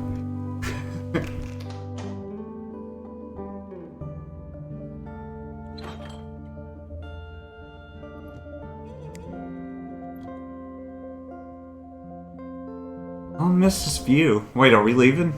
I thought we said we were going to think about it.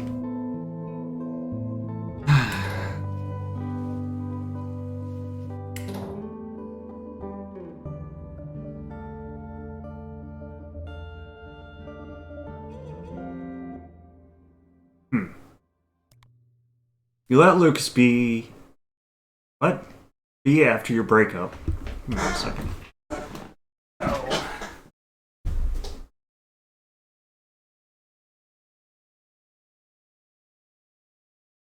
I did not. I did not! Oh well. I tried. There's gotta be something else I could have done.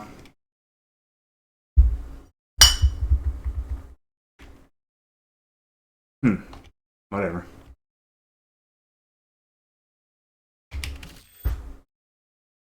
Excuse me.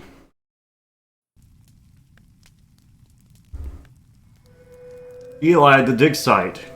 August 22nd, Abyss.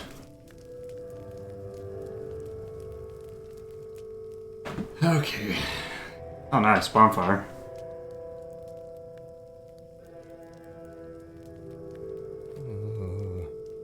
Radio says they're on their way. Should be less than 12 hours now.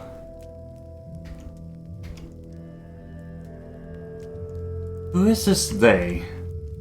No idea, but if they're going to be bringing something back from outside the wall, it's probably someone at the top or above it. It's just what we are now after this discovery, I mean.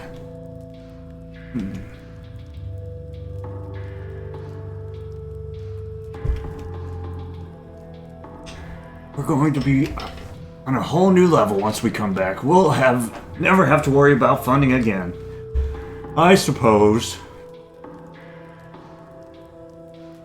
As soon as we get back, let's go to dinner. We've got it made now. No more red tape, no more having to suck up to committees. Right.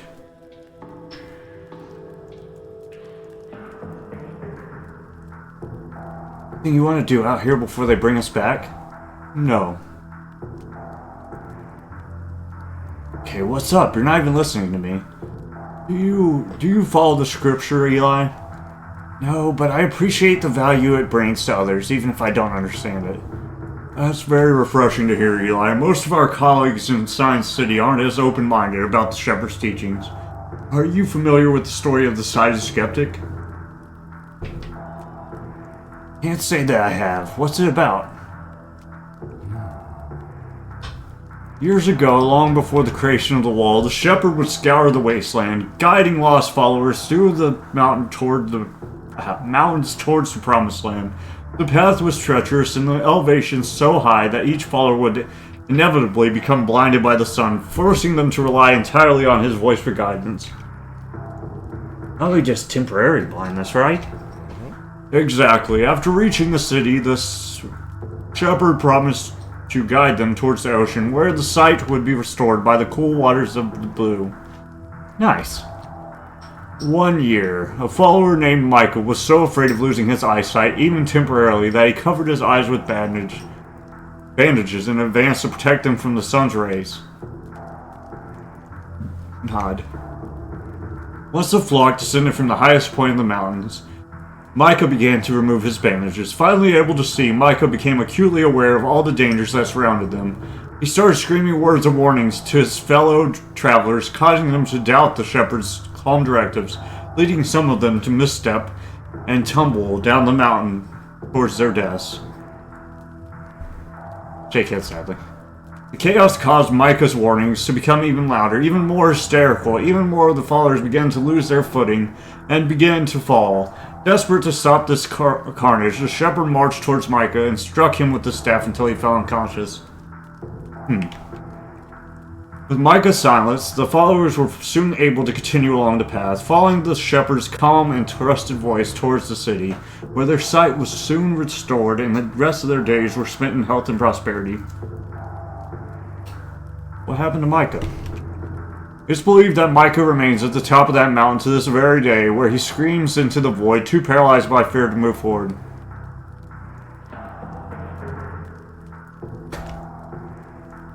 Okay, but what's your point?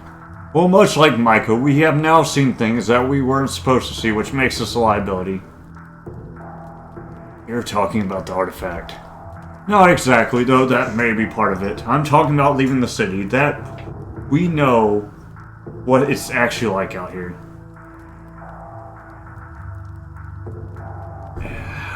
How does that make us a liability? How many people can you name who have returned to the city after leaving it?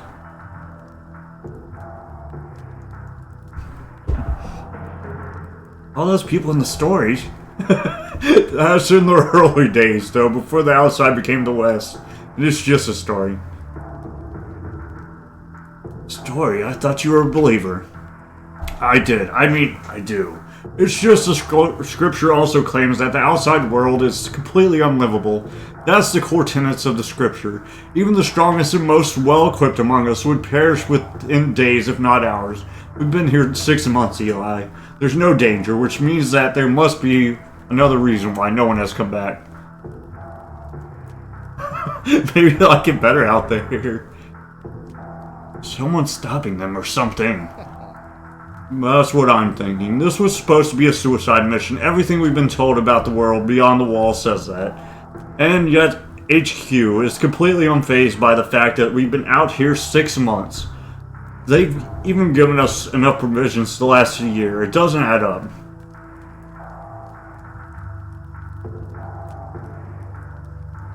Maybe they're just optimistic. Or maybe the real danger isn't out here. Maybe it's on its way. You mean whoever's coming from HQ? This is just a theory, but here's what I'm thinking. Back in the city, we're pinned in, cornered, easy to control. The apes own all the land, and so we have to do whatever they want, just to borrow a sliver for our families to sleep in. Scarcity is key, Eli. The people knew there was the world outside the city, a safe, dusty, perfectly normal world. With space enough for all of us, the entire system would collapse.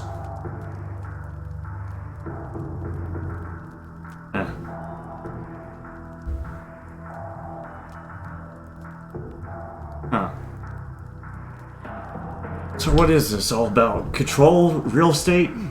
In a way, if you could leave the city and start your own thing, wouldn't you?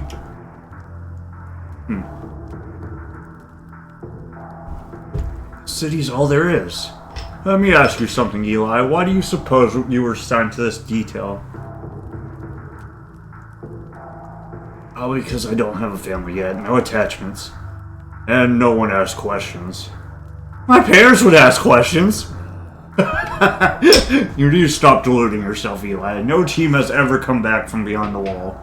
We're on a suicide mission. For an outsider like me, this was always going to be the retirement plan. That's just how Science City works. But you're still young, connected. You must have upset some really powerful people to get assigned a detail like this. So what happened?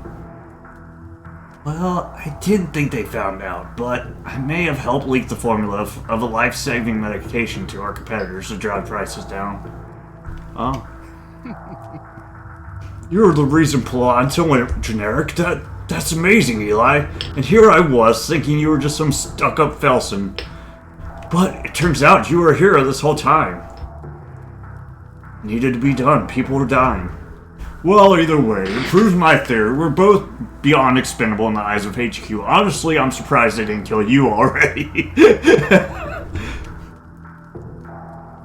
One thing you can say about HQ, they really know how to milk their resources to the last drop. So what do you want to do for your last 12 hours? Let's find a way out of this.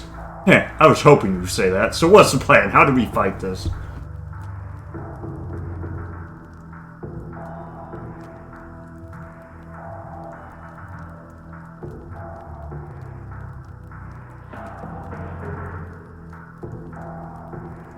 What if we made the artifact really agitated? That way they'd be afraid of being left alone with it. You decided to try convincing the visitor that artifact was too dangerous? Yeah, that might work. They need us to come back with them to keep it under control. Could buy some time and maybe a bit of clout. We'll have to be convincing though. I'm sure we can figure it out. Alright, now they'll probably go through the entire site to make sure that we're telling the truth. So you'll need to make sure everything on the site sells the idea that the artifact is dangerous on it. Alright, go get everything in order. I'll be here keeping the fire going if you need me. Will do. Thanks, George. Sabotage. These are your personal thoughts from the last 6 months. Every peaceful moment in the tent, captured here. Every last doubt, worry, put down in words. Read them. The first entry that catches your eye is the one you made the morning of the discovery. It describes your concerns and excitement about the future of the work. Seems so long ago now. The next entry of the note that you find is far more colorful, written in the morning before you began experimenting on the artifact. Read it. The paragraph of the entry seems almost thankful to HQ. The wastes were clearly as hostile and lifeless as you were told they'd be. Leave it. The next part of the same entry, which one of you were the driving force behind the experiments, was you. Ah, that's good. What follows are your thoughts on HQ. Nothing too critical, and some of it even positive. Sounds good. Next pages are blank. There's room for more. I actually like what I wrote. Good for me.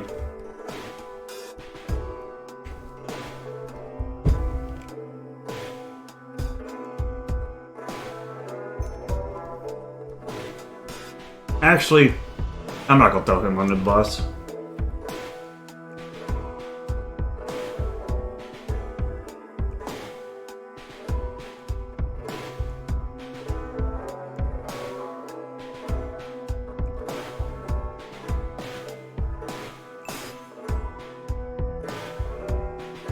Carefully tear out the page.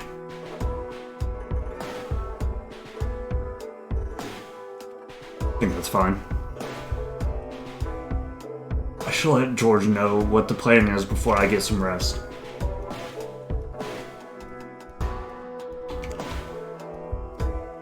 We'll probably be where we greet our visitors. Strange to think we'll see a new face after so long.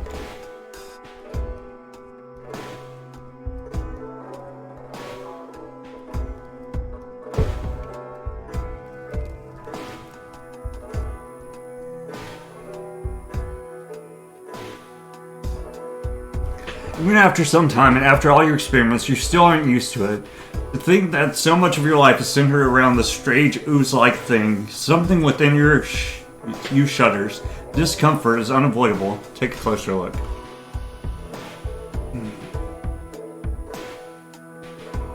You catch a glance of the creature inside the pod as it sways lightly to the side as if watching you. Observe it for a moment.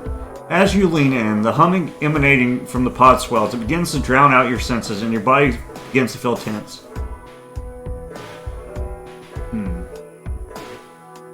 Give in to the situation. You begin to perceive cracks in the humming ranging from irregular to something oddly rhythmic, as if a language is being spoken and you're being spoken to. Keep observing it. You start feeling the onset of a pounding headache as your vision blurs ever so slightly. Let's back off. Agitate it. Twisting the valve, the creature does the same. It falls over itself, solidifying. Thin black pseudopods lash out at the glass. It's certainly agitated now. Perfect. The research rests heavy on the makeshift workbench. It's almost monolithic in size and importance, and you hesitate for a moment before opening the ledger. The spine lets out a satisfying crack. Read your entries. Starting with the day you set out on this expedition, the ledger has been regularly updated with notes and results of your work at the dig site. The entries themselves are granular in detail, amounting to a read that isn't particularly interesting for the uninitiated. Keep reading. Excuse me. Towards the very end, however, mentions of the artifacts start appearing. One entry in particular catches your attention, being 10 times longer than most of the others. Excuse me. You wrote this on the first day of your experiments.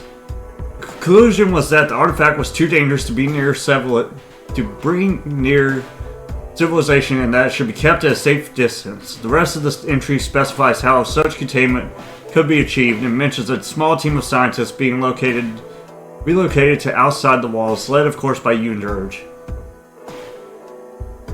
Let's keep that. Nothing else catches your eye. If anything, the collected information in this ledger could be an incredibly handy guide for any future excavations of this type. After all, the two of you have made every mistake conceivable, as well as learned how to correct them. Enjoy the pages. Can't help but feel a little sad as you tear page after page from the ledger. Eventually, the central conclusions have all been removed, with the only thing left being notes and updates leading up to a climax that no longer exists. Check for anything of interest. Nothing else catches your eye. If anything... Okay. Well.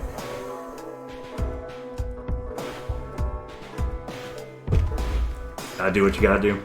Hotter than usual tonight. Almost too cold. Just desert things.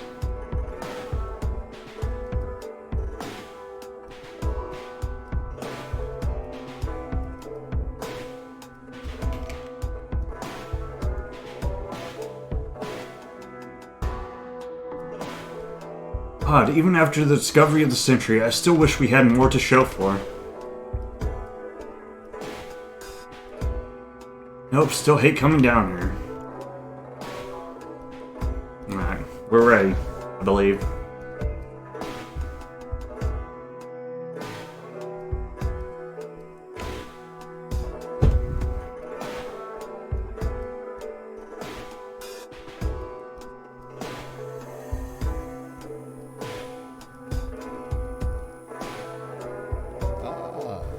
How's the prep coming?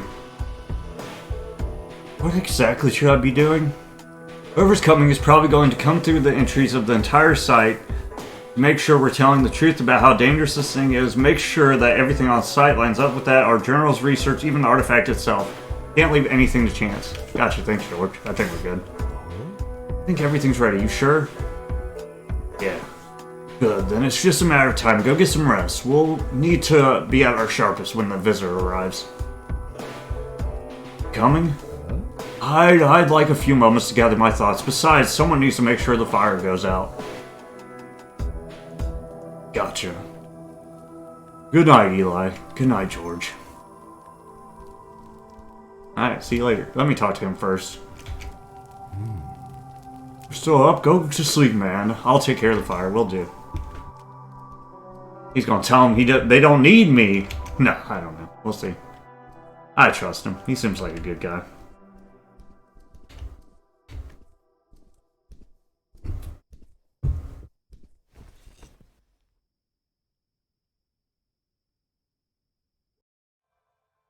Act 3. You just decided to play it safe, destroying any documentation or evidence of your research into the artifact. Nice. Part 3 complete.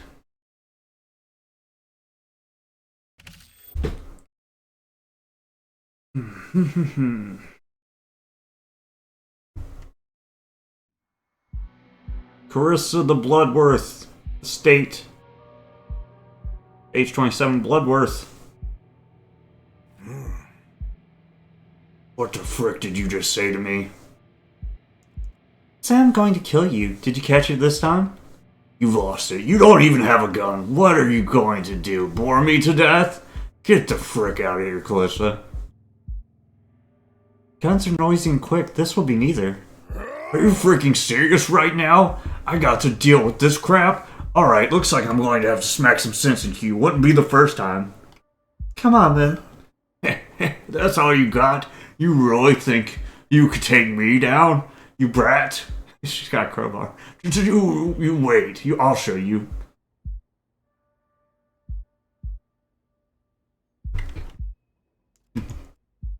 But you ain't seen nothing yet.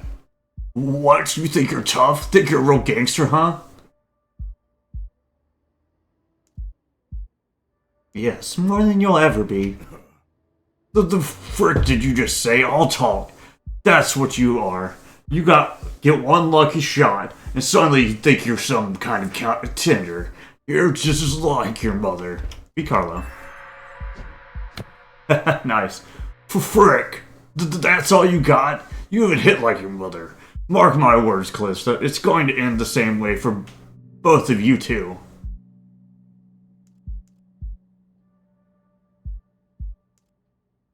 Somehow, I doubt it. Just you watch, you little crap. Any second now, my guys are going to come barging in, and you'll be done for. You can't beat me, Clarissa. You're too freaking weak. Prepare yourself for another swing. Who put you up to this? It's freaking Clements, isn't it? Spineless freaking coward didn't even have the backbone to do it himself, did he? That's who you are listening to? No, I made my own decisions. That's goose crap. You didn't get this far on your own. You're not clever enough. He's helping you, isn't he? He's playing you like a fool. He's helping me because he believes things can change. Oh. Oh no. There are good people in the world, Dad. We're not all like you. That's what you call yourselves? Good? Ha! Do you good girls kill their fathers? Do good men betray their brothers? Face it, Clarissa. You and my idiot brother are no different. At least I stand for my conviction. You two just freaking lied to yourselves. Pathetic. Beat him. Oh, nice. Alright, yeah, that's right. Truth freaking hurts, doesn't it? Ignore him and block out the pain.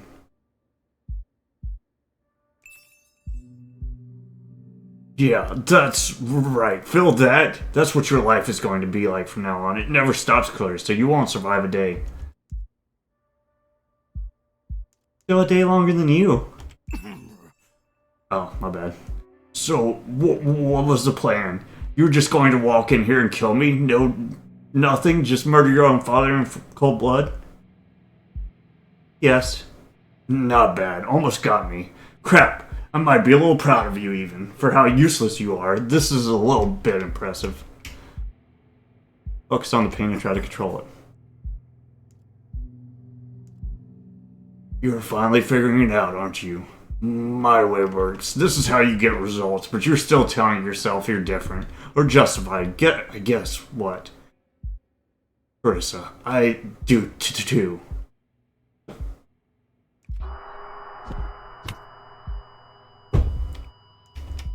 Compose yourself. You still listening?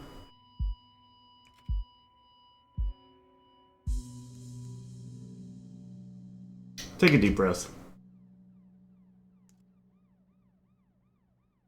Frick you, frick you, frick you. Spit on his body. Nice. This is a Clarissa show now, son.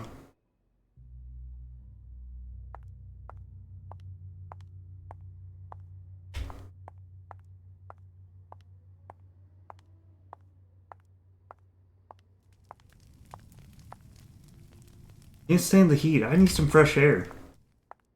Oh, let's look around. We got time. Bookshelves. These haven't been touched since Grandpa died. What is this? It's just me.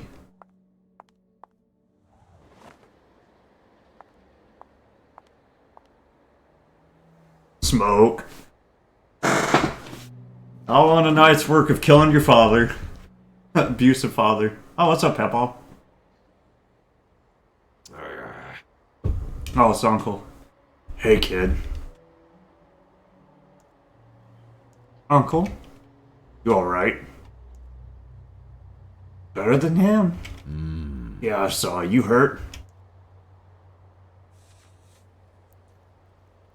I'll manage. Just need a smoke. Yeah, I understand. It's not an easy thing to do. The first one especially. It got easier for you, right? No, we'll take care of the body.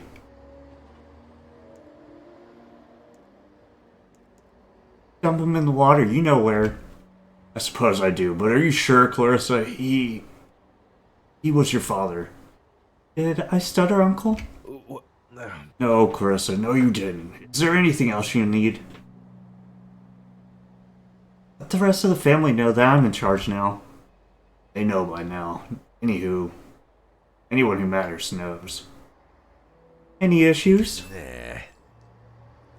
No, they've known you were a firecracker since you were a kid, Clarissa. Some of them, I'm sure, were expecting this to happen. Trust me, they've seen nothing yet. Don't throw caution to the wind, Clarissa. You have to be smart about this. I appreciate the advice, but right now I need confidence over concerns. Very well, there's another thing if you don't mind. I've been thinking about all of this. With Carlo gone, well, I find myself in a peculiar situation. Go on. I've watched you grow up. I've seen you blossom into who you are. I know, Carissa, that this is where you always wanted to be. You had more ambition at 15 years of age than most of the men in my crew.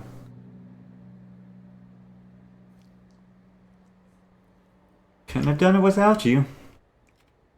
Seeing this all come together, well, I wasn't entirely surprised when you said you needed to do this. If I say I'm going to do something, I will. Nothing can stop me, and you know that. Yes, I suppose. I hadn't expected it to be quite that easy for you, but you've got conviction, I suppose. Perhaps it was wrong of me to doubt it. It was. I want you by my side, Uncle, but I need your faith in me to be total. I'll be frank, Carissa. I'd like to retire. But, retire? You? Yes, I think it's due time, and time comes for all of us.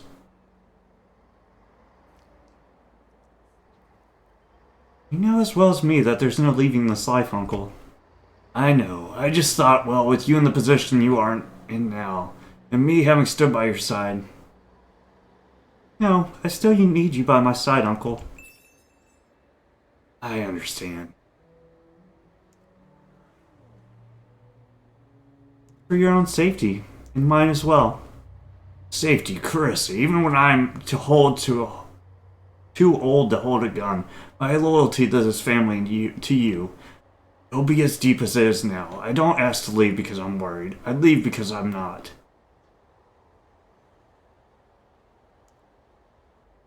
I'm sorry, this is how it has to be. Very well, if that's what you want, that's how it'll be. Good. Oh, I suppose there's one last thing, Carissa. You've made it. You won. I believe congratulations are in order.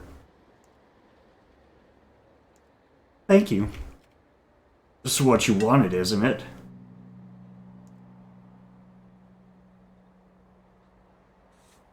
I just wanted freedom. Wanted to choose things for myself. Now you can, can't you? Yeah, maybe you're right. Chris, if I may, the most terrifying thing about having aspirations and dreams is that one day they might come true. Whatever purpose we had until that point, suddenly gone.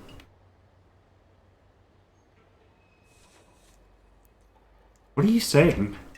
Don't look for victory, look for life, look for something endless. I will, thanks. Good, it gets easier, Clarissa. Good night. Good night, Uncle.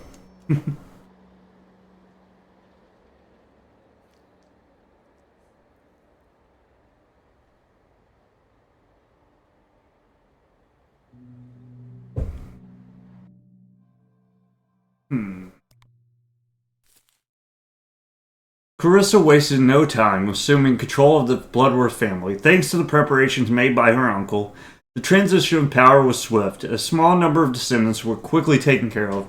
Under her rule, the Bloodworth family became the single most powerful syndicate in the city. Clements remained in his old position at Clarissa's request, loyal but unhappy with his role. Clements started slipping up in his work, making costly mistakes. His current whereabouts are unknown. For Clarissa, it soon became clear that control of the Bloodworth family wasn't enough.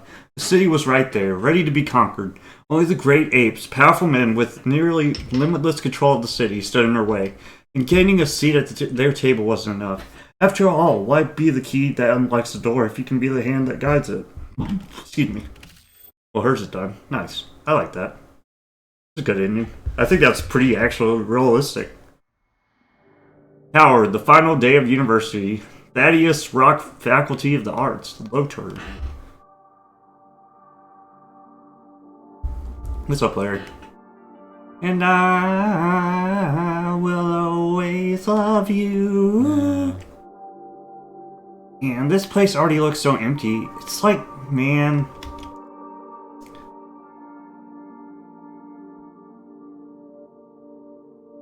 Remember when we first moved in? You were sitting at the desk studying already. What a nerd. I'm the nerd. You're the guy who was like, oh, I'm such a clever little cookie, bet I can guess your major.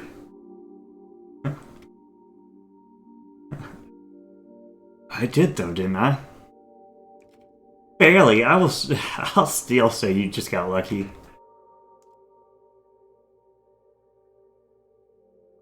I'm going to miss our bets, man. Eh?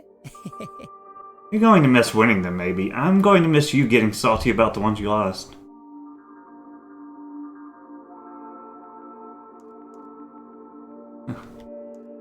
Maybe ease up on them in the future, though. Some people take bets really seriously. What can I say? I'm a gambling man.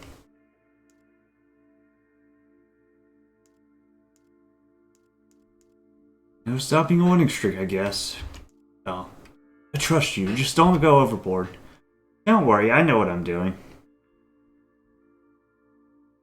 How far along are you with the packing? Right, so mostly done. Clothes are all packed up, plates and forks and all that stuff too. What's left?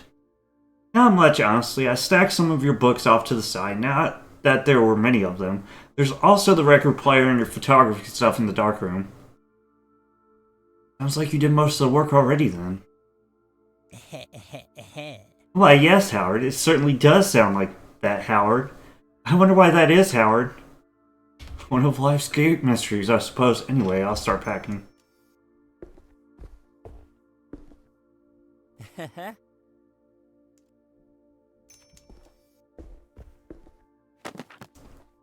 That's the last time I touch any textbooks. I'll be a happy Howard.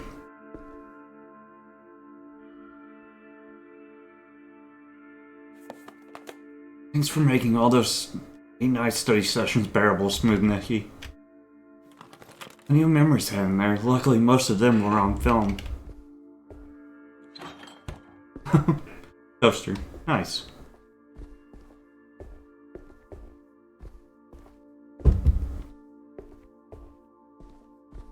Guess that's everything. Oh, yeah. What was left again?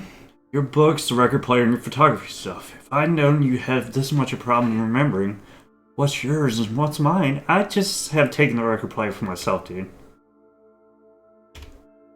Yeah, you can have it. You were always the music guy anyways. I'm just freaking with you, man. You can keep it. I'm going to get the one of those Cravel ones with the big speakers and the knobs that go up to 12. When 11 isn't enough. Got it.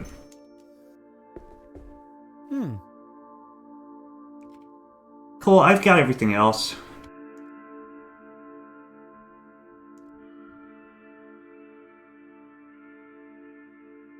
The rest is your stuff? Well, no, I grabbed an empty box and took some time to gather up everything in here that belongs to, well, both of us. Why? Because I don't know who gets it. There's a bunch of crap in there that was accumulated over the years. Figured we just should split it up. For sure we should. Ready to get started? Alright, let's have a look. Scooch, let me see.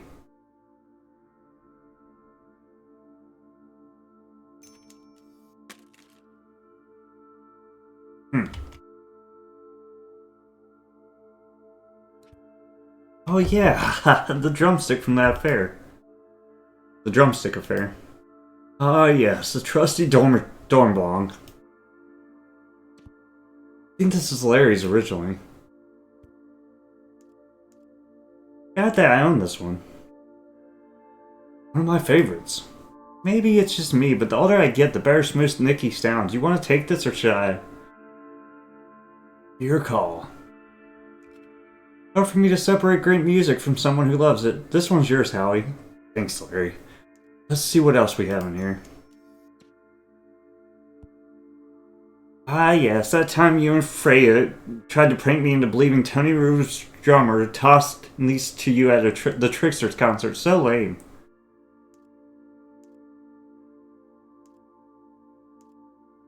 Tony Roof's drummer? His name is Yargos Brap, and he's a legend.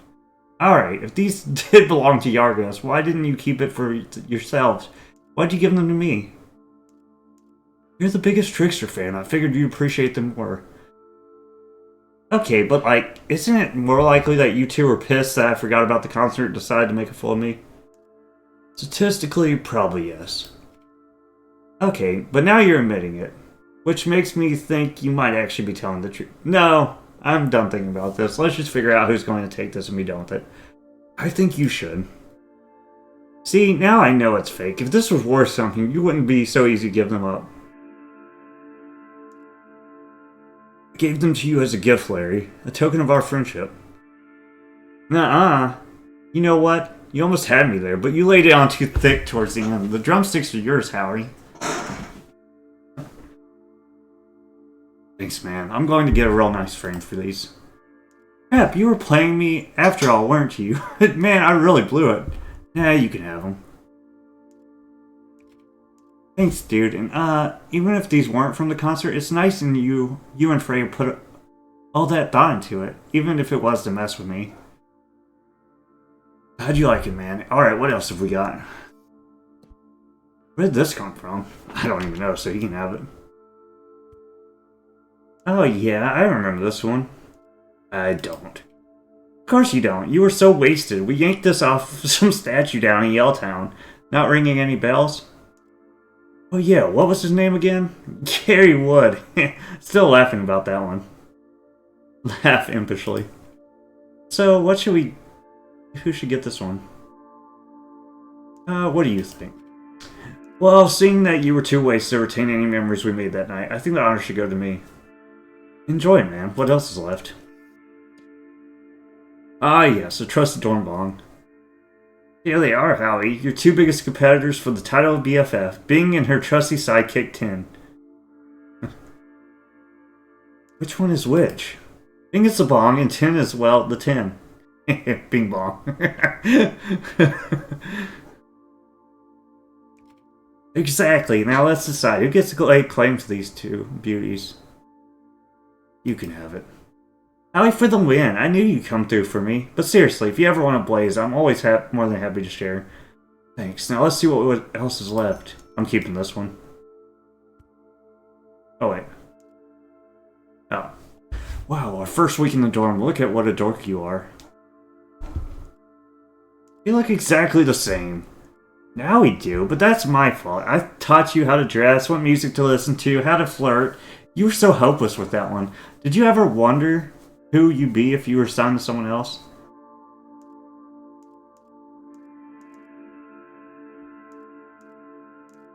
Oh, because I'm not high. Well, maybe you should be. It's not like we have class to go to anymore. Alright, who should take this one? What do you think? You know what? I think we should take turns. Like, every time we meet up, we swap. That way, whoever has it is responsible to make sure we hang out next. I like it. Alright, I'll take the first shift, and in a couple days we'll trade off. Sounds good. What's next? Nothing. Yeah. I think that's it. Everything. Well, maybe we missed something. Nah, man, it's all done. Everything we had. It's yours or mine now. That's a dramatic way of putting it. I'm just in a dramatic mood today. Everything feels so final, like it's over now. The end of an era. Yeah, I bet. The next people who move in here are going to be way lamer than we are. You're on. Loser pays a month rent. Yeah. Deal. You know, I'm going to miss everyone. Crap, I feel like I'm going to miss the people I didn't even know. Yeah, I spoke to a few of them today. Everyone kind of cleared out while you were getting the keys to your new place. Any word from Freya? Uh-huh. Sure, she and Liv left just a few minutes ago. She asked about you. Yeah, what else did she say? Saturday night, big show. Bring Howie and come along. She and Liv were bringing some others, too. Oh, and she said it'd be your kind of music. Frick yeah, who's playing? Yeah. It's that Foxy Burger, man. Who do you think? Smooth Nicky, man. So there's a chance they'll play some material from the new album tonight. Yeah, bet your butt we're going. Hey. Yeah, frick yeah. We're meeting them at 8 p.m. on South Granville. I'm already hyped. Pre-game at 6:30 then? Anyway, they all get out pretty early, like I said. We're the only ones left. And we have to be out within an hour or two. At least everything is packed and ready to go. How about you? Are you ready? I don't know. I don't feel like going just yet. These years here, you and me in the storm, everyone else, I feel like this was us peaking. I mean, how could it possibly get better than this?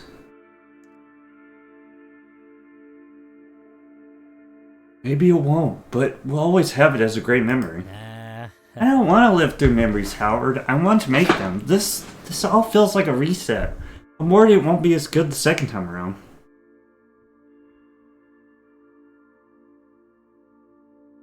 Of course it will, dude. Easy for you to say. You're moving in with someone. Me? I'm just crashing on someone's couch until you got things figured out. I don't really have someone. What are you talking about, man? You have me, idiot. Well, yeah, but you know what I mean. You're going to be somewhere else with someone else, sort of sharing a life. You know, doing what we did the last few years, you're going from one normal to another. I'm going into the unknown.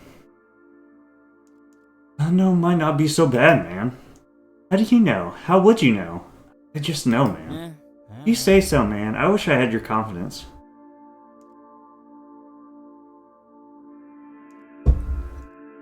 You do, just in a different way. Yeah, maybe. Well, not to be dramatic or anything, but is this it? Time to get going? I don't really feel like leaving. Do I have to? Yeah, I guess so. I mean, I figure I'll see you later or something. I've got your number. All I've got to do is find the phone.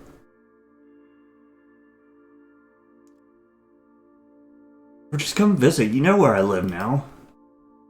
Yeah, I guess I do know where you live. I'll come around when I can, or when Skull and Dina throw me out.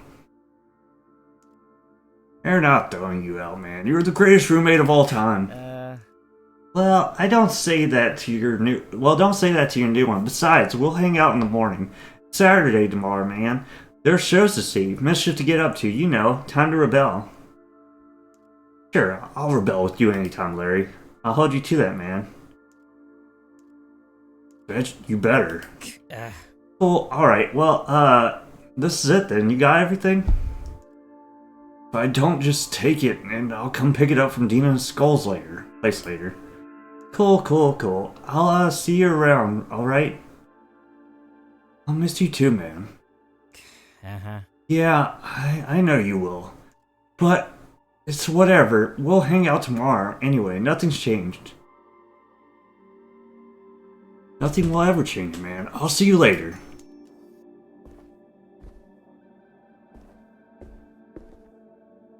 What? Howard, did you forget something?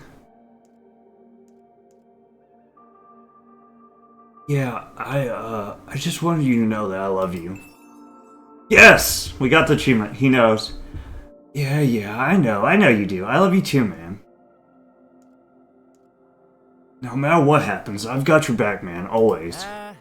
This hurts because you know what happens between him and Larry, and that sucks. Don't make promises you can't keep, Howard. I'd like to believe that, but we'll see, alright? I love you, alright? That's all you need to know.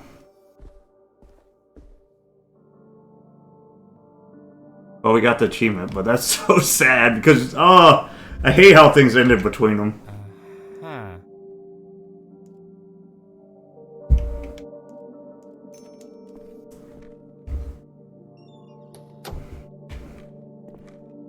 Looking for BF, call me 561-337.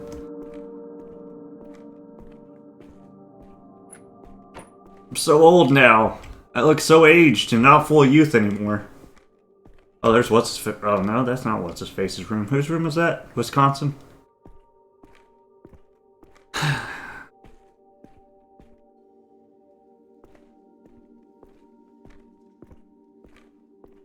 It's all zoomed out. The big scary world we're moving into.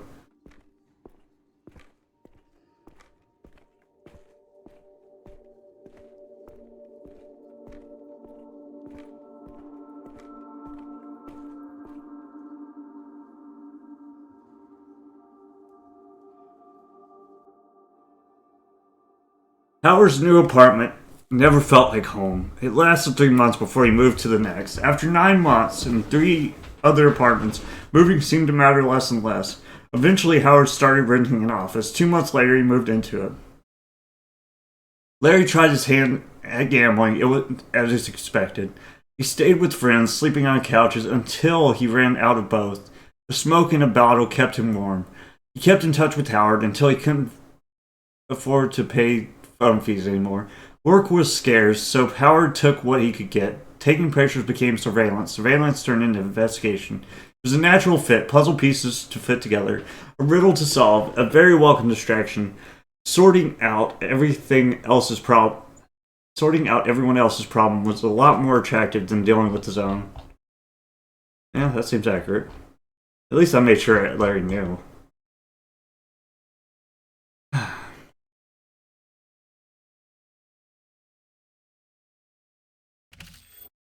Well, all the endings I've gotten so far are accurate. I think they have to be accurate. There's probably only one ending each to make sure that the game matches up, but...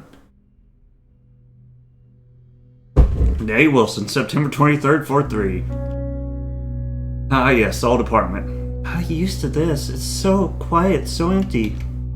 All this space and just me and my things, huh? We got these bags for hiking. Hadn't used them until now. Kitchen's definitely smaller. Yeah, this place sucks. Let Lizzie out, I guess. Alright, Lizzie. Have fun. Alright, let's get you out of the boxes and onto the shelves. This is all this chick does, is move things onto shelves. Can't say I've been to a sermon of religion in a while, something. Looks a little haggard, I guess. What if I survived a mite infestation? Hang in there, Vera. Can't say I've been to a sermon in a while. Religion's mostly aesthetics anyways. I used to feel a bit embarrassed about framing my first article, but I'm actually really proud of it now. Really have to go out and buy something for these shelves. Who decorates with a cup? Me? Ah yes, Employee of the Year. Pity I have no idea where this cup came from and who it was awarded to. Coffee table, photography books, but still no coffee table. I'm glad I took it in the end. Lucas won't even notice it's gone. Had these since college and they're coming apart at the spines, and that's why I love them. I'm trying to put them somewhere down here. Oh, is that not a good spot? There you go. Typewriter. Wow, this light sucks. The old apartment. The blank piece of paper is neatly pressed against the roller, waiting for you to turn it into a page. Driven. This is what I wanted. And why does it feel so bittersweet?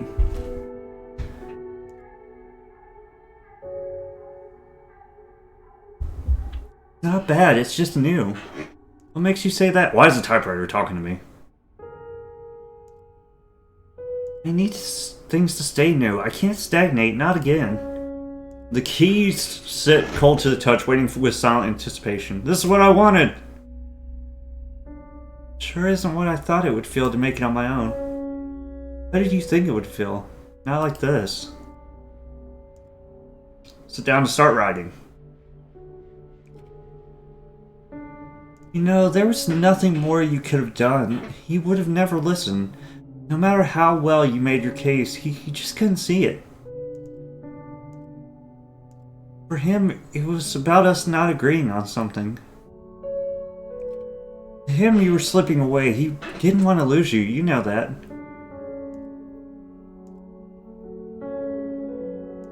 He wanted to keep me, but on his terms. It wasn't like you could contain it. When you felt that change coming on, you had to accept it slowly but surely. It's understandable that you had to share it with him.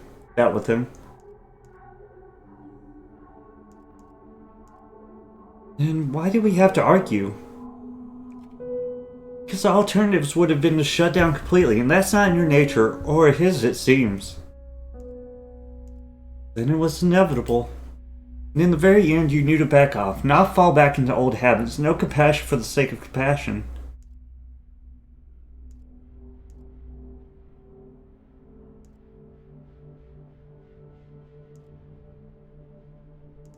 I backed off for my own sake, not his. Spare yourself the hurt. Something like that. Either way, Lucas is gone now. You're on your own, and even after all this, you look back on it thinking,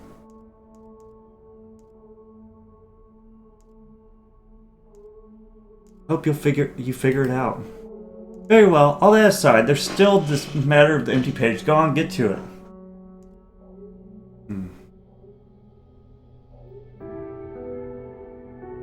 An introduction to Systemic State Power Dynamics, Draft 1.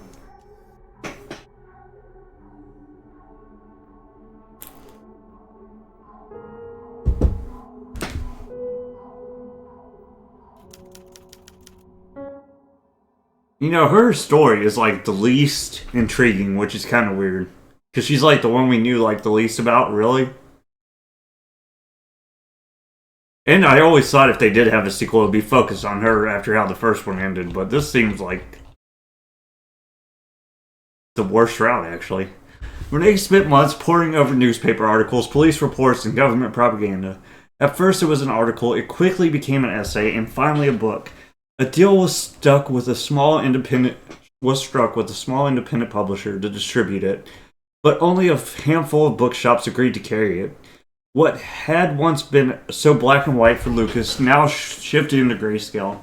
Police work proved far more conflicting, even if he refused to admit it. 1 year after the divorce, he left the force. Lucas remarried 2 years later. For Renee, nothing would be the same. Her first book was only the beginning. The next one proved to need far more research and far more time. In short, she needed a partner. How odd! Alright, let's see who dies here. Obviously, it's gonna be him, not me. Unless he set me up. Eli, the dig site, August 23rd, Abyss.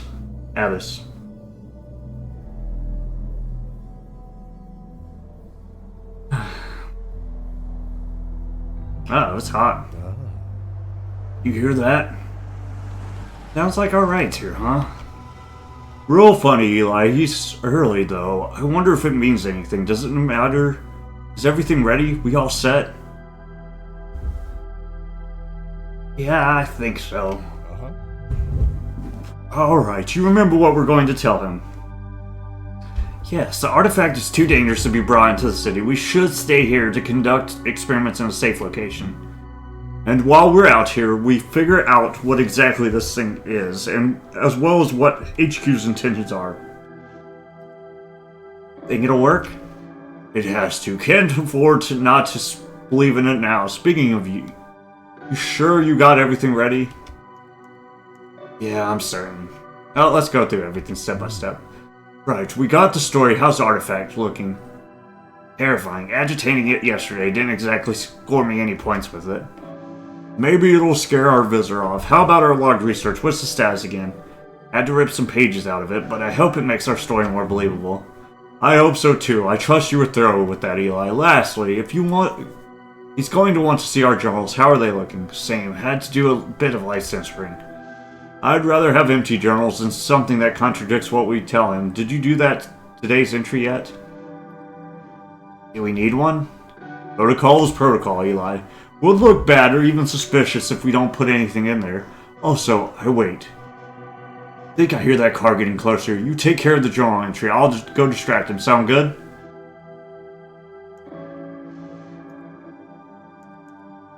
Yeah, good luck, George. Yeah, we've got this, I hope. We better.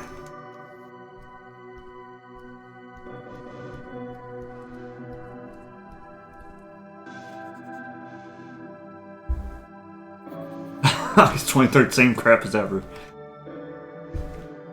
It's 23rd. Temperatures are substantially above average. It's scorching hot. Luckily, we've got a slight breeze to cool us off somewhat.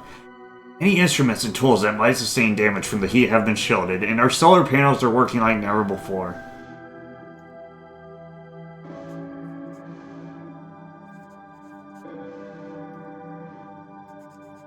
Rations are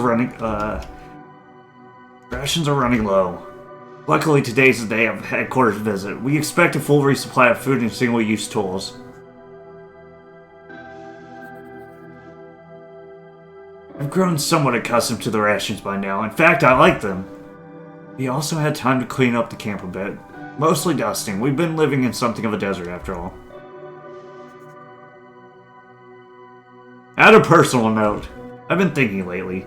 Jotting down your thoughts, you feel a sense of closure. This might be the last entry in the journal, and the moment is certainly bittersweet. Flip through the rest of the pages. The past 6 months fly by as you flip through the pages. It seems like your handwriting got worse over time. Add a hidden message. You flip to the back cover of the notebook, carefully peeling back the lining. There's a small patch of cardboard where you could write something if you choose to.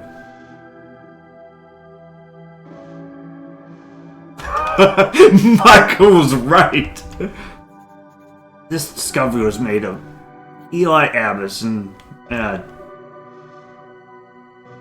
this is what he would actually do. Don't trust him. Words barely fit, but you make do. Once done, you cover the message with the lining of the cover once more. The message is completely hidden. Close the journal and get up.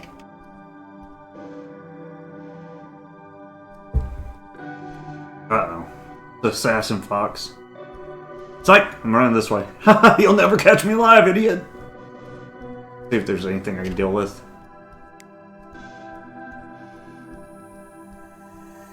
Nope.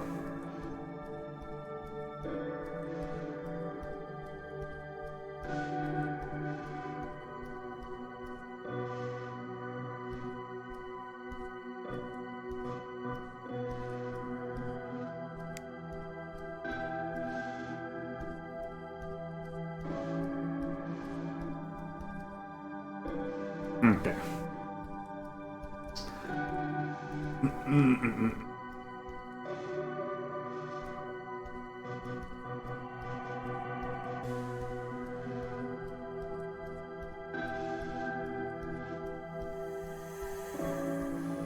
Alright, bro. Do what you gotta do.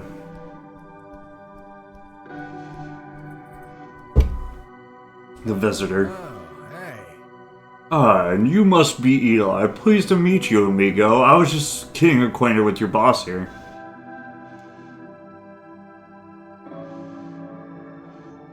That's a misunderstanding. We make decisions together. It's a democracy out here.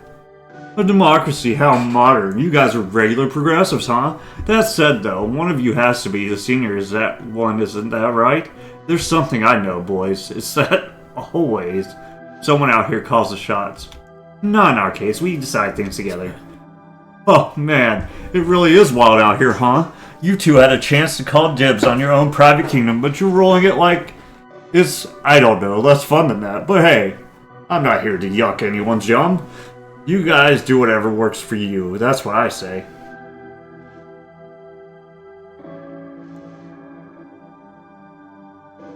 Noted. What can we do for you? You know, I'm looking around this little camp of yours, and I would love a tour. Can't imagine how the two of you would survive out here so far from civilization.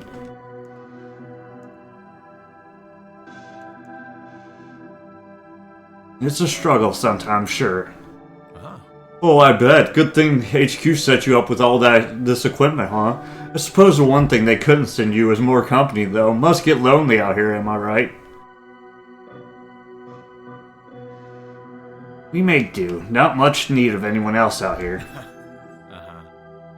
You don't say. Well, aren't the two of you the brave explorers? Something else. If it were me, I'd want plenty of people around. Lots of visitors, too, but hey, to each their own. Each their own. Anyway, let's intersperse the pleasantries with some actual work, yeah? After all, I didn't come out here just to see you two. Sure, where do you want to start? Well, I've never been one for long, tedious briefings here. Why don't you just give me the broad strokes and what's going on with your little, let's say, friend? He believed the artifact is incredibly dangerous. It should stay out here with us. Dangerous, I see. That's got to add another level of stress to surviving out here. Tell me, dangerous how exactly?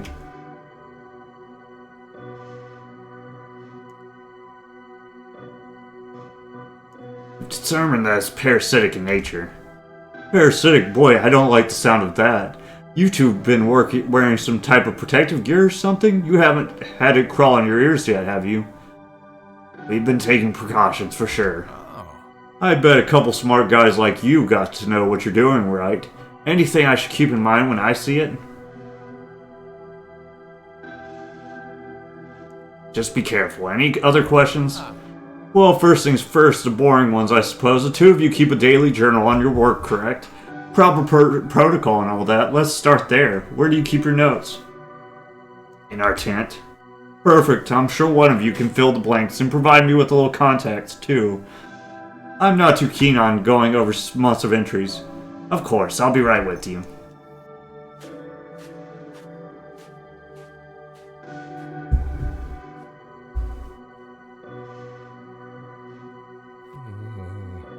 I don't like how ready he was to invite himself into our own tent. Don't let him rummage around in there on his own. Keep his eye on him, Eli. I'm on it. You seemed a little weird about us saying we decide things together. There's always a lead scientist, man. He's probably used to that by now. So anything other than that, well, possibly best suspicious. Might not have been the best thing to say, but hey, that's what we're sticking to for now. Yeah, I better follow him. I mean, if I didn't say there was... He'd probably kill whoever wasn't the lead scientist, so... Hey. Cozy little place you've got here.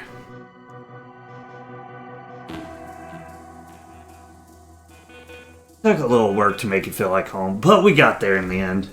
Listen, now that we're speaking privately, am I right to assume the whole democracy thing is something of a compromise? I mean, I could tell you're the one calling the shots around here. Is that an arrangement to keep your pal out there content? You haven't always seen eye to eye, but we work well together. I see. Growing pains, even out here in the waste. Still, though, one of you must have outgrown the other, right? I just need to know which name to bill first is all. There is no top billing. This is a team effort. The visitor took note of you sticking by George's side.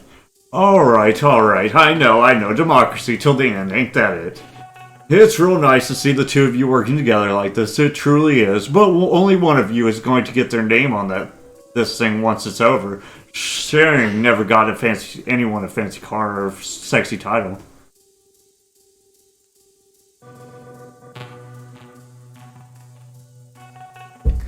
I believe hard work pays off. That's that. Sure, of course. It doesn't always pay off in the ways you expect, that's for certain. And for some more than others, too. Speaking of others, this George. Tell me more about him. What's he like? Not professionally, but as a person. What makes him tick?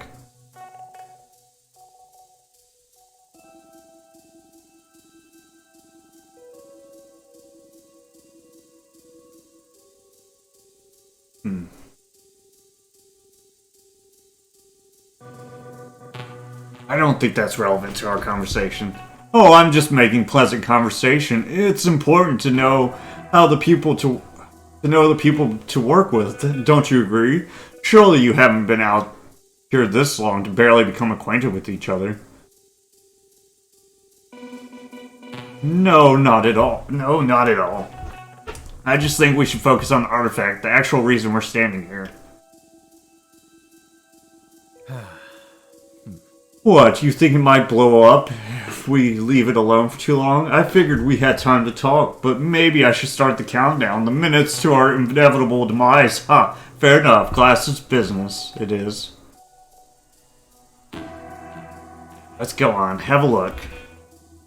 Certainly, I'll confess, had a bit of a look in these journals before you got in. Didn't get too far, though, so don't worry, no spoilers.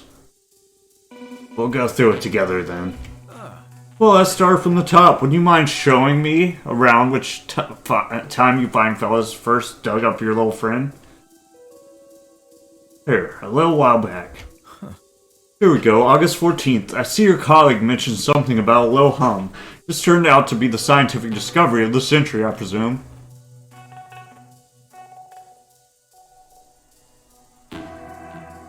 Yes, the artifact. Ain't that something? Hitting the ground but purring like a baby. Sounds like you fellas had no clue what you were in for, huh?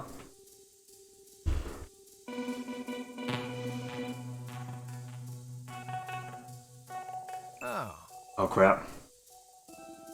I hit that on accident. I think he said we had no clue, but we had to be ready for anything. I think. No kidding, don't mind me. Just skimming the next couple entries. And I'll say, I'm glad to see you took headquarters warnings about the waste to heart. Nothing but death and danger out here, huh? I suppose you fellas even proved them right. Of course, we have to rely on HQ. Makes you wonder though, staying out here as a small team, keeping up your little experiments, that takes balls, bud. Too risky for my taste. But I guess you fellas know what you're doing. We do. That's the spirit. How about we continue then? Certainly. Oh, I'm a little curious about this part. I know you two are democracy by now. How come you were the one that insisting that the two of you start experimenting?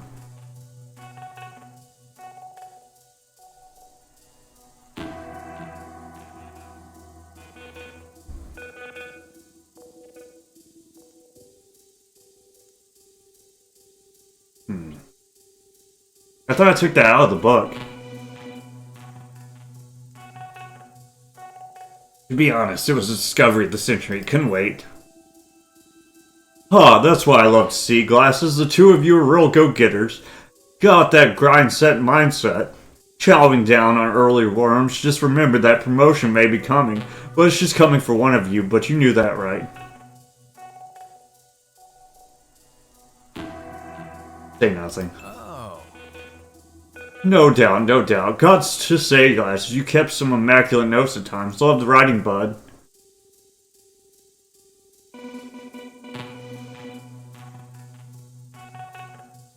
Thank you. Of course, anyway, it looks like we're coming up on the end. This entry's from this morning, am I right? Let him read. And some personal stuff, it seems. I won't bother with that. You fellas ought to have some amount of privacy, don't you think? Yes, of course.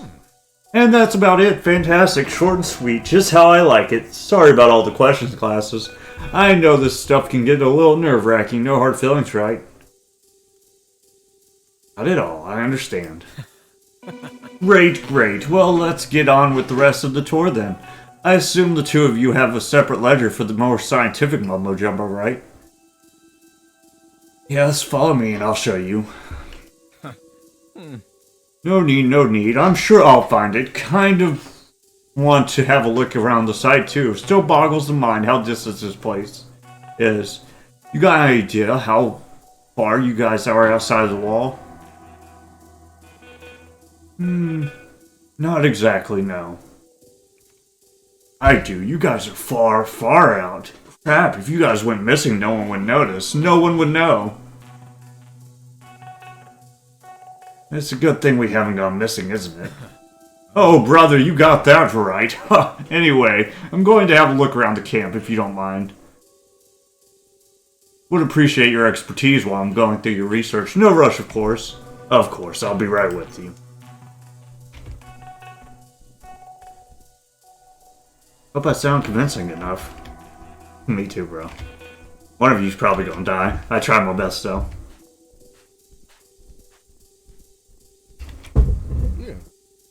Oh, how did it go? What's the read on this guy?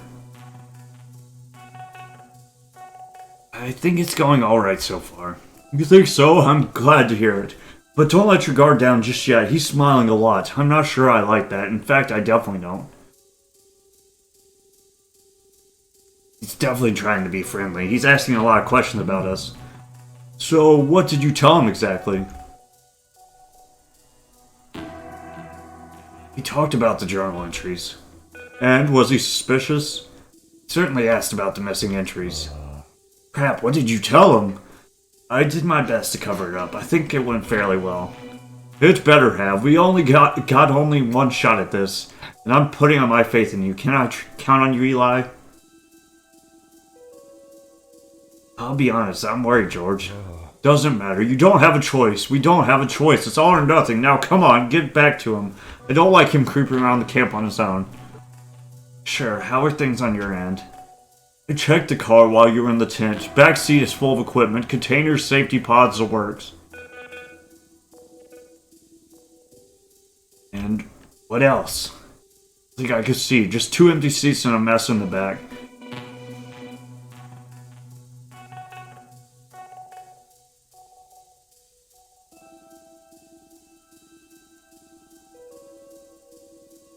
It's worrying. It is. Just focus on keeping him distracted, alright? I'll see what else I can find. I'm on it. Oh, jeez. George is gonna die, I think. Let's check the car. Can I sabotage it or something?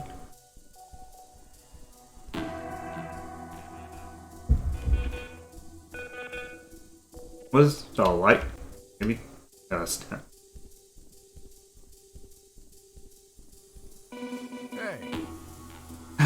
Glasses, I got to say, you two have kept this camp pristine considering you're in the middle of the desert. What's your secret, hon? You just a neat freak?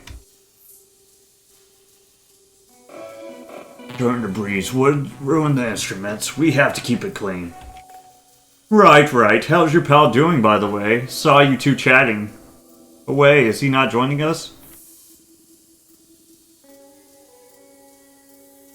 George is slow to warm up to people. Right, right, of course. Listen, I keep thinking about it. What's it like out here? You know, being out in the wilds, in the wilderness, the waste. It's a struggle, that's for sure. Excuse me. I bet. You good fellas got plenty of supplies, food, water. Those solar panels come in handy, I'm sure. But it's not as though you can eat whatever comes out of them cables. You two ever... reading's hard. You two ever gone foraging out here? Looking for crap, plants, roots, whatever's edible?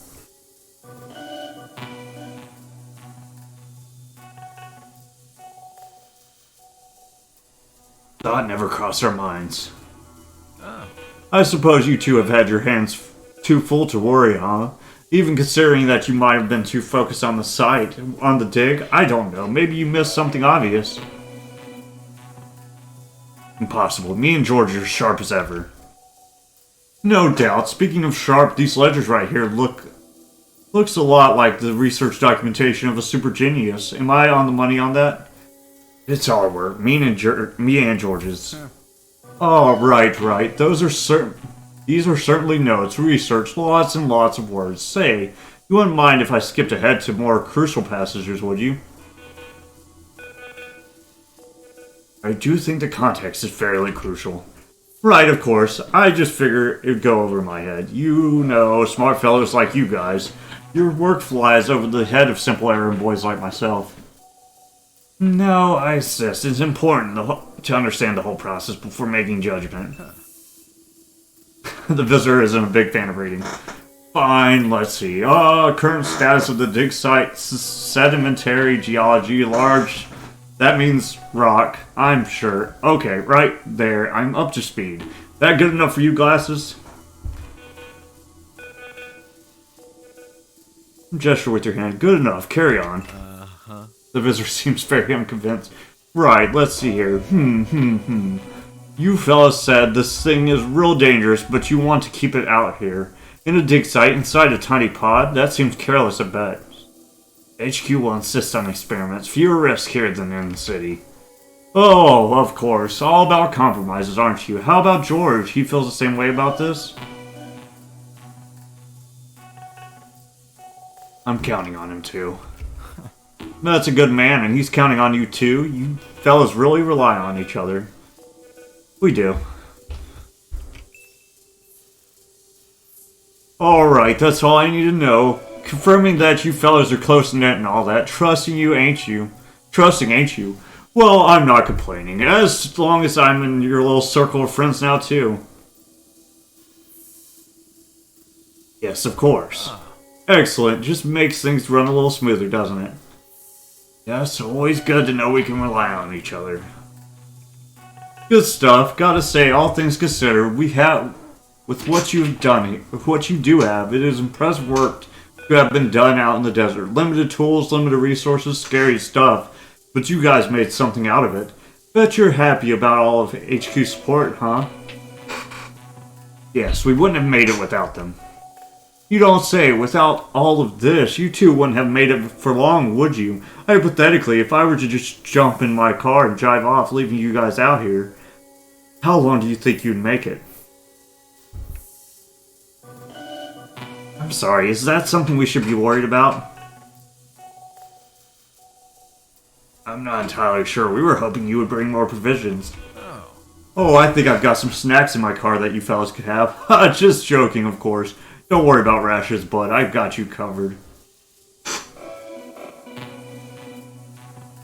So you brought supplies for us?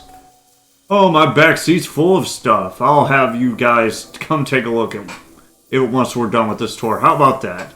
Speaking of tour, I'd like to keep looking around for a bit, and we also have to pay a visit to our little friend, don't we? Yes, would you like to see the artifact now? In a moment, if you don't mind. I'm going to take a little stroll through the camp first, see if there's anything I missed. After that, you could show me this little discovery of yours. Deal? Deal. Okay, guy. Where you going? Where you going? Where you going? Huh?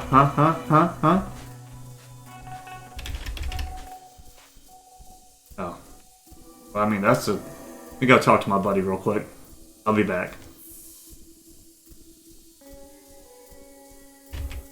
Yeah. Anything to report?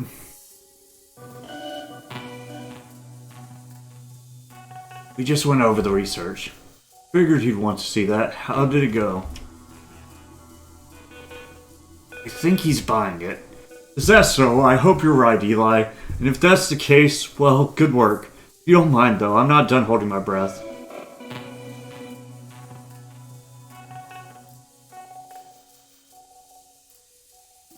Fair enough. He seems unpredictable, makes worrying comments every once in a while. Brett, yeah, I got the same impression. He does enjoy it, Eli. What did he ask about? He asked me if we trust each other, I think. And what did you tell him? That we're friends and that we trust each other, obviously. Good. Listen, I know we haven't always been close out here, to be frank. I feel like I've only really gotten to know you over the past few days, but it's important that he believes that to be the case. For what it's worth, George, I do consider you my friend. Likewise, Eli. Let's hope we can come out of this stronger than before. Anything new on your end? I think I like your help with him. He's a hard man to deal with one-on-one. That might be true, but I think I can be plenty useful here. I've been watching him carefully as we talk, as you're distracting him with conversation. And did you see anything? He's armed, Eli. I wasn't sure at first, but he's got a gun under that jacket. That's not good.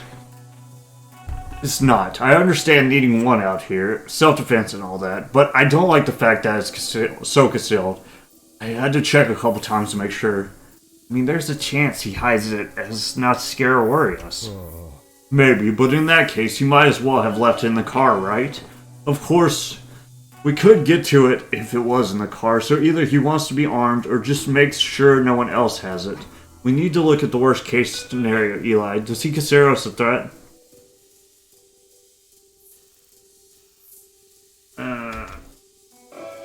Probably yes. We might need to take some kind of precautions. Do you have a plan? Possibly. But it's not something I would do without you being on the same page, are you? Always. Alright, you or me, on our own, would be no match for a man with a gun. The two of us, however, will... Well, there's at least a fighting chance. Of course, there's also the possibility that one of us will get hurt. That's a risk I'd be willing to take.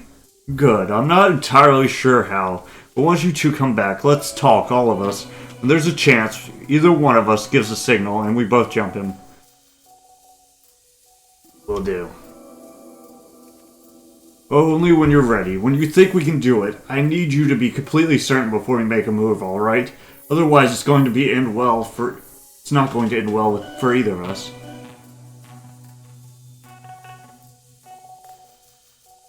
Don't worry, I'll make sure. Alright, now go on. He was heading towards the artifact. I definitely don't want him to spend much time with that thing alone. I'll be here. Will you be alright? I'll be nervous, that's for sure, but considering the circumstances, I'll take it. Go join him, alright? And good luck. You too. Oh.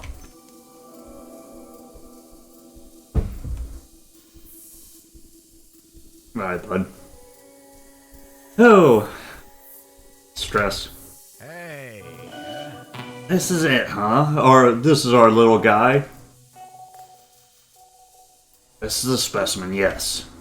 I see, and that hum. I feel like I can hear humming. That's just a... Oh. That's the artifact. We're not unsure exactly what causes it. Ain't that something? So this guy just came out of the ground, huh? Crazy. How do you figure you ended up finding it?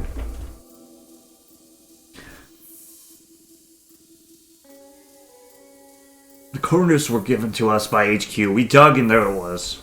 No lie. How, though?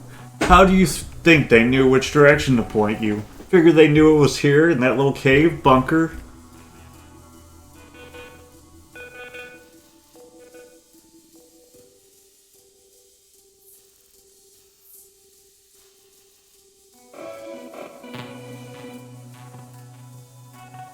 Not sure. Could have been a stab in the dark.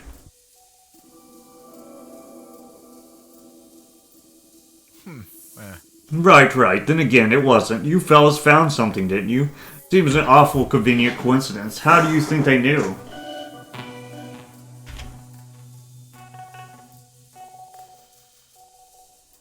They did. We're the most recent research party, and the one that happened to be successful. You know, it's very funny. I was told something very similar not too long ago. It's interesting, isn't it?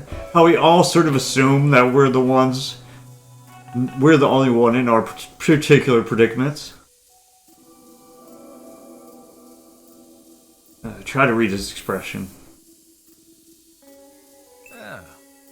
Visitor's gaze seems a little bit more intense all of a sudden. Comical that, no matter how bizarre a situation you find yourself in, there's always someone else out there going through the same thing, I can guarantee it.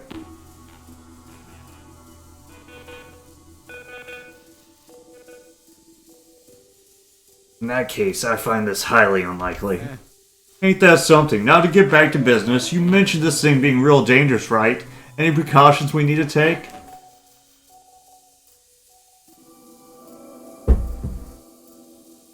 Absolutely no touching. Try not to look at it directly for too long. No worries, Glasses. I wouldn't touch this thing unless I had to. You don't mind if I had a little bit of a look then. A few passing glances. Just be careful about it. There, I think I see it. So is the... Oh, crap! The little B-word is upset, ain't he? Is he... It's supposed to wiggle around like that? I mean, it looks like it's trying to break it through the glass. That's how it always is. It's a miracle we've managed to contain it for as long as we did. I'm sure HQ will be very impressed. Crap, Glasses, I'm not going to lie. That thing is scary. Do you fellas figure you'll be able to contain it securely out here in the middle of nowhere?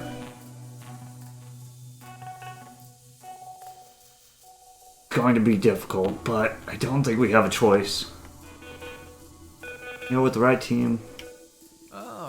No kidding. Well, HQ might be able to help out. They're expecting to get a look at this thing too. Hope it settles down by then too.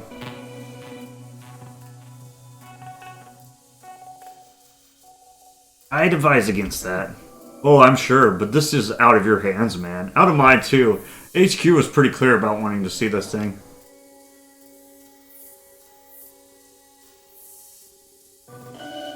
This thing is going nowhere without us. We're the experts. Don't worry about that, bud. The notes and the research you fellas have collected will be more than enough to cover everything, I'm sure. Real fine job on those, by the way. Not everyone is this thorough. This is unacceptable. We should be there. I know. Bureaucracy is a real B-word, huh? Look, I know you have a strong feeling about it. I can tell. How about we talk it over? You know, all three of us. I'd appreciate that, yes. Stellar, tell you what, I'll grab our little friend here too. That way no one's left out of the conversation. No, you can leave the artifact here. Don't worry, I'm stronger than I look. Don't mind carrying it whatsoever. Now come on, Glasses, I'm sure George is waiting. Oh crap. Oh, this isn't good. Alright, George.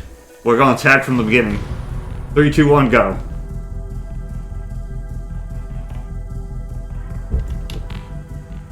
I'm gonna get behind him. It's genius.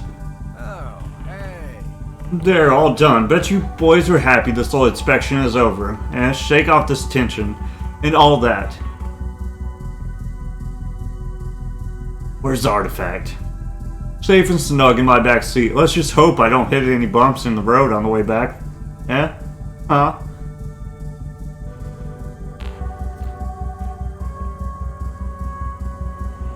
Let's. Now, if you don't mind, I believe we have some questions for you.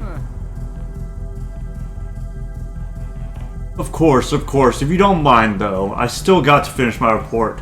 We'll do a quick recap of everything, and then you can ask all the questions you want. You like, deal?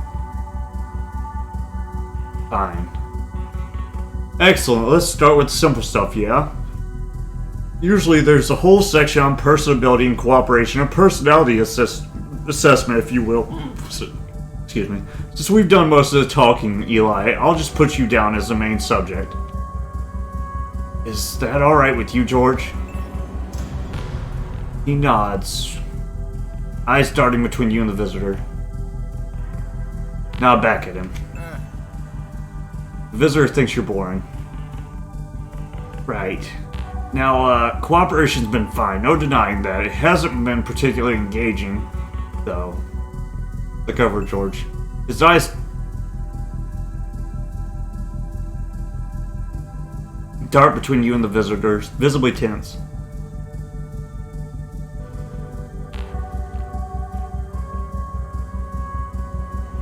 Look, we've been cooperative. Isn't that enough? Professionally, sure. I just like making connections, getting to know people, seeing what makes them tick, and I don't mean any disrespect, but you fellas are as gray as concrete. How could that not come across as disrespect? Listen, fellas, I was just holding out hope that the two of you would be different from the others, more fun, more sociable. Well, more's the pity. We'll have to take steps to improve. We'll still have time, right? There, I'll tell you guys, the thing's real uncomfortable. I ought to get myself a new holster or something. Try to catch George's attention. No, let's not get all jumpy. It's a gun, that's true. You've seen one before. I've seen one before. There's no need for excitement.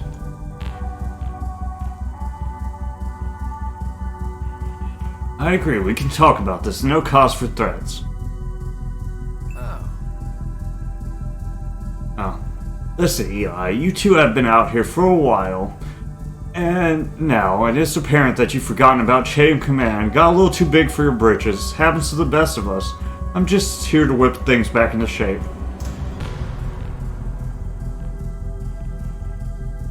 We've been disrespectful in any way. We apologize. Well, that's grand of you. It's also not the issue. Glasses, the issue is that you two fellas out here on a Science City exploration, sounding like you're wanting to turn it into the Eli and George show. That just ain't how things are done.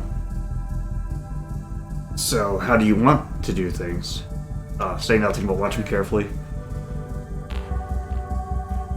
I want to go through this step by step. I feel morally obliged to present the full extent of the impression you've made on me. You and George. This comp, your journals, your research, the full Monty. Just for him to continue. Let's start with this. Little yarn you've been spinning me that this thing being real dangerous. The chemical bomb, alien monster, pod-based killer. We're not spinning any yarns, these are the facts. Look, fellas, I get that you were scared of this thing when you got it. Since then, though, you've contained and experimented on it. Crap, you've even keeping it out here in the camp like some sort of bizarre centerpiece. This whole thing about being something to fear, well, fellas, I don't buy it.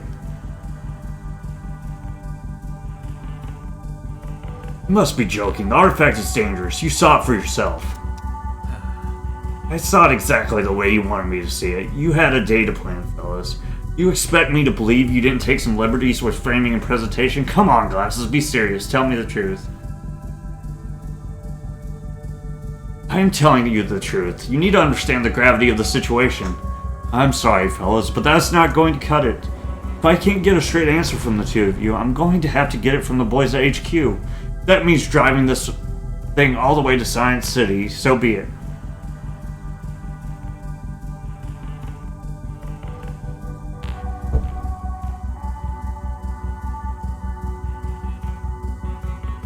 is absurd. You're just going to leave us here?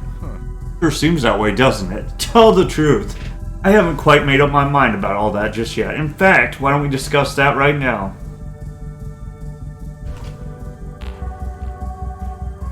Discuss what? You stranding us in the middle of the waste? I'll be blunt, fellas. If I don't trust you, if I just leave, the two of you are going to start getting desperate. Maybe you'll fiddle away around with that radio, attempt to build a car, try your hand at weaponry, who knows, and that I can't abide. Weaponry, what? You're lab coats, aren't you? You're clever, too clever for your own good. In my world, that equals risk, and risk equals danger.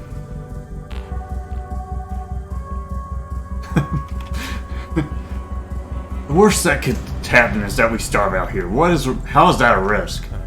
See, that does sound awful. Starvation, dehydration, just awful. My way's easier, faster, and much less painful. Sorry, boys, this is the end of the line. George, get him! Attack the visitor! Oh, geez, fellas, really? A couple of smart guys like yourselves jumping at a man with a gun? Got my finger on the trigger and what, you figure you can punch me? I'm disappointed, fellas. I truly am. Yeah, suppose you are too. Didn't need to end this way. Kudos for trying, though. Guess that's where democracy gets you, huh? Misery for everyone involved. Well, guys, it's been real. But all good things come to an end. Don't worry, though. I'll take good care of your little discovery. Adios, fellas. The pleasure was all mine. Die, I guess. Well, that sucked. Wow, that really sucked. Oh well, I tried. A dark sun set over the dig site on the day Eli and George were killed. The visitor, upon arrival, received sole credit for the acquisition of the artifact. Soon thereafter, however, his name and title were struck from all official records. Both Eli and George's families made inquiries regarding their whereabouts, but they never received a reply. The artifact was presented to Dr. Eddie Hung, a high-ranking biochemist at Science City. Any warning of its nature was brushed aside. There was too much to gain from continuing the experiments. The visitor, of course, heartily agreed. He would later be given a substantial bonus before being terminated. The dig site was abandoned after the visit. No official records mention its significance or location. The site remains untouched, decaying in the wasteland for years until it was once again found. Someone or something had made its way back. Well, dang. Well, that sucked. That was like the worst ending for them. Like, everything else seemed pretty accurate, but that one was not. Alright, now we gotta go get the rest of the achievements and look for other things. Dang, man. Everything went good except for theirs. I don't know.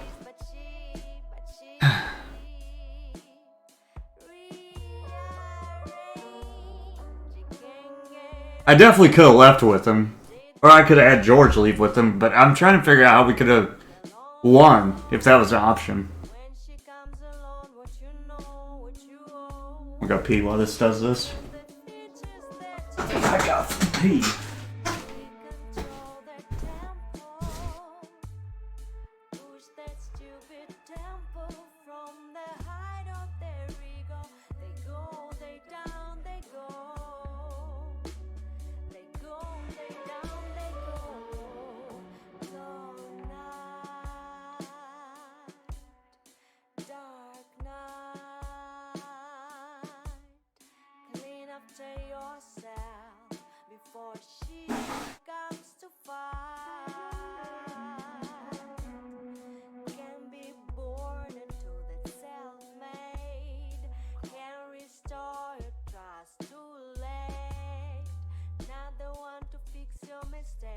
To explain the things that you do not get.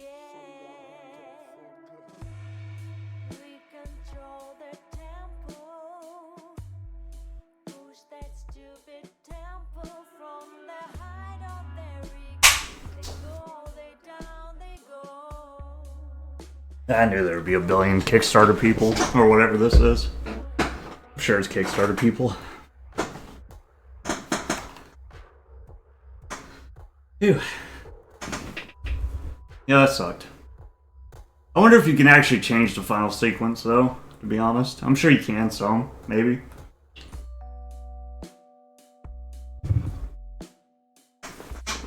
Ew.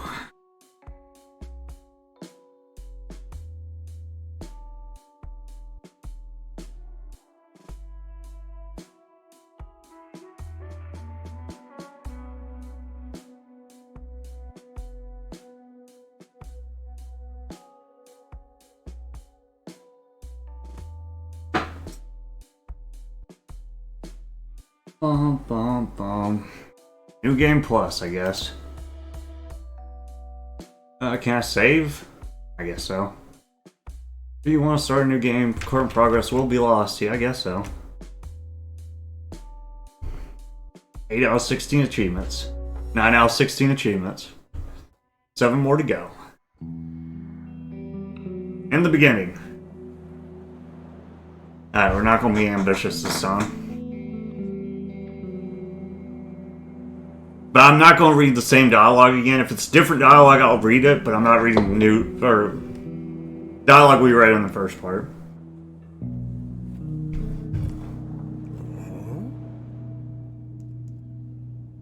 Did you hear what I said? Oh, I'm sorry, Clarissa. Oh, I already read that. I wanted to show you the goosters. The geezers. Ha, of course, what about them? They waddle, they're funny.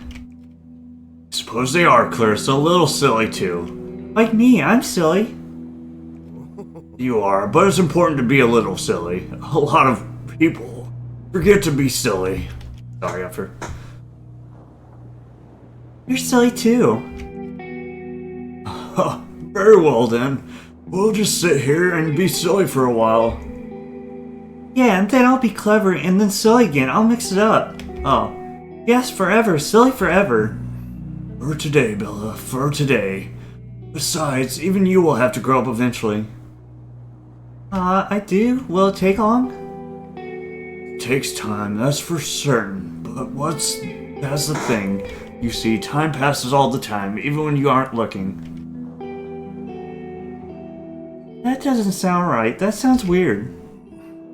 Maybe I'm just getting too old, but it feels like the days pass so quickly now. Yesterday already seems like a week ago. And I'm growing every day. Everyone says so. Yes you are. You'll become even bigger and stronger too. Can I get smaller and stronger? If you're strong, it doesn't matter how big you are. A lot of the strongest people I know are the smallest. Not because they're small and they can run it between the legs of the big people. In a way, yes. The point, Clarissa, that how big you are doesn't matter. Okay, I still want to be small. I suppose we'll see. You'll be big and I think you'll be big and strong. Send your arms this big. That's big, and maybe you'll be even bigger. Grandpa, no, that's too big. Of course, I should have known. Well, regardless of how big you become, I hope you'll be around. I'll be around to see it. I hope so too. You will be. Come into all of that. Look at Clarence with confusion. Oh, forgive me, Clarissa. I just remembered something, a poem I read a long time ago, but it just came back to me just like that. Why? Okay. I'm not sure, Clarissa. Maybe it's sitting here with you, time and people passing us by. Tell me, what will you be when you're older? Who do you want to be? I want people to listen to me. To listen? Do you feel like people don't listen to you? You do. Well, of course I do. That's what family does. What family should do. I know Carlos works a lot. Is he not home often? Does he tuck you in at night? Grandpa, can I come live with you? Me, Bella, you practically do. But I want to stay at the house with you. Family is everything, Clarissa. It's important you spend time with your father, too. You can stay home with me a little longer during the summer breaks. How does that sound? Good. Hey, Grandpa, I love you. I love you too, Clarissa Bella. I couldn't ask for a better grandchild. Now come on, Bella. I think it's time for dinner, shall we? You.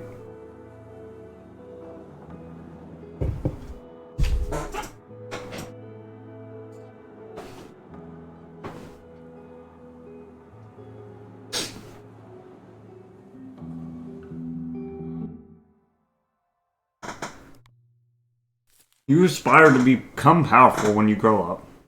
Sick.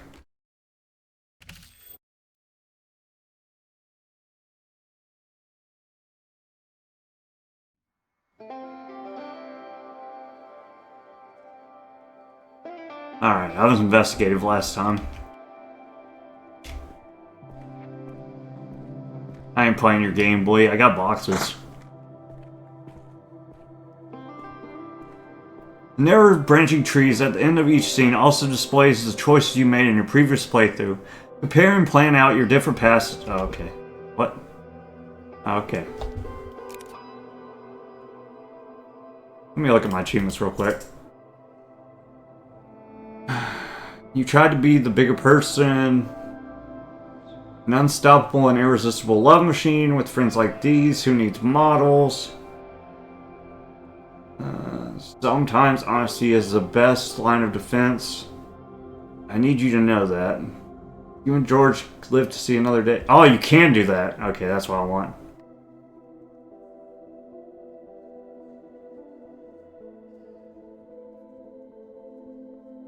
Oh. You can wind up film. That's kind of cool. Like a Kodak.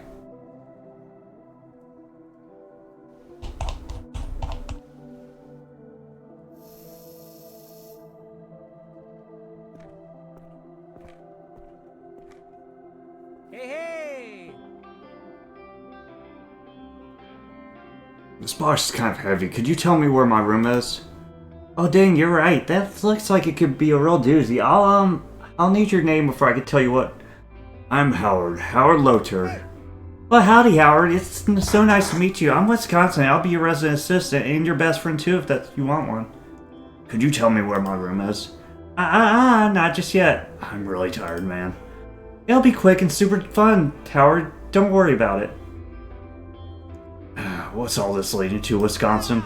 A scavenger hunt. I'll pass, Wisconsin. Pass, but it's so much fun scavenging, hunting with friends. Please do my little scavenger hunt. Nope, just tell me the number, Wisconsin. But I just want you to have a good time. Listen, we can do something else. How about a riddle? Does that make you happy? Uh-huh. Fine, give me the riddle. Alright, a riddle it is then. Are you ready for it? If you give me a smile, I'll give you one back.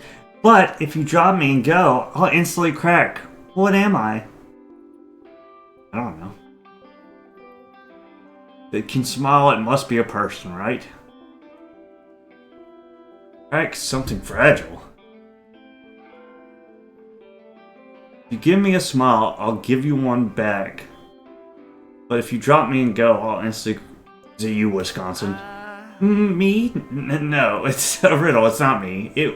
I wouldn't... Alright, so any ideas? Thing. Possibly. A mirror. Yeah, it's a mirror. Good job. Well, what did you think of the riddle? Pretty good, huh? Can you please tell me where I'm staying, right? Alright, you're staying in 304. It's all the way down the hall. Perfect. Down the hall, got it. See you around. Oh, and your roommate is already there, so don't be surprised. Sure thing. Bye, see you around. Come see me whenever. I'll be here. I'm always here. Cool.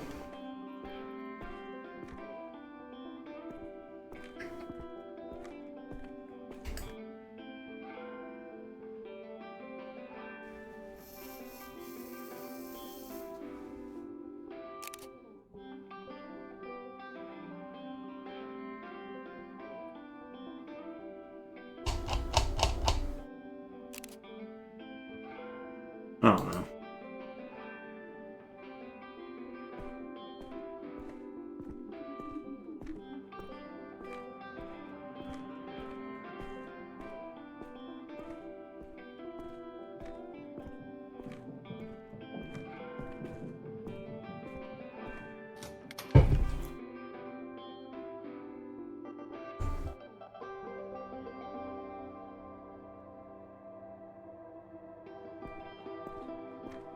Hey, Oh, hey, what's up, loser? I'm sitting down, chilling. You're the one lugging a big box around, loser. Touche, loser. I already like you, man. Put the box down, though. One of the bunks, will you? Thing looks heavy. On it. Top bunk's my bunk now. You gather your strength and heave the box on the top bunk as the cascade of springs respond with a metallic squeal. Oh, you wanted the top bunk too? Dude, of course, everyone does. Fair, fair. It's all good though. Bottom bunk means I can just collapse in onto it. Huh. Nice, everyone's happy. Yeah, man, I'm Larry, by the way. What's up, Larry? I'm Howard. Nice to meet you, Howard. Well, what do you think so far? What do I think about what? The university, the dorm, everything. Oh, did you meet Wisconsin in the hall? Unfortunately. Ha, he means well. I think he's a good dude. Just a little anxious about being the RA.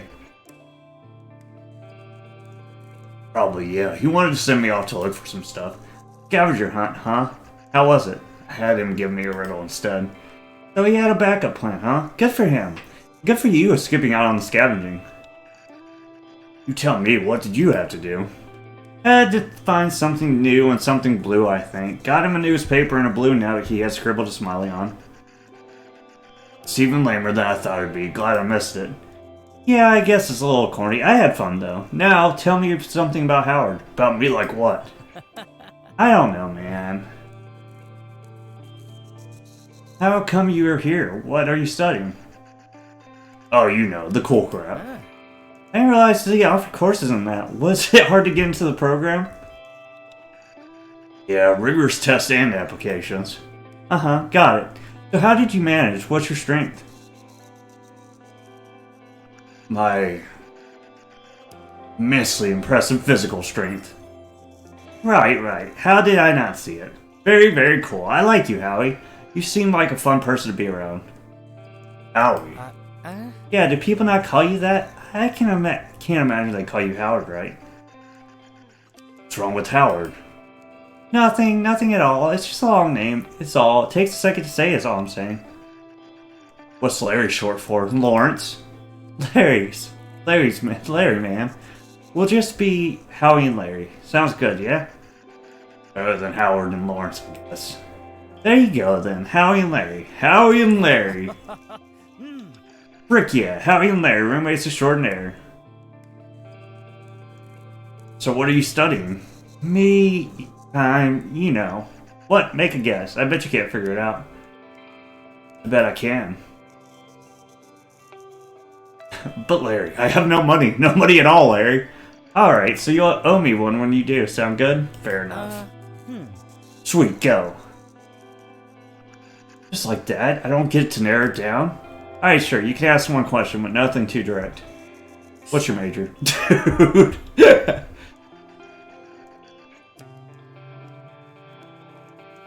That's all I need to know. I'm ready to guess. Let's hear it, detective.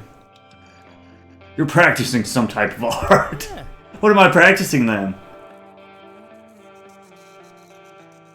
Music. Nah, the only times you'll hear me sing is when I'm drunk off my balls. I can't play or sing. But I've got some records I can show you later. Tell me then, where do you study? Classical art, man. What? I don't look like the type? You look like Larry. I look like someone who's about to be treated to lunch. You ready? Good to go? Sure, let's go.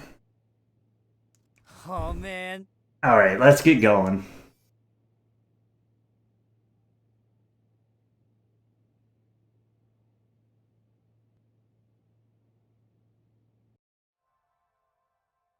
Alright. You chose to be sarcastic. Well, wow, well done. Thank you. I try. Okay.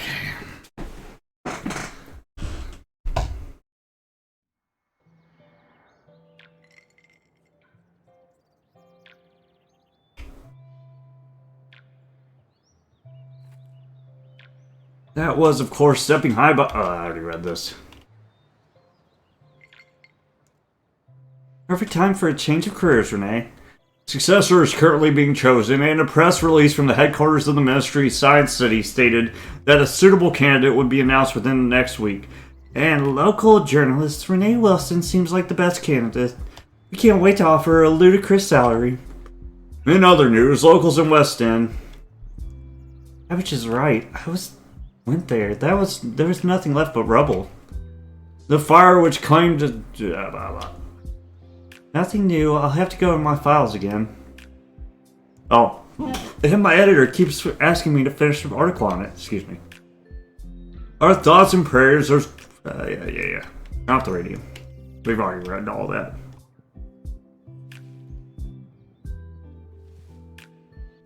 What do I have to do with her? I already did her lizard. I got nothing to hide. Honestly, it's the best defense. With friends like these, who needs models? After an unstoppable and irresistible love machine, not this time. Yeah, I don't know if there's anything I have to do left with her, to be honest. Her thing's kind of blandish. No, I don't want to sort the office shelves. You're kidding me. You cracked. Oh, no. You always want to organize crap. What is wrong with you? Jesus.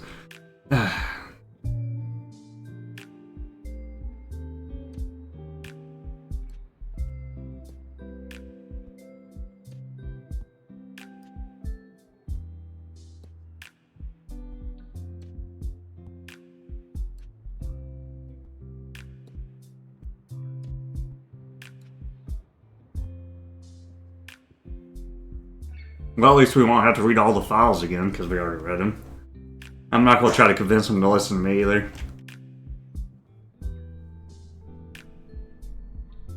I think I want to sort out the office shelves before I get back to work to help me focus. Oh, quit organizing shelves, weirdo!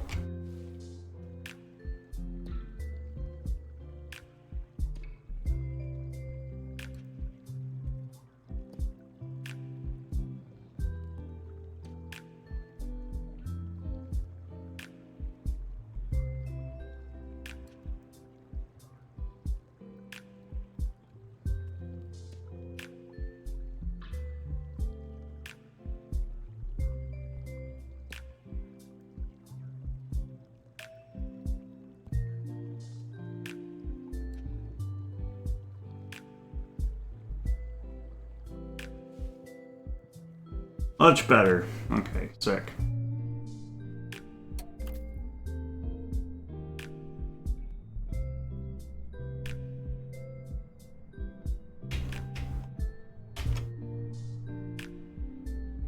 Do I have to look at all these? Or am I good? Oh, heck. My bad. I guess I gotta scroll through them all.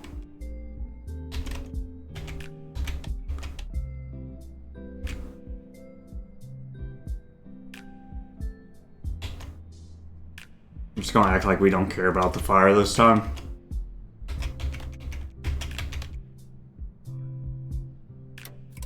There we go. Perfect. Keep staring at the screen like that and your eyes will go square. Hey, hon. Lucas, I didn't hear you get back. Welcome home, babe. To be home. Have you been working on this all day? Have I? What's the time? It's almost 6, babe. I just got back from work. How about I order dinner tonight? I can take care of it. I'll make something simple. Or we just skip the dishes and eat out of little cardboard boxes. Deal? Besides, what's got you so distracted? Why, I've been sitting around doing nothing, longing for my loving husband's warm embrace. Uh-huh. And then 10 minutes passed and you wanted to do something productive. Is that it? You know you love me. I do. So you're working on that article, huh? Uh-huh. Yeah, well, how's your investigation going? Didn't you say your edit guy was asking for it earlier? He wanted something more basic. And you're not giving him something basic, are you? I'm pretty sure I can give him something better. Alright then, walk me through it. Sure, where did we start? Let's start at the beginning. Tell me about the fire. There were 2 calls about it, right? Where did it start? In Stone's apartment. And how do we know that exactly? Are you completely sure, or are you jumping to conclusions?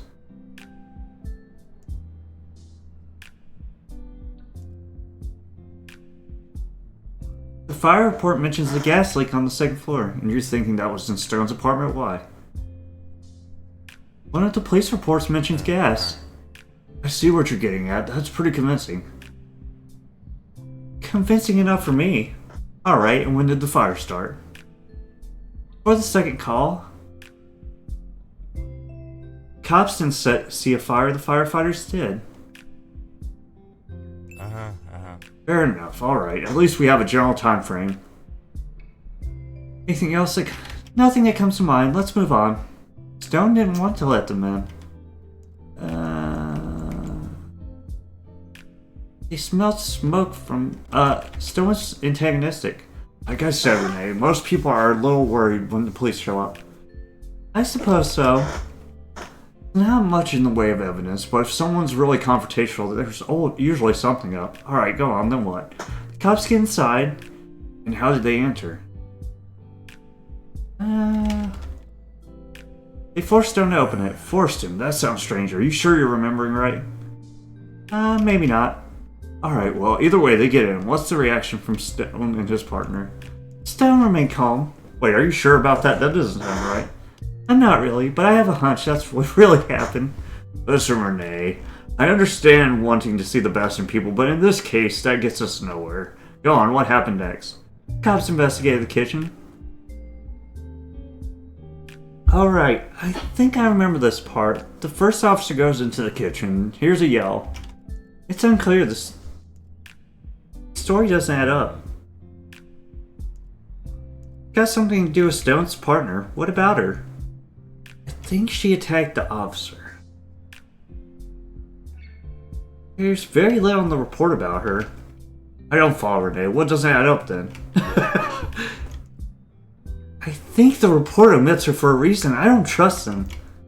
Oh, judging by the report, she was in the hall when Stone shot. Right, so what are you thinking?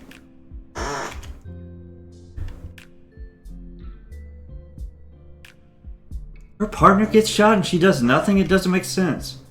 You don't suppose she was just scared, do you? I'm not sure about this, Renee. It just feels like speculation. I think speculation is necessary. I don't trust the reports. You don't trust the reports, Renee. These are made under oath. They're cross-reference, double checks. What wouldn't you trust about them? Never mind, it's fine. It's whatever. I know it's not what you want to hear, Renee, but sometimes the truth stings. The truth stings. Have to have some faith in this situation. It's never failed us, has it? Say nothing. You're doing okay. This whole case, it's a lot, isn't it? It is, and it's pretty awful. It is. You don't ever get used to it, trust me. What about you? What do you make of it? I wasn't trying to convince him. I don't know. It might be as clear as I thought it was, but I still think you're jumping to conclusions. Glad to hear I'm not completely crazy. Of course you're not, but you might be trying too hard to find meaning where there isn't. Sometimes bad things happen and there's no one to blame.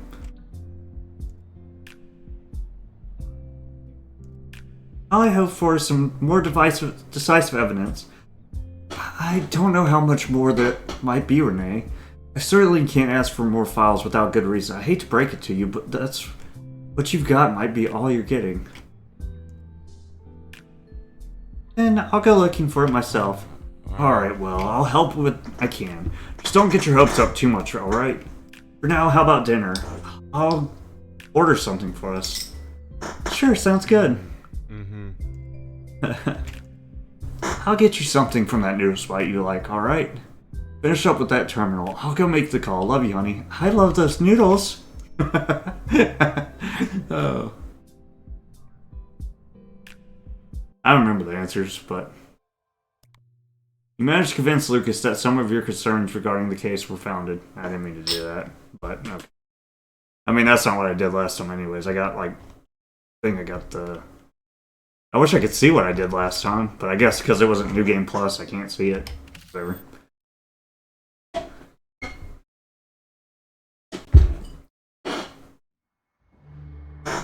Now, here we go. Me and George are gonna live this time. Allegedly. We'll see.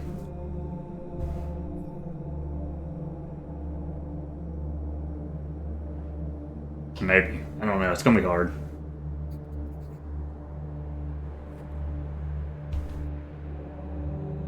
Almost as if we're being guided by the shepherd staff. Never believed in that stuff, but this goes beyond mere luck. According to George, no team that HQ has sent back beyond the wall has ever returned alive.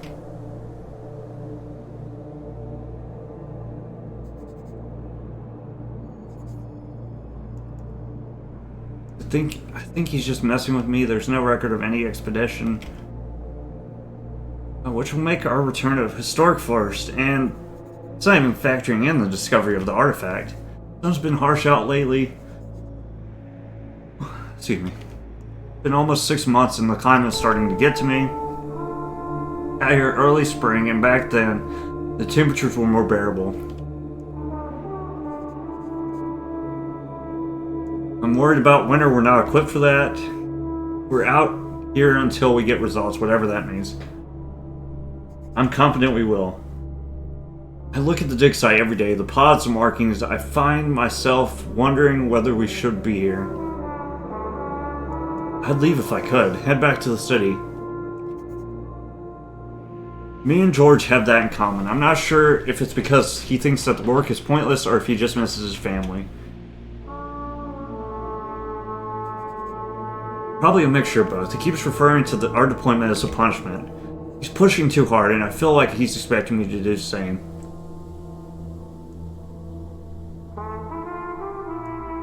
I'm doing my best to keep up. We're getting there.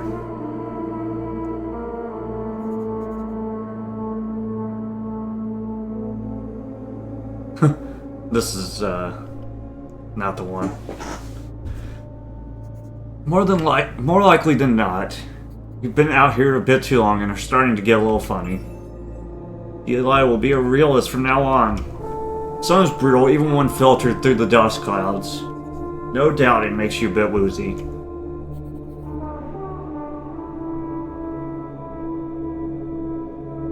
What I wouldn't give for an air-conditioned office in Science City.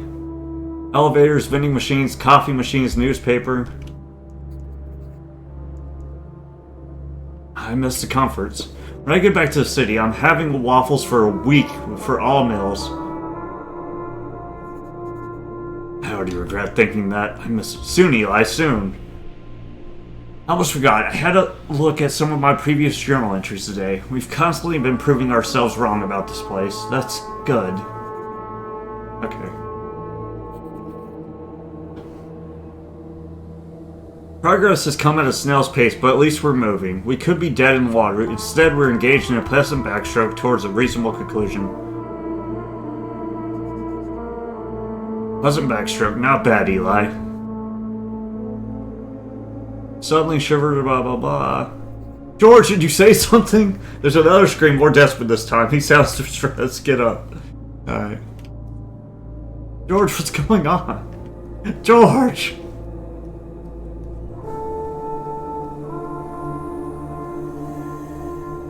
I'm coming, George!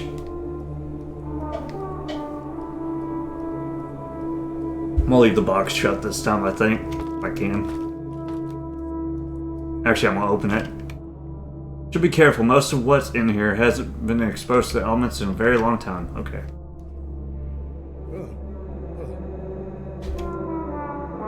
It's moving, Eli. It's freaking moving! See you so animated, George. Don't just stand there. We need to deal with it so it doesn't get out. Come on, man. Alright, what do you need? When I saw it wiggling, I panicked and doused it with cooling spray. First things, we need to keep it pacified. I'll be right back. So we'll get the cooling spray. Then, allegedly, if I can figure out how to get the cooling spray. I know I picked that choice last time, but I didn't cool it last time. I actually put it right in the container.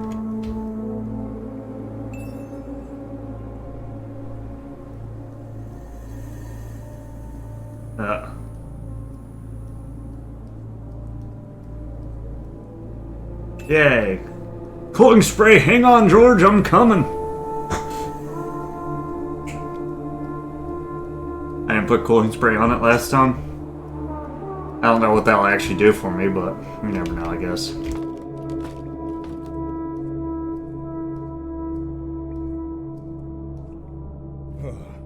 Here's the cooling spray, take it!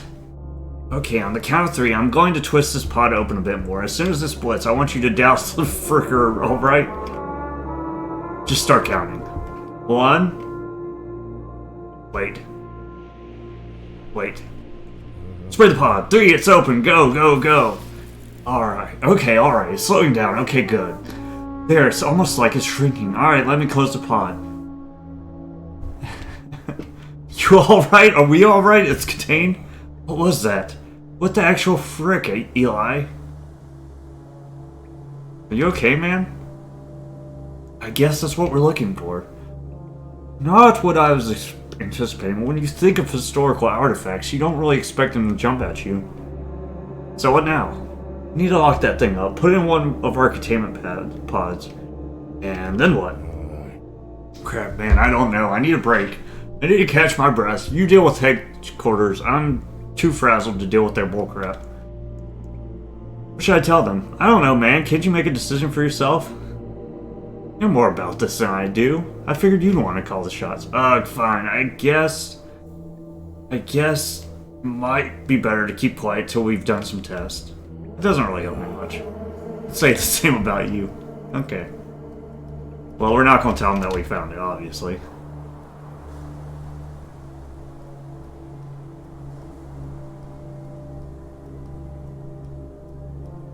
Wait, what was that? Oh, solar panels, yeah.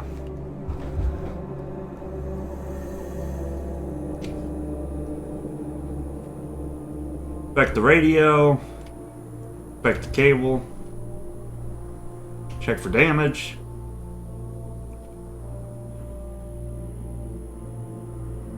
It is, but the climate out here isn't doing it any favors. It'll last for as long as you'll be out here, most likely. Might be worth looking into a replacement, you never know. The wearing machine continues. Write something in the notes. The sun is unbearable. Temperatures during the day are painfully high. Put down the pencil.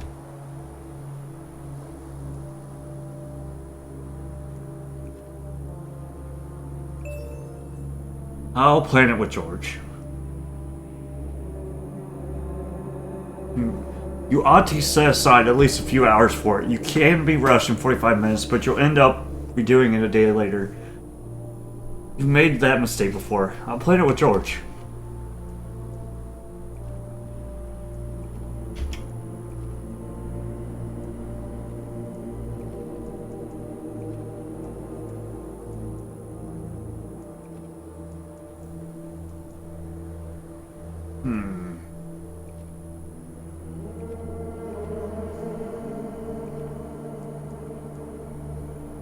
Okay.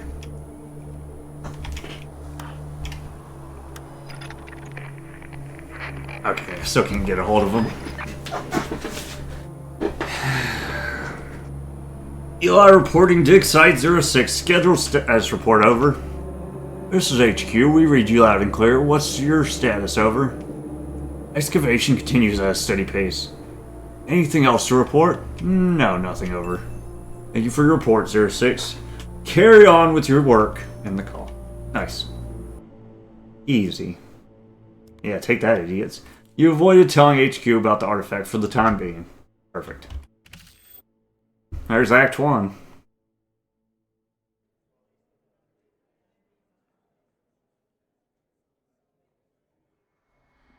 Oh, this is the wedding, or the funeral again? Alright.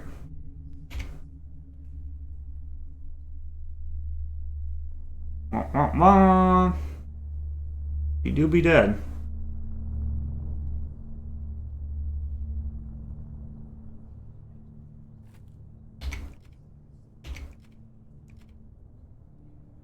But I tell them, it will not be life as they know it. No nights, nor days, no rains, no storms, no steals or houses, no boundaries, no limits. Oh, no boundaries, no limits. A dance eternal, so that we, like he did, may walk through the green hills, fly through the blue sky, and dive in the deep sea. Such is the path of the shepherd, such is the path of the flame. Clarence Bloodworth was a steady pillar. Oh, I've already read this.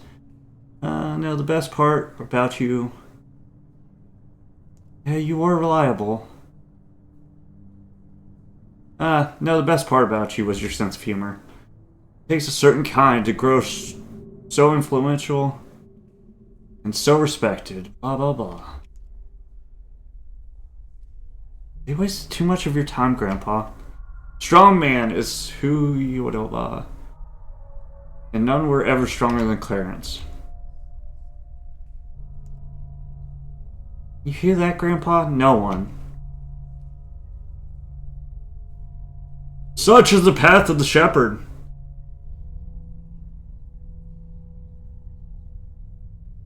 I'd say I miss you, but I already do. Just in case you didn't know. And dive in the deep and balanced sea. I'll miss you. Alright.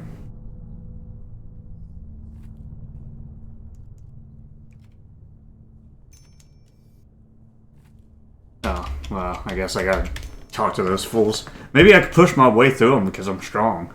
Maybe. That'd be nice. Get out of my way.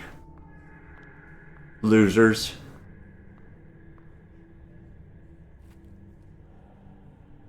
Blocking the path, could you please move? Okay, you suck, and I hate you.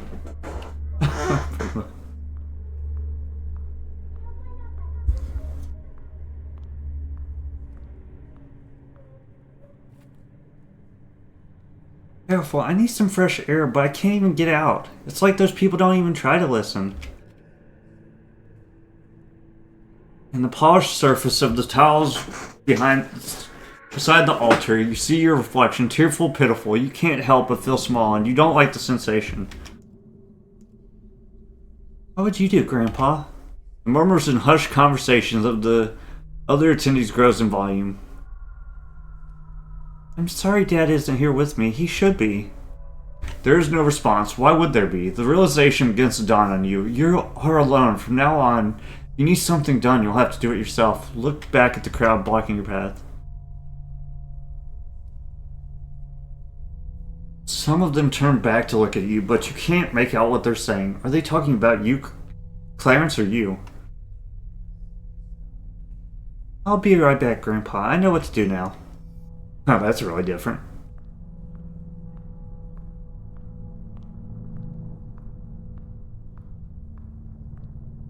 I said move.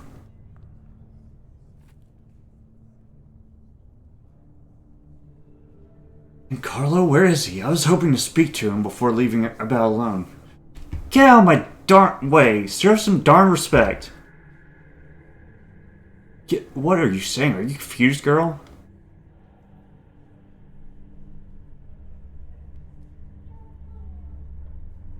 Move now, or I'll feed you your shoes. Shepherd, someone's in a mood. Alright, alright. Vultures. Who cares?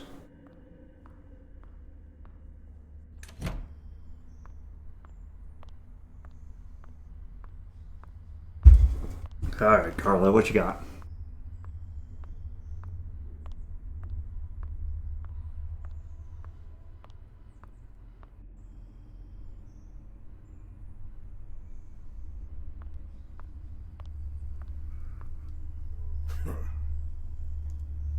Who cares if they don't want us pushing on the streets? The money we can pull in Gastown is worth more than all the favors. The old man was able to eke out of Thaddeus and the rest of his rich friends. Dad? The old man wanted to be loved by those manor-born so bad he was willing to leave the money on the table. And let me tell you boys, that cash is stacked. Dad? Now no territory's off limits. You can you tell the other owners that Clarissa, what did I tell you about sneaking up on me like this? Nikki, what are you hiding something? What are you hiding something? You boys hearing this, you better watch your tone, Clarissa. Now get lost, I've got work to do.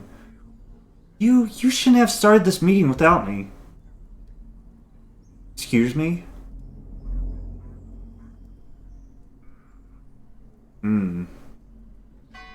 It's Bloodworth business, and I'm a Bloodworth, the next in line. If you lost your mind, even if you were, the Bloodworth's family never had a woman in charge, and it never will. I'm your only child, like it or not. Unfortunately, alright, I'll bite. What do you bring to the table, little girl?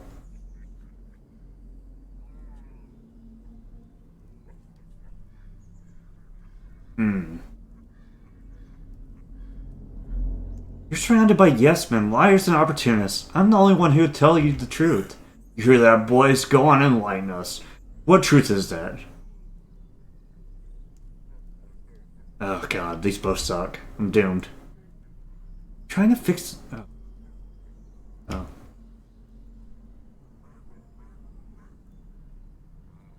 Trying to fix things that aren't broken just to make a name for yourself. It's weak. That's it. You listen to me, you little crap. I'm the boss of this family. I am the Bloodworth. What I say goes, and I'm going to give you one last chance. Do you hear me? Don't test me, Clarissa. I don't want to.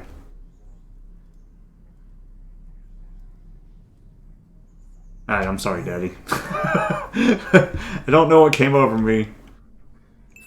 Okay, now get the frick out of my sight. I have work to do. You decided not to antagonize Carlo any further. Well, I got an achievement, but it felt terrible.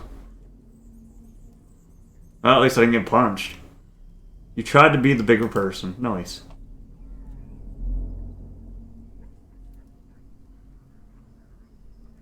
Unstoppable and irresistible love machine. I need you to know that. You and George live to see another day. Getting any good shots. Oh, wait. I got him. They're going to jail. Straight to jail. Idiots. I'll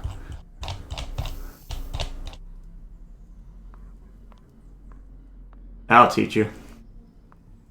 Where's the uncle at? I guess he's not here. Oh, my bad. Commences car.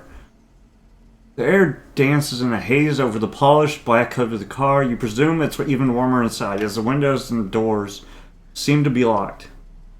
Look for signs of your uncle. Nothing of the sort, barring a packet of cigarettes that has been sat on and crumpled down brown bag stained with condiments and grease and neatly tucked away in the passenger door. Interesting.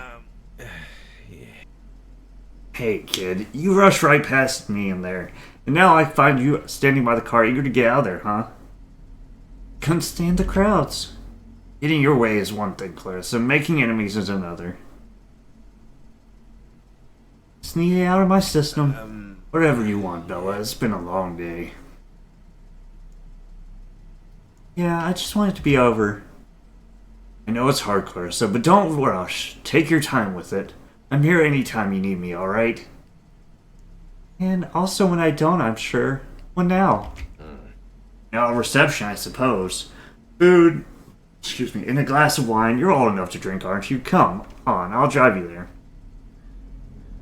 Can I drive?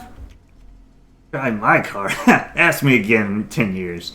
And we'll see where we land on a scale from now to no to never. Push, I'd be driving that thing in a week if I asked nice enough. And you best get to asking nicely, don't you? For now, why don't we head to the reception? Alright, let's go. Alright, get in. I'll roll the windows down for you. Thanks, Uncle.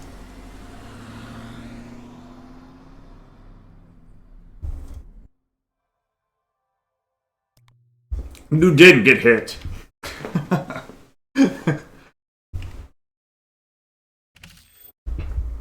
Wonderful. Not getting hit is the best. Okay, now time to make the moves. Hopefully. I'm gonna try it again with, what's her name, just because, I actually have an idea of what to say, maybe. Oh, but they sound pretty cool.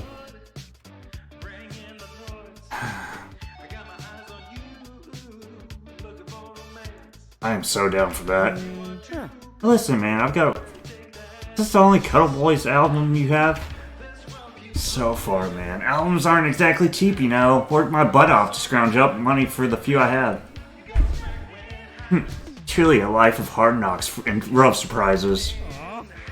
You joke, but these albums got me through tough times. I've got a Luna Hong album I've listened to a million times. It's got that good, comforting, melancholic quality to me. What else do you have? Let's see for yourself, man. Put on another record. How aren't we listening to the Cuddle Boys? Well, yeah, but we can do that every single minute of every single day. I want to hear what Howard wants to hear on this particular minute, on this particular day. Alright, I'm on it.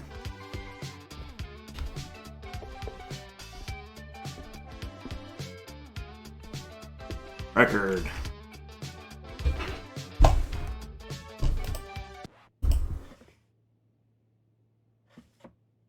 Tony Rue.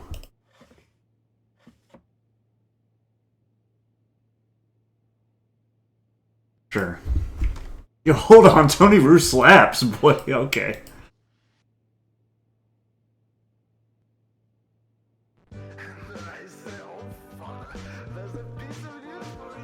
Sounds like... That's what I'm talking about, man. Freaking Tony Rue. That slaps, man. Pure energy. Hard energy, man. Just get your blood pumping. I'll tell you what. Once this is all over and we're out of here, we need to scrounge up some money for some serious speakers, blast tunes across half the city. When we're out of here?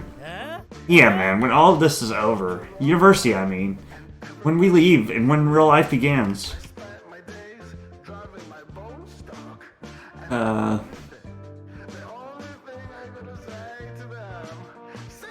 Crap, I don't want to think about that yet. Just let me enjoy life now, Larry.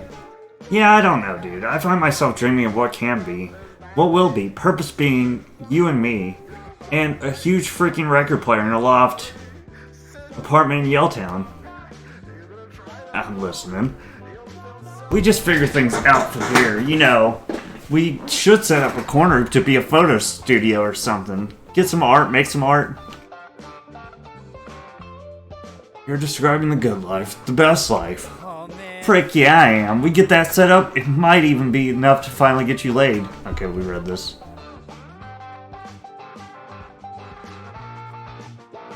It's okay, I was planning on practicing in here, alone in the corner.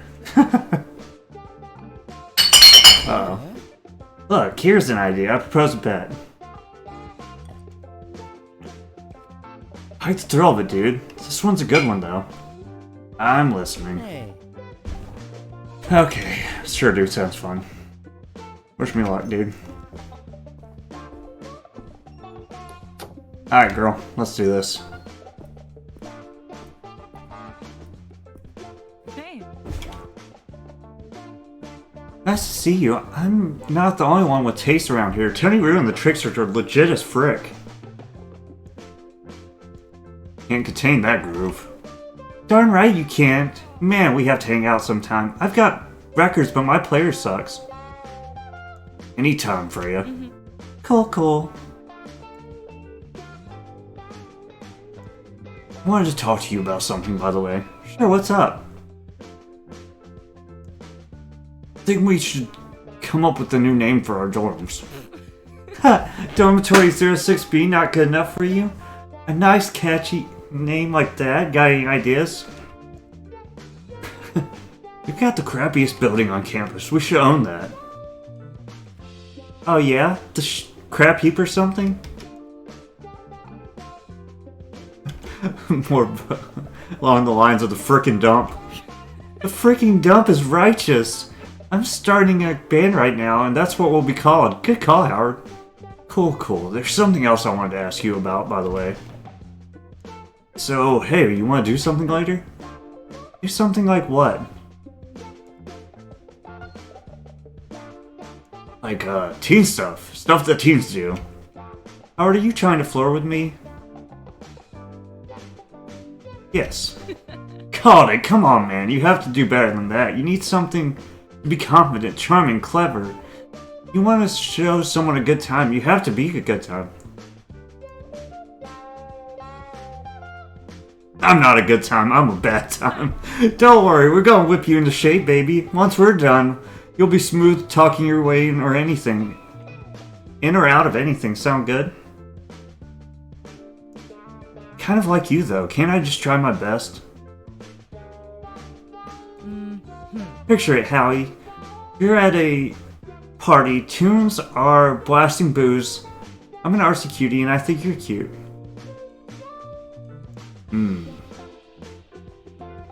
Crap, I don't know. You think I'm cute? Howard, focus. Just to be clear though, you definitely look cute. Howard, do you want me to help or not? God dang it. Sorry. Run that by me one more time. Oh, okay. Okay, she didn't like that. I get on the floor and show my moves! Get your attention. Yeah, I'll be honest, Hallie. I didn't take you for a dancer. Let's hear the deets. What are your moves exactly?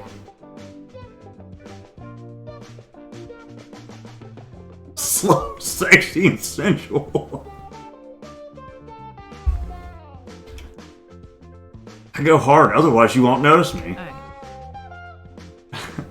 Go hard, what are you imagining? Some kind of mosh pit? I just like going hard for you. I'm not gonna get this achievement.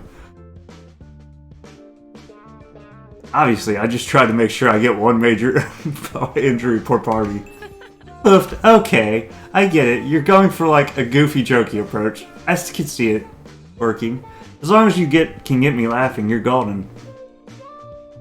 Oh, Jesus.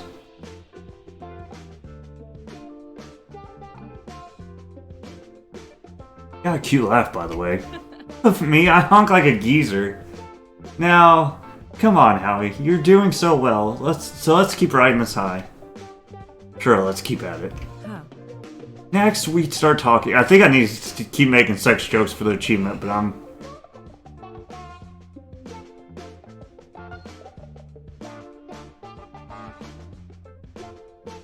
just want to have a good time, you know? Yep. Frick yeah, you do. It doesn't have to be harder than that, you know? You're at a party, you're young, be you, man. Smoke, drink, frick, and dance.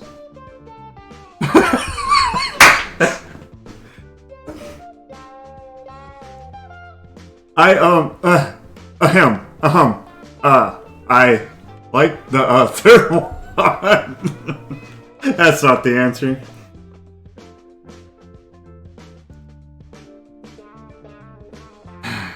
I don't know what the answer is. I love dancing, it makes me feel alive. Feel that in my bones, man, don't get me wrong. I love my major, but it's not really dancing music for the most part. I love dancing music, that's why I picked this album. Frick yeah, like I said, man, you need to turn this up next time. Otherwise, I'll come in there and do it myself. God, I don't know! I don't know! Maybe that was my plan all along. Poof, let's finish up this little flirting session. Sure thing. Alright, so the party is coming to an end. I have to go, but it's clear that our vibes...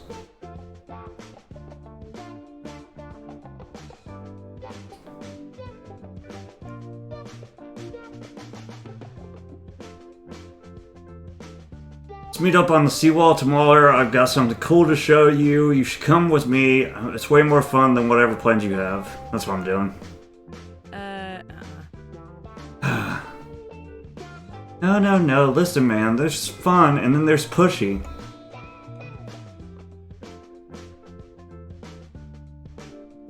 Your point being, don't push it. Sure what I expected, but fair enough. Alright, that's enough flirting today. Not bad, Howard. A little rusty, but you got moves. I don't think you're going to have much trouble getting around.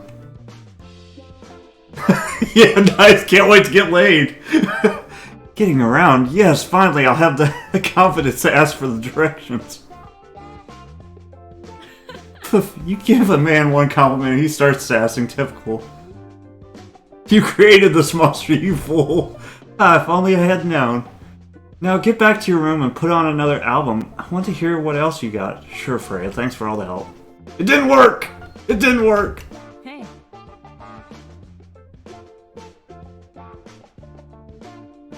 It didn't work. Oh well. I tried. I tried, Larry. Didn't work. And he's back. So how did it go? Did you find anyone? Well, I spoke to Freya, flirted a bit. Oh man, Freya, she's great. Out with her. We should hang out with her in her roomies more often, honestly. Also, she asked us to turn it up. You two have sure, but I prefer just the two of us. Wait.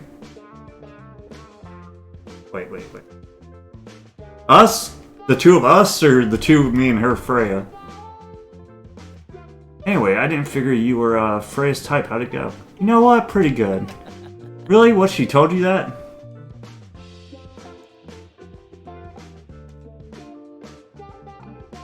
I don't know. She was head over heels, man.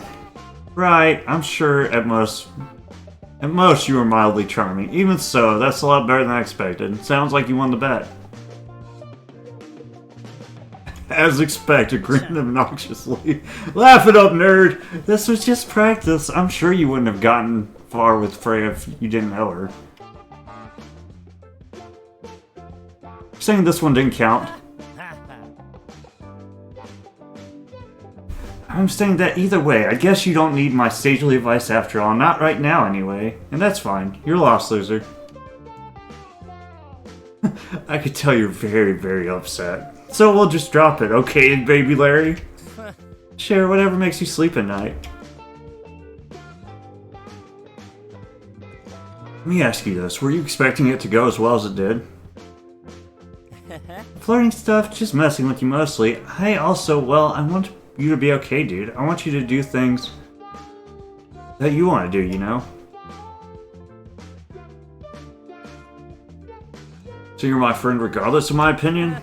Exactly freaking right. Sorry, dude, you don't get a say in it. Something get you worked up, man? I don't know, dude. Just what we talked about earlier. Time's changing and stuff.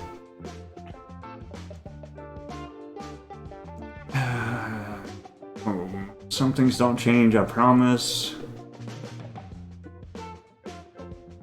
I want to restart this part. Can I do that? Whatever. I'll get to the... Oh, well, wait a second.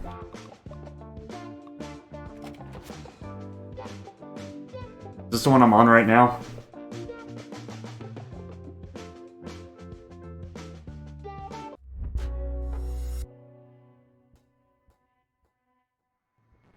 Okay, sick.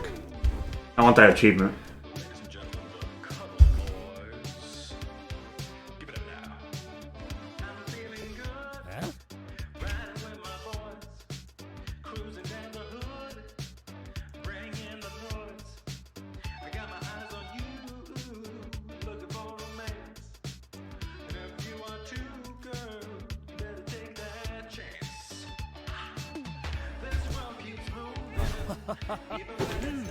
Frick yeah, Howie. Grab a beer.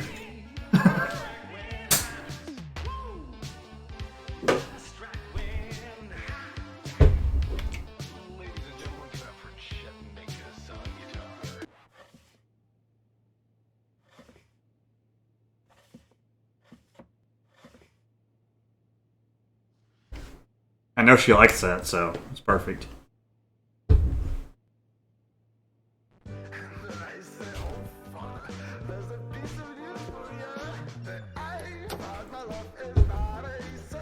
Well, now that I know I can restart this part, I don't have to be so picky about my answers.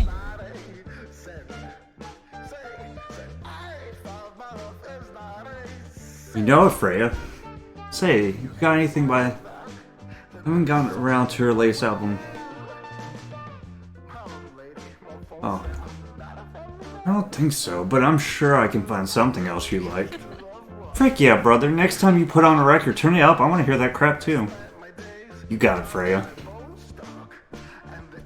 Oh, did I not change the record or something?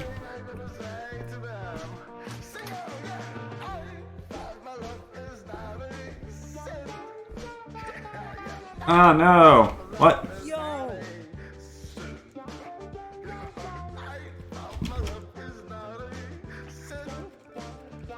Okay, I don't care about all this.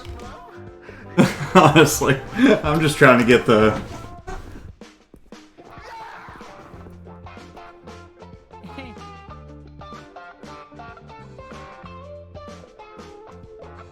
You can't contain that groove. Anytime, Freya. So you want to do something later? You know, hang out just the two of us? Howard, are you trying to flirt with me? No. I can tell. Come on, Howard. You gotta be more confident than that. Okay, sure. Give me another shot. Of course, man. We'll workshop. God, please.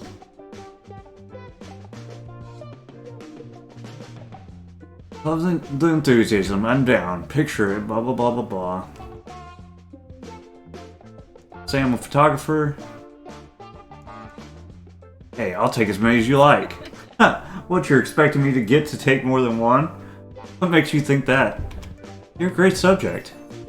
Oh, she liked that. Mm-hmm. Smooth, Howie. Now we're getting somewhere. What next? Huh? What's your next move?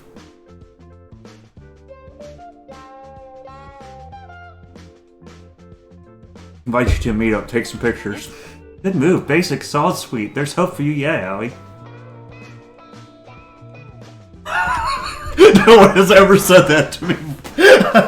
If you say so, let's keep going. Okay. Next up, for the sake of practice. I know it's not riding me like a bicycle. I felt like this is wrong too. You like raisins? Yeah. Raisins? Yeah, sure. Are you offering me a raisin? No, I just said that for no reason. How is that stupid?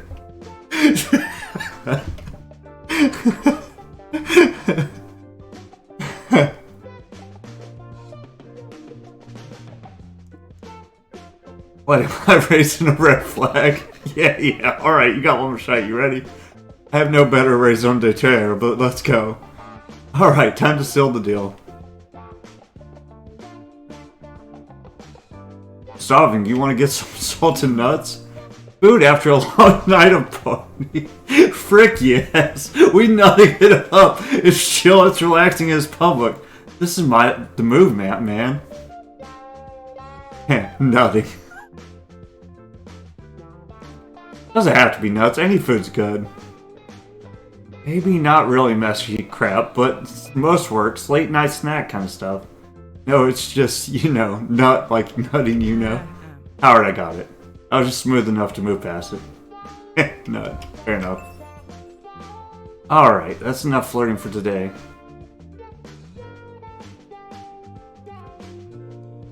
Oh, this isn't it. This is still not it.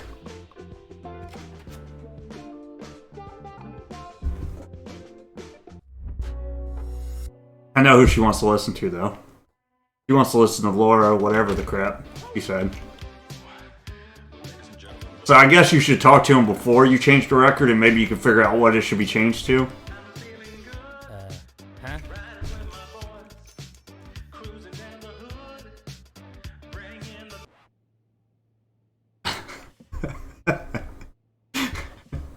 These interactions are probably the best, though. They are hilarious. Oh, Jesus. Huh? Problem. I solve it by myself without my love escape.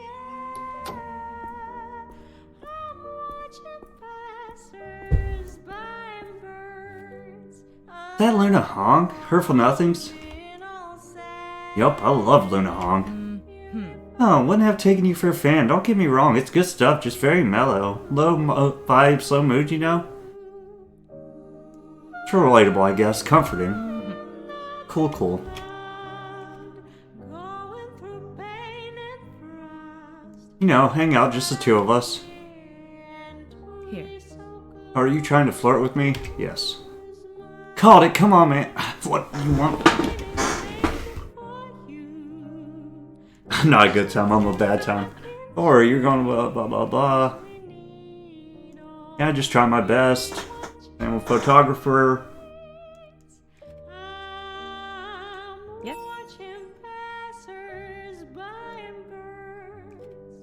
Oh, okay, you're getting spicy now with it now, huh? A little bolder, but I think it's working.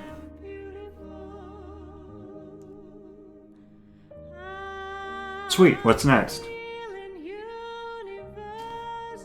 Hey, are you a branch? Because you can stick with me anytime.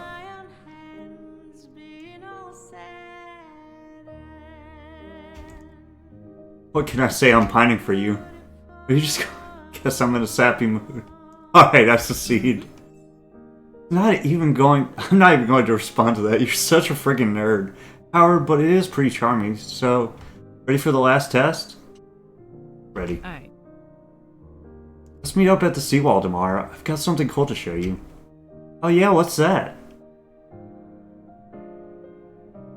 I can skip rocks like 100 times.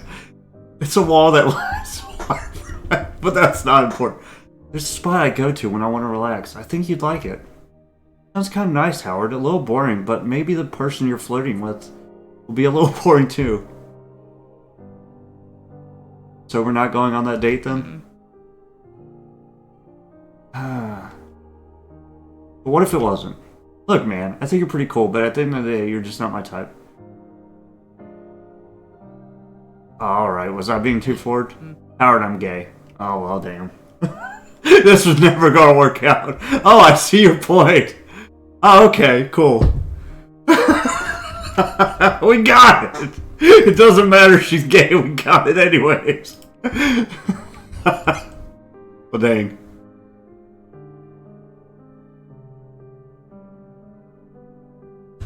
Sometimes honesty is the best line of defense. I need you to know that. You and George live to see another day, getting any good shots. Anyway, I think that's enough flirting, especially since you didn't even seem to need my help, my man. You're smooth, Howie. You've got some moves. Yeah, I'm a stone cold master flirter, and I know it. Gotta admit, I'm impressed, and let's hang out again sometime, yeah? Sounds good. Thanks for the help, Freya. I'm a lesbian. Well, at least I got the achievement. Perfect. I think you can do it with anybody, but... Whoa! And he's back. So, how'd it go? Did you find anyone? Well, I spoke to Freya. Flirted a bit. Oh, man. Freya's great. We should hang out with her in her rooming more often. Honestly. Pretty sure she feels the same way. Anyway, I didn't figure you were Freya's type. How'd it go? It was perfect. Absolutely no room for improvement. Seriously? This is Freya we're talking about?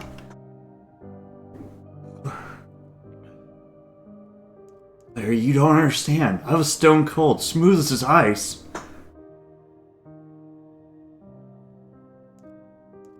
Nah, it was a mutual effort, but she was pretty impressed. Sure, well, help or not. How she lied to you? If she said you did good, I'd say you did good. Is this where I tell you I told you so? Back away, dude. It's just me here anyway. Besides, those results are isolated incidents at best. You saying I got lucky? I'm saying another point for Howard, that's all. Sure, that'll bump you from 0 to something like 3, so the score will be 3 to 42. I'll accept that. Let me ask you this. Were you expecting it to go as well as you did? Flirting stuff, jet blah blah. Yeah, we read this. Was she getting sappy? I mean, I've had a lot of beers. Bunch of beers. Like, I've had 3 by now. But that doesn't mean I don't mean it. Careful you don't drink yourself into a coma, man. Aw.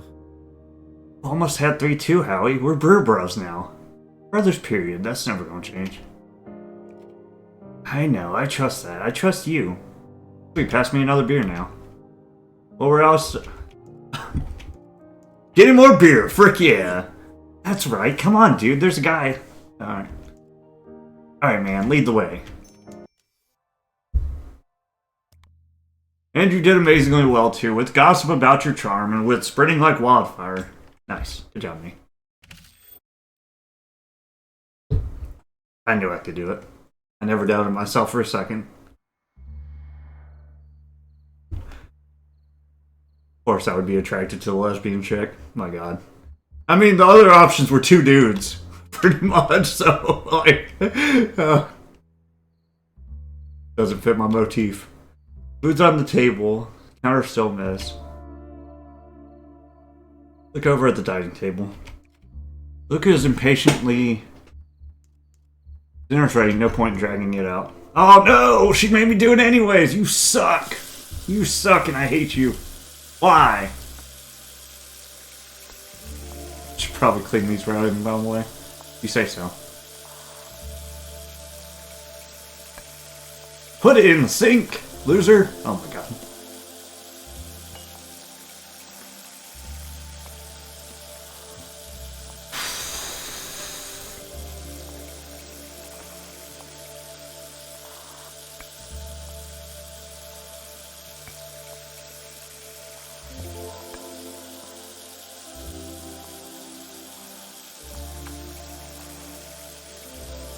Oh, nice. Oh my god, I'm a genius. Wow. Look at that.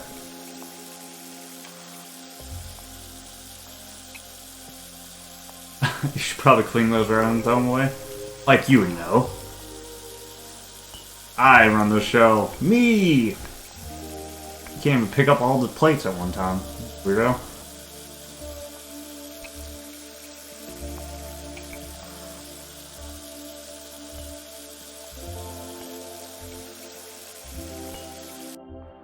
There, all done. I'm the best.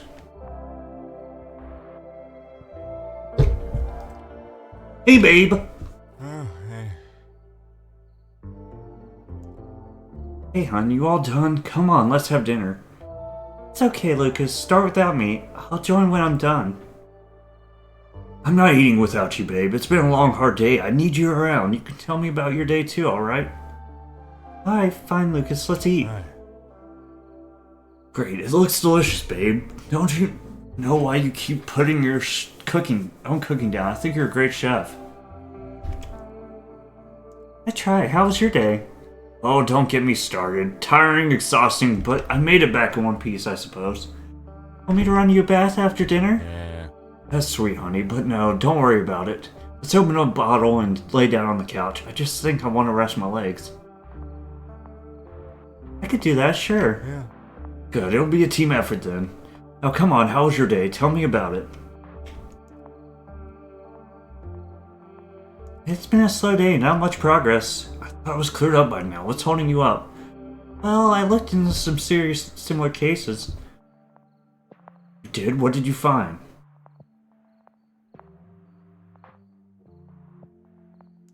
Your report on these incidents has one thing in common, neglect.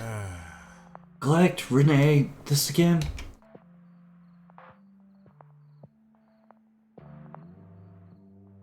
You know how many footnote disclaimers I've seen to police reports these days? Are literally days before erupting into flames.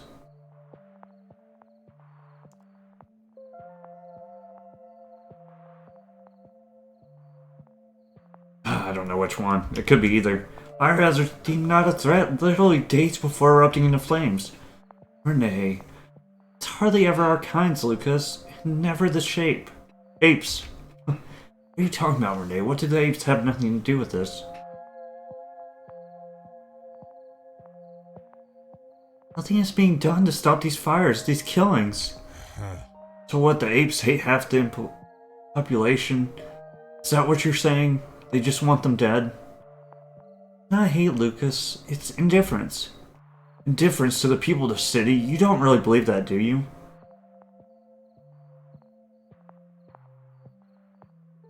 I think comfort breeds apathy, that's all. Not for you, apparently. Why are you being so hostile about this? Nay, please. It's just... I'm sorry. I know this is important to you. I know I'm tense. I know the article means a lot. I just had a very long day. Can we not talk about it now? It's not about the article, Lucas. Yeah, no, I understand that. I get it. I didn't mean it like that. I just mean this whole thing, you're obsessed with it. It's just all these people in that fire. I can't stop thinking about it.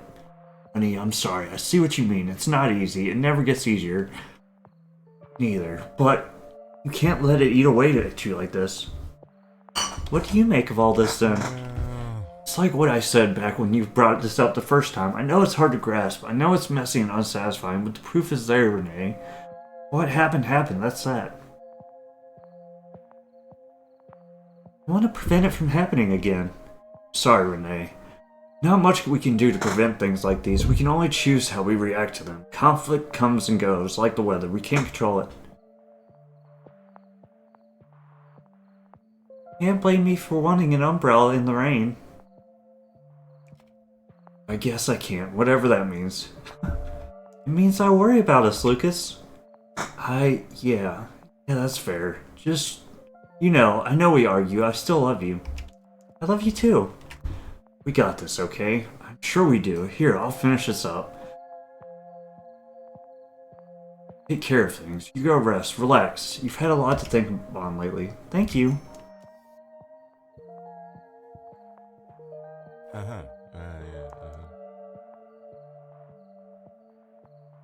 There, you sure you don't need any help? It's fine, I got it. Love you. Love you too. Nice.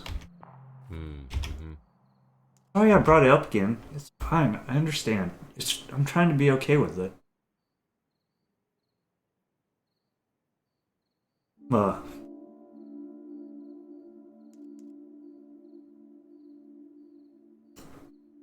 So am I. Oh. Let's just do the carrying one. I like that one better. Yeah. He says.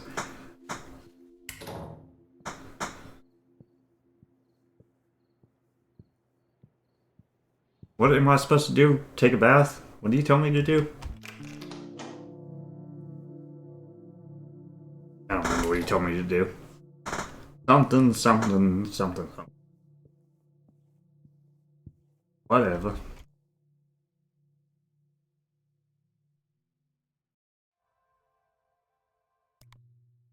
You insist on discussing the case. I did not. I know I got that last time. I did not do that, actually. You're wrong! Redo. I don't want that one.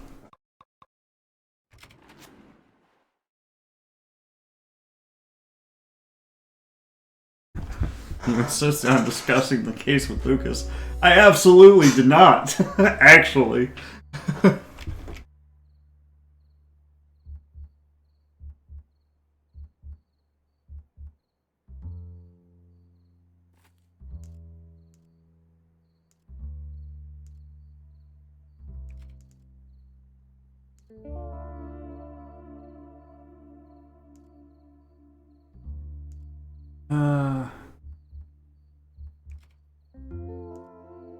Sure, come on, Renee. Let's eat. I'm starving.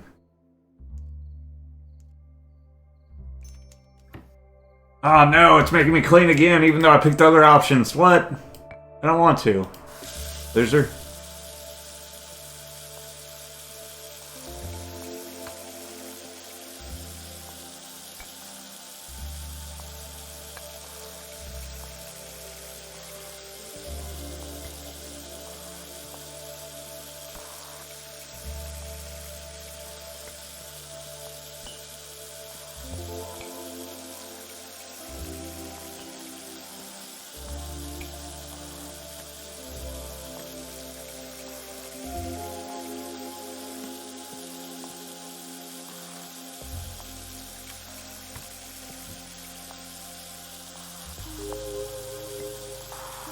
Well, at least I'm getting better at washing the dishes. That's something.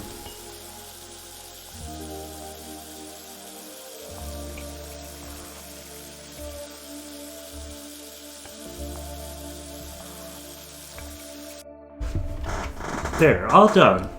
Yay. Hey.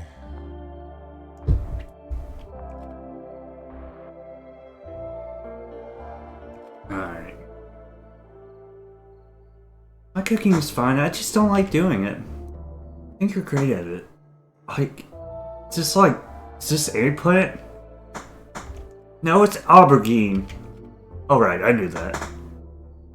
Of course you did, Lucas. Honey. They're the same thing, Lucas. Yes, I knew that too. Of course, sweetie. That reminds me. Thursday night, Langley asked us if we wanted to come over for dinner.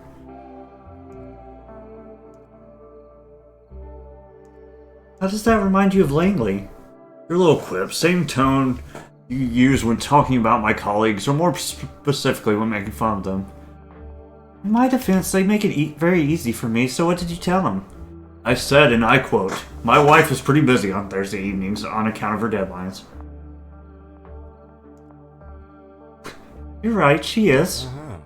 He asked about Friday. I said the same. He said he had never really realized people have to write the newspaper every day. I suppose that's a job too, he said. Anyway, I talked us out of it. Till he figures out what weekends are. Be nice. It was nice of him to ask. At least, even if it's kind of, you know. Anyway, how was your day? Sure you want to talk about it?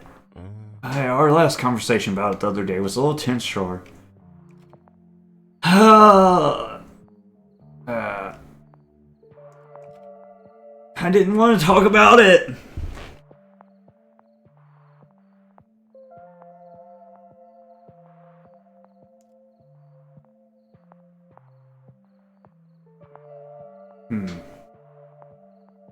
Fires start everywhere, Lucas, but people only seem to die in the poor districts. Well, Gastown's more modern. And why do you think that is? It's a richer... Why don't you acknowledge that there's a problem here, Lucas?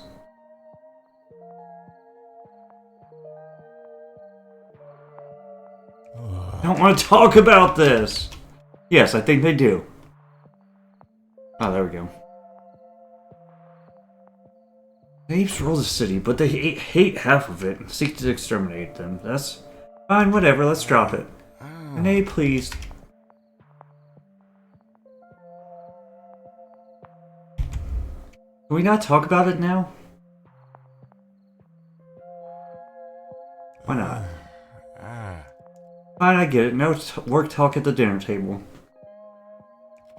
Thank you. I know it's hard. I know you care about it. It's just, I'm here too. Let's just drop it, okay? Alright, sure. That's okay by me. Good, good. It was a nice day outside. Yes, nice and sunny. I can't stop thinking about... Could go for a walk.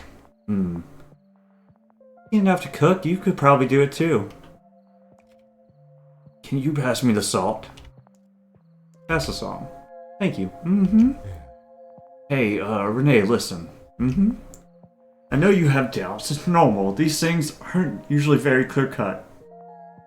I still think you're looking for something that isn't there, but regardless of that...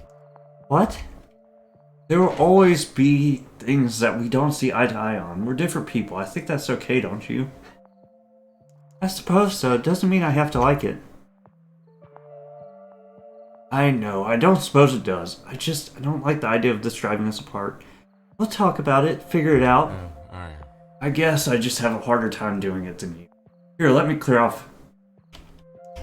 Love you too! Bye! I did it. I'm the best. Okay, I did not force it. He was trying to force me to talk about it this time, actually. Actually. Okay, I was about to say, you gotta be kidding me. You agreed not to discuss the case with Lucas during dinner. Wonderful.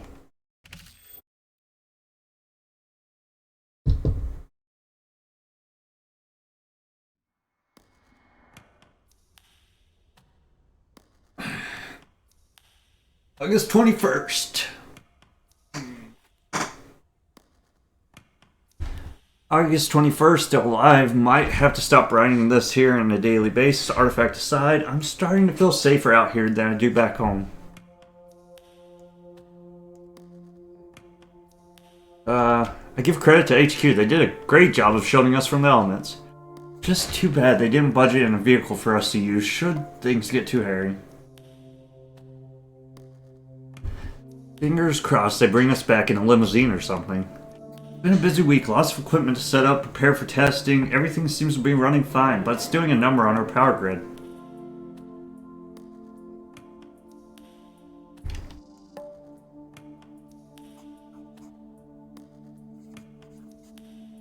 It's been a lot of hard work, but we got it done. The whole dig site is full of machine temperature chambers, corrosion chambers.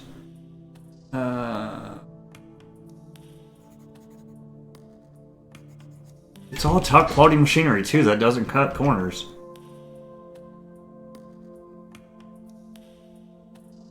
George says HQ rarely entrusts this kind of top shelf equipment to guys at our pay grade. I have to wonder why. I don't think they'll be trusting us like that anytime soon. Oh crap. Despite your efforts to contain the discovery, they found out anyways. Keeping quiet about the artifact seemed like a good idea. It would have given us chance to study the thing without outside interference. But after a few days of discovery, they came on and started asking all sorts of questions about our recent activities, and the whole thing fell apart. Realized our testing equipment must have set off some sort of signal. Hard to keep secrets from Science City, at least in the long run. We need to learn as much about the artifact while we still can.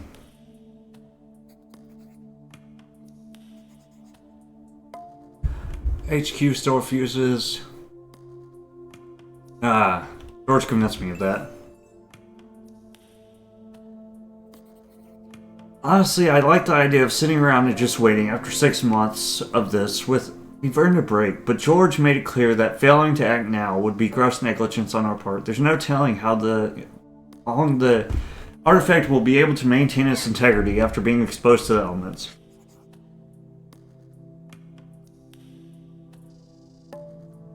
Doing this without HQ's blessing makes me nervous, but George is determined that we move forward. That look in his eye as he talks about the artifact like a man possessed. I know better than to interfere with that sense of purpose. Excuse me. Regardless, it's good to see him disengaged. He thrives in field work. Seems the slow excavation certainly tired him over time. And now his spark has been reignited. He's working like a man possessed.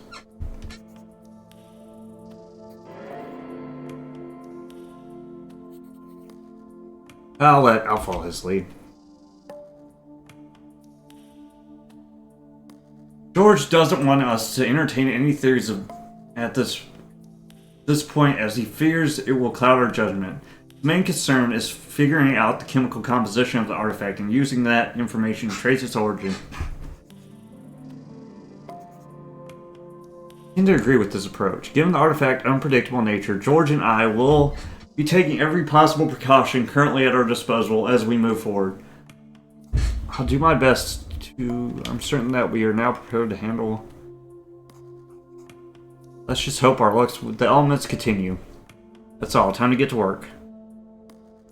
Leave the book up. Who cares?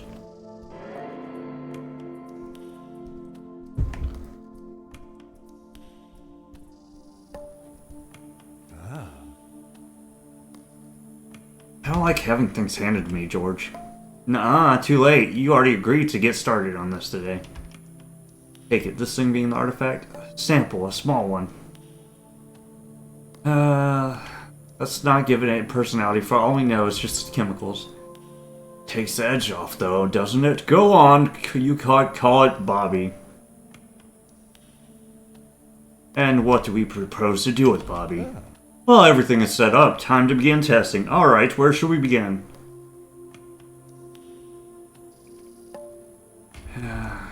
We've been doing cytology. Well, I've already started determining the chemical structure of this thing, but it's left me with some strange questions. You've been doing cytology without me. Not my fault you're so adamant on writing that journal. You better be documenting all the stunning revelations and discoveries I make, you nerd.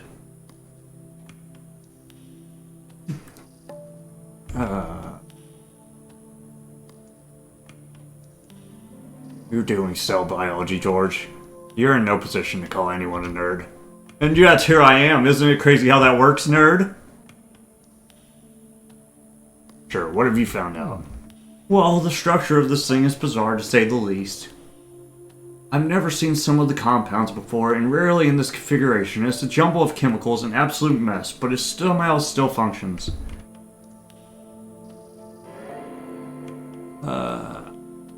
Functions. So you're implying it has a function that it's organic? Yeah, I mean, we're all just a mishmash of chemicals, man, but we still somehow function, some more than others. Well, you were the driving force. Oh, what's our next order of business then? What will you do?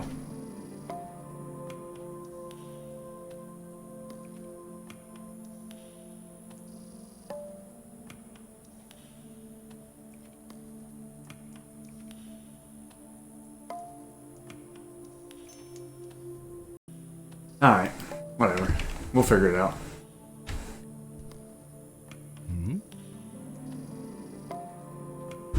I've had a crazy career, but I never thought it would... This is hardly the end, George. How's it going? Any progress? What's my target state again? Are things on your end? I think I've messed it up, George. Already?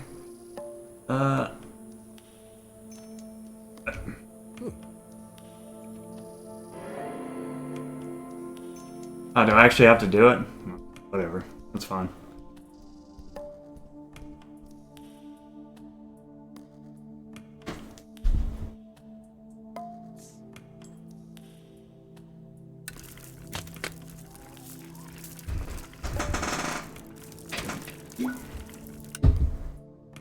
Waxed and solid, to be expected.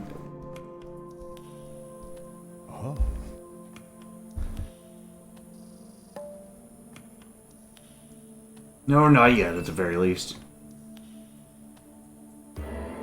How do you fail?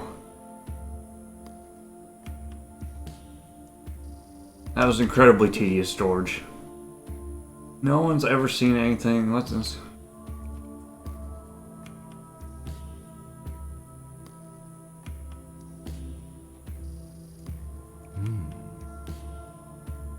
This thing survived as long as I did.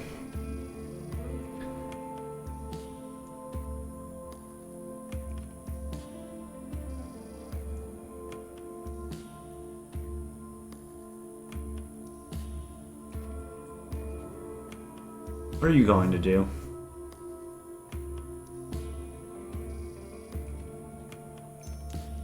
Dang, I should have said I want to swap.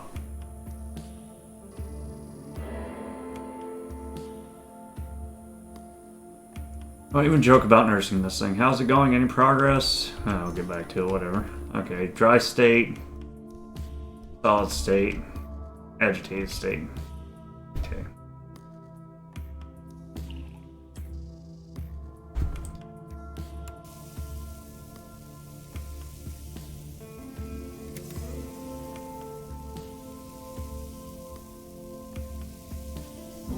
Excuse me.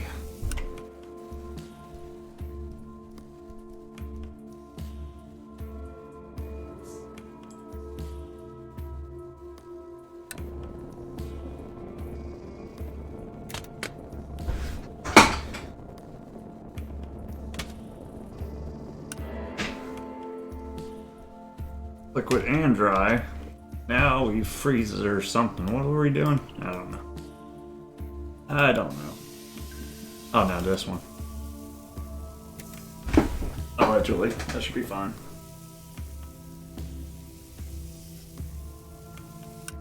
Okay. Perfect.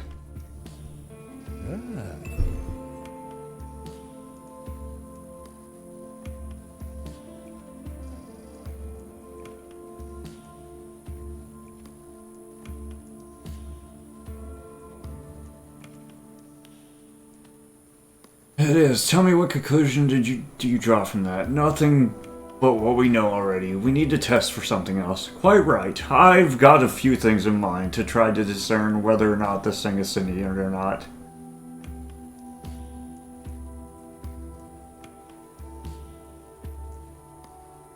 Imagine we found a single specimen in a small little metal pod. What if there are more, others? I, for one, would like to focus on this particular scientific breakthrough of the century before we go digging for more. Come on, let's try something else. What do you propose? I'll try.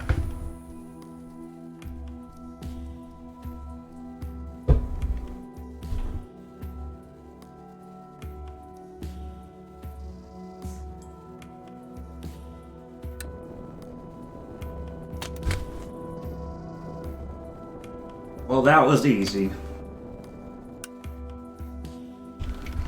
Yay, we did it. There you go.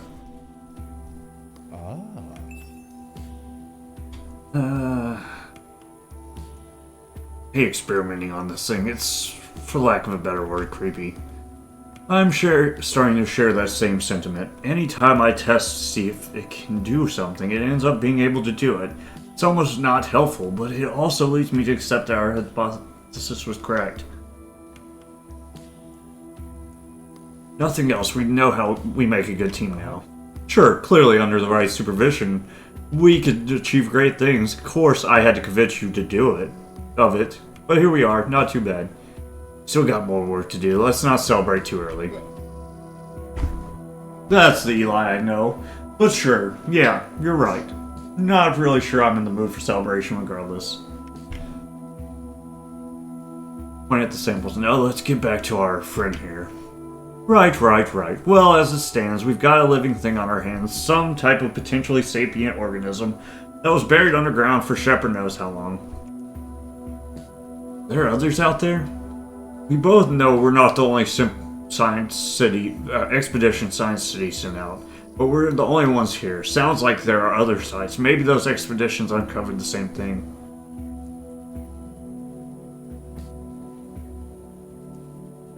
Distilled in a metal pod, why? Certainly didn't trap itself in there.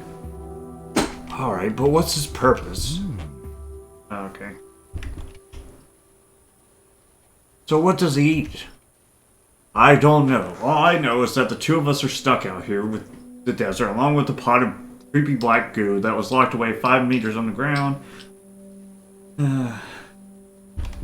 Could you have phrased that any worse, George? Just trying to lighten the mood in lieu of more definitive conclusions. I don't know what to think. Want to hear what I think? Sure, hit me.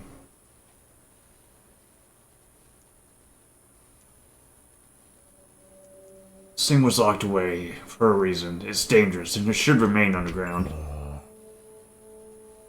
And just leave it? This is big, Eli. Just how dangerous do you think this thing is?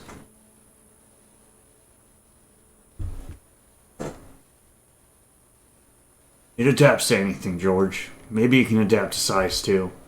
Gross spread. I see your point. Maybe it has other effects on people, too. We might even have caught something already and been none the wiser.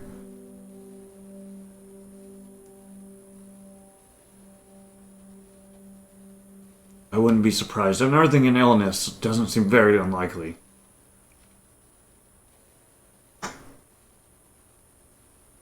Sure, I'm with you. Though this thing, you're right. This thing does need to go back to where it came from and stay there. HQ won't let that happen, though. Not if they find out. Shepard knows how much money has already gone into these expeditions. Finding it what you're looking for and then deciding to leave it will sound like a joke to them. Should we tell them we lost it then? Well, I'm not sure, Eli. Not sure they'd buy it. Look, man, this has been a day and a half. Okay. I thought you were the big brains behind this operation. Yeah, well, Big Brains just saw an unidentifiable life form eat a corn puff, so Big Brains is going to have to rest up a little bit. Little Brains can hold down the fort in the meantime. The ledger's over there. Got on the table to your left, sure thing. That's funny.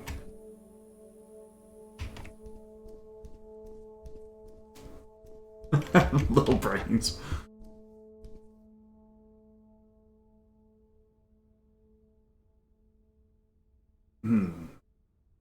I don't feel like I've helped us at all.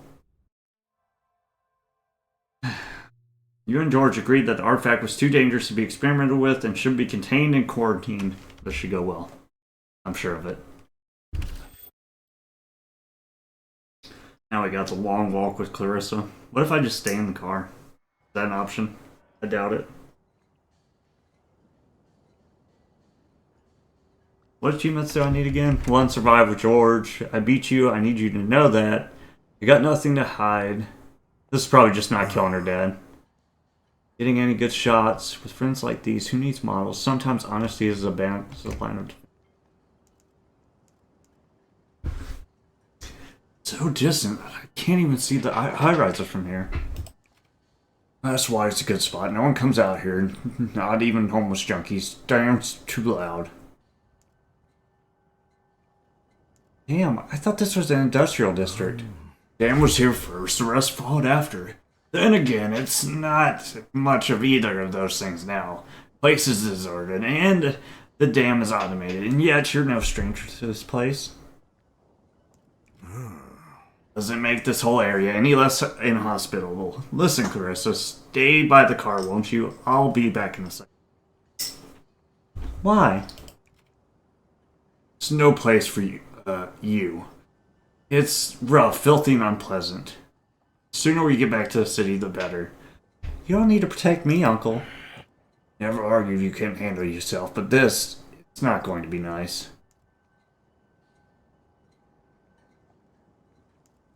I don't care about nice. I'm not a child, Uncle. I didn't want to go! Wait a second. Redo.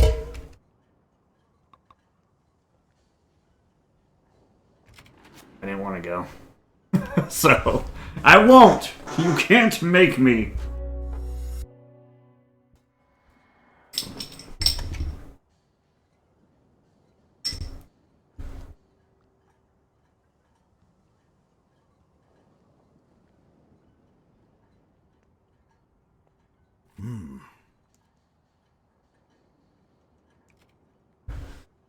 What comes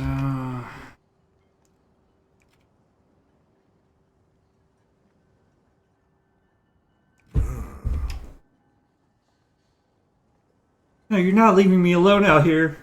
I assure you you'll be safe. This will be quick anyway. No need for you to walk all the way out there. For nothing. You don't need to protect me from anything, Uncle. Argued you couldn't handle yourself. I already clicked that one. It'd be ridiculous to stay back and wait now. Oh, Carlo allowed Clemens to take you along. Look, I barely convinced your father that it was alright for you to come along. But that doesn't mean he approves. Like it or not, Clarissa, you're on a very short lease.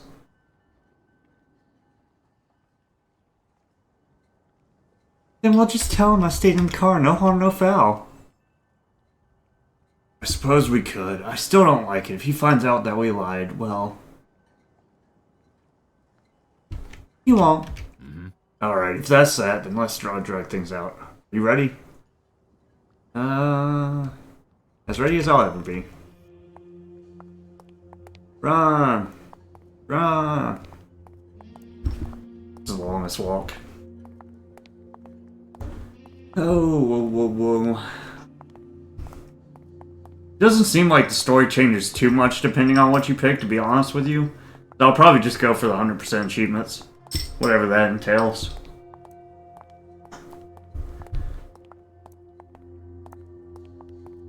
Oh, I'm gonna take a picture of the body. That's probably not a good thing to do, but...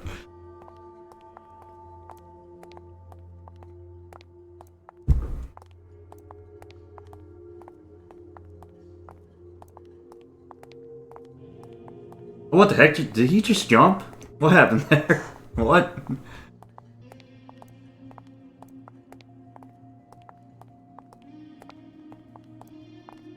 Do do do do do. Well, we only got 5 more achievements to go. I have really not much of an idea where they're at. I think Howard's all pretty much come from the next act, I would think, but who knows?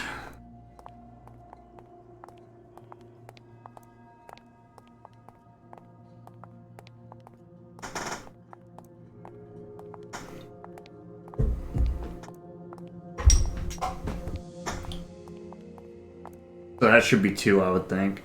I'm pretty sure 1 comes from beating her dad to death, maybe. But, like, not to death, like beating him and letting him live. Asserting your dominance. Then, I don't know what the other one is. Survive with George. Something else. Wow, he ain't talking about nothing, bro. This time he wouldn't quit talking. Huh, I wonder why that is. Strange. Maybe, oh, probably because the dad knows, maybe, that he took me out here.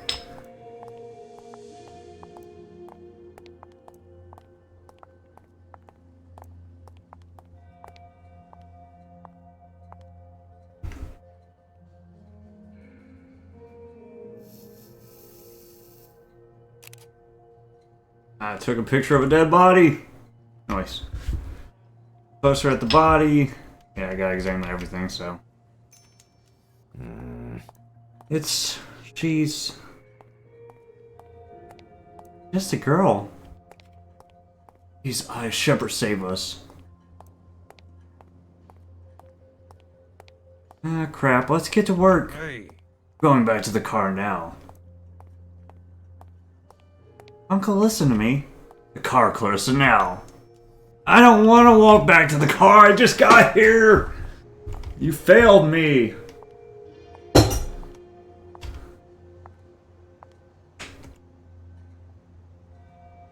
Oh, whatever.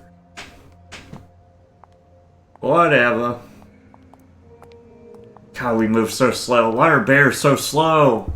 I think they run up to like 40 miles per hour, don't they, or something? Don't feel like it. Let me look at the achievements. George, have any good shots? That's Howard, probably. That one, I have no idea. That one, Beater. That one, I really.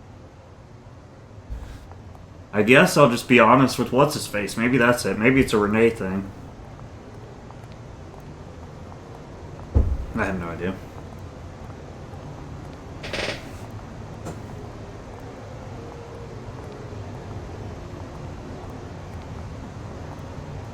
I miss you, and I'm so sorry. Cannot sleep. I will not sleep tonight.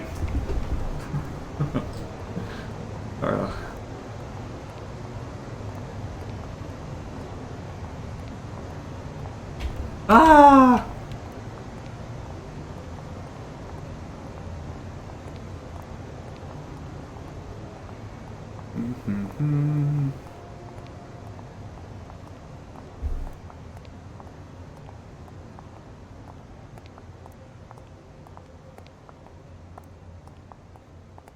Gathering old wings. The darkness in the valley. We can live like Jack and Sally if we want. I think that's how it goes. Tires.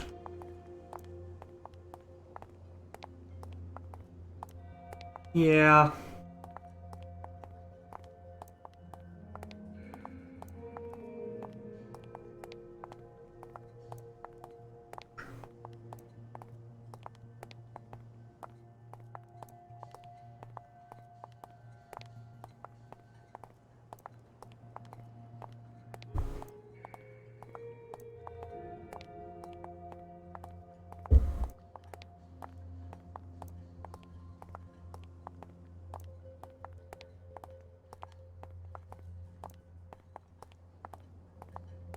Well, this is quite the walk.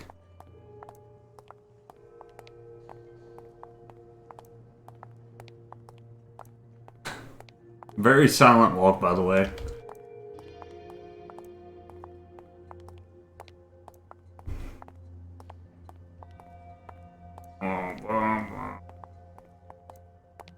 Oh, we made it. Fantastic. Where are we going? Oh heck, I broke him. I don't think this is supposed to be like this. He's broke! Oh my god. You gotta be kidding me.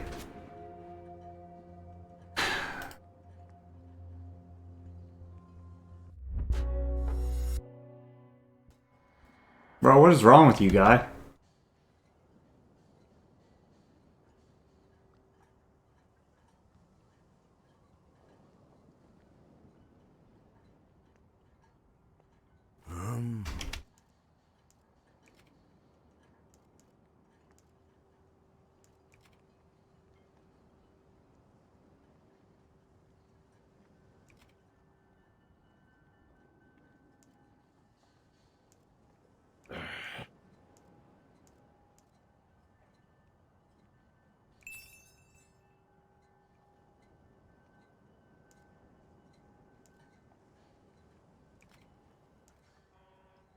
Having it isn't exactly one of his aspirations. Mm-hmm. At least you're not lacking in confidence. Now there's no way I can convince you to stay back. Okay, let's go. Hopefully you won't get glitched this time, because this is a long freaking walk, my guy. Jesus.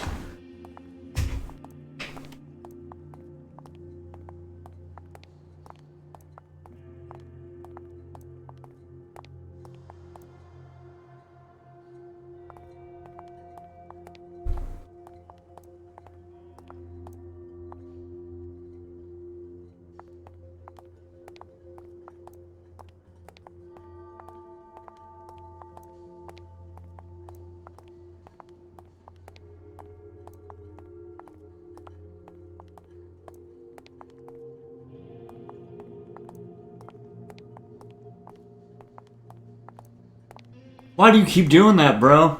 Like there's supposed to be a cutscene there, but you keep popping. Jesus Christ. Oh, we're so doomed. Oh my god. I think we're stuck. This sucks.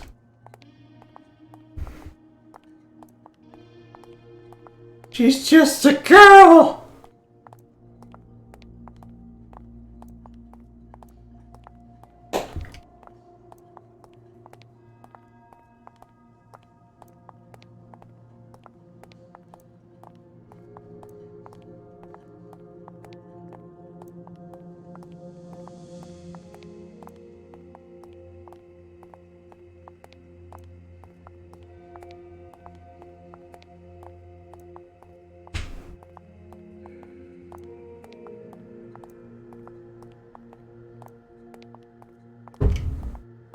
Aren't you supposed to be telling me about the view and crap?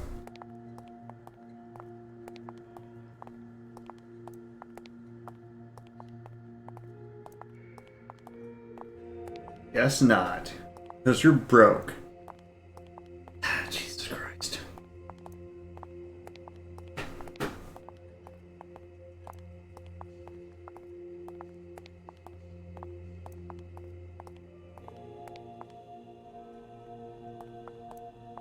Oh, the view he didn't tell us about this time for some reason. Probably the same reason we can't get out of here.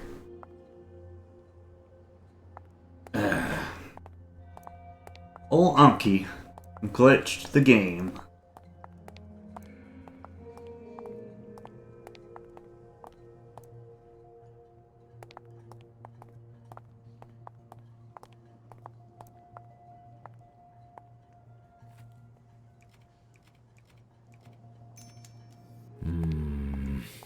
I think I'm going to be sick. Let's look away. We'll head back to the car. Wait, we need to find out what happened, don't we? Going back to the car now. Uncle, listen. Yeah, alright. Alright, you taught me into it. Please just don't glitch. Don't glitch! Ooh, that smell. Can you smell that smell? Da da da da. If I walk all the way back and you're glitched, I'm gonna be highly pissed. Highly pissed. Unky. Dearest. Careful, watch your step. What are you supposed to say? I feel like he's still glitched, and it really sucks. It really sucks!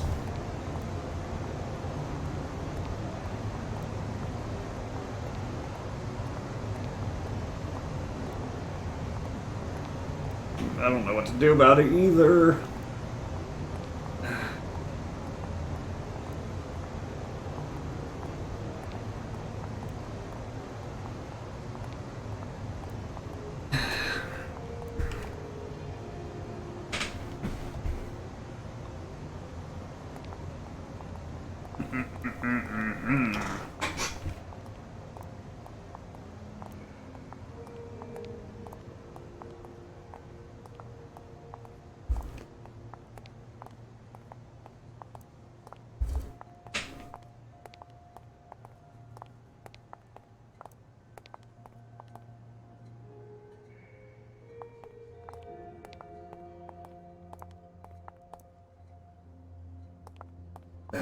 Hoping if I interact with things, so I actually like do the cutscene.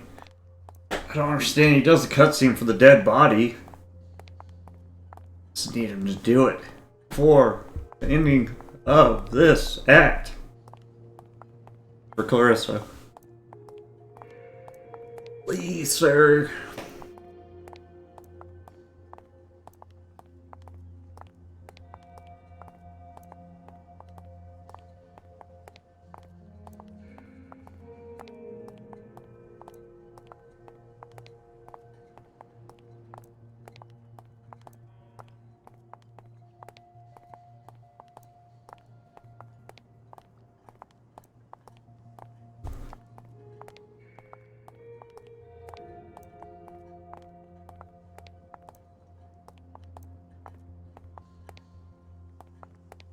Please don't go past the car. I know you're glitched if you go past the car.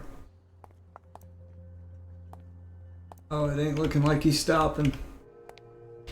No, we're at the car, Unky! No! God, I can't stand this guy. What do you want from me? So lame. Game broke. Guess not too though. This sucks.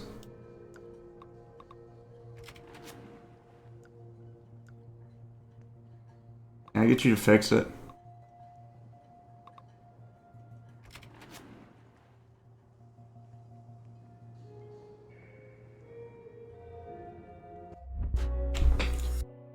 I don't know, man. This sucks so bad.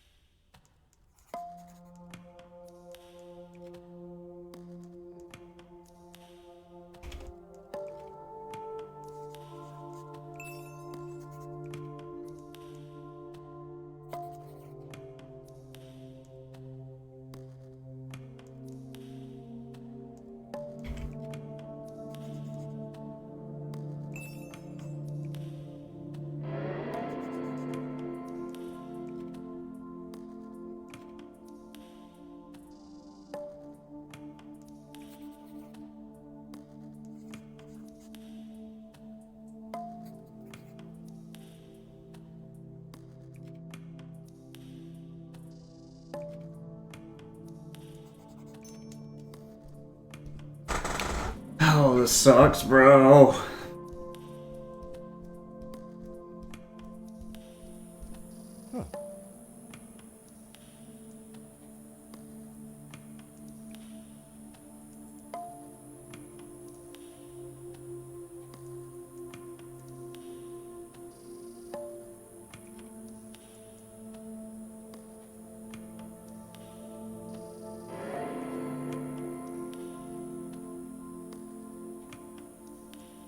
Oh.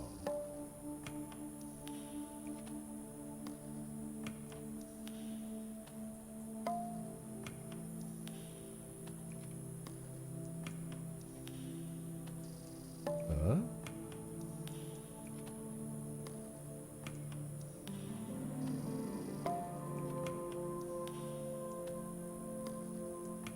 Hmm?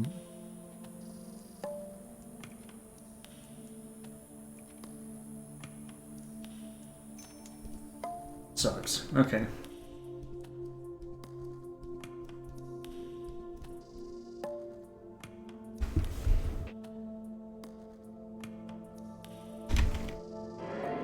I really don't want to do this again. I don't have to do it again anyway, so I... game! Solid wet state. Okay. Moist.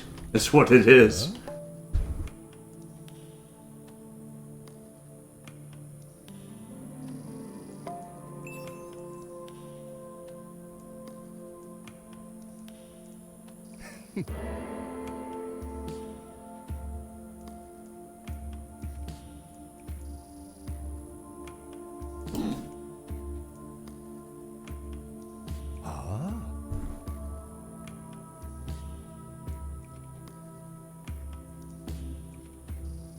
What, now that you're starting to get the hang of it?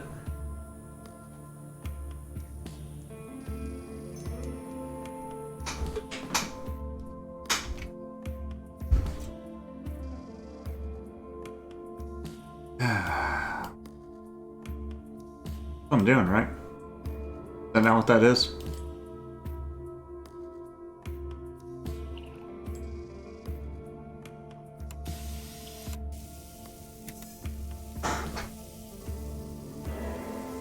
Oh, yay. Freeze it. Whoa.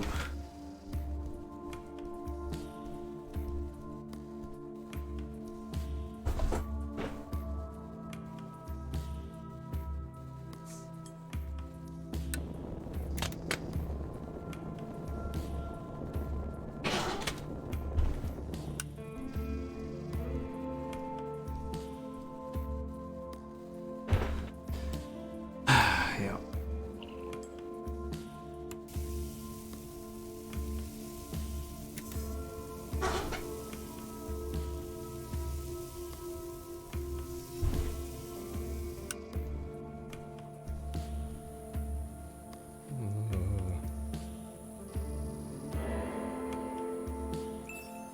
Anyway, okay.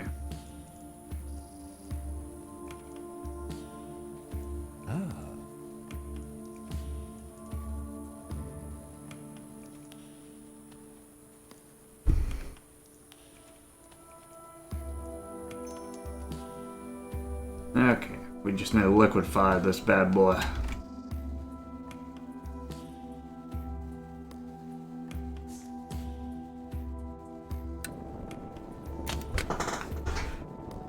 Chemical X!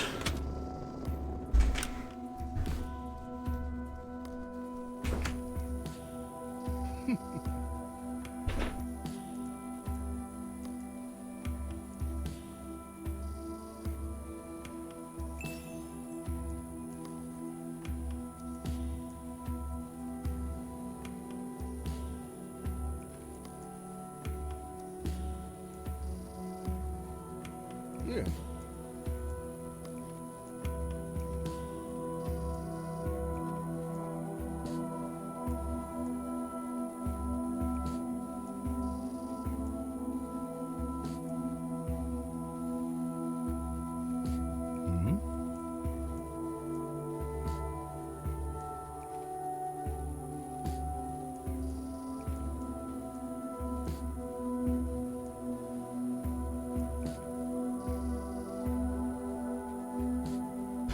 Uh...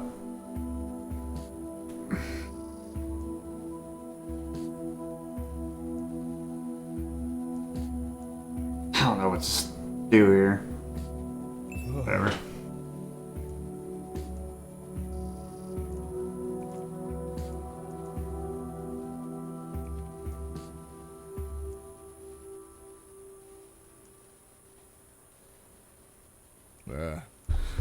I know if they find out, Shepard knows how much money, blah blah blah blah blah.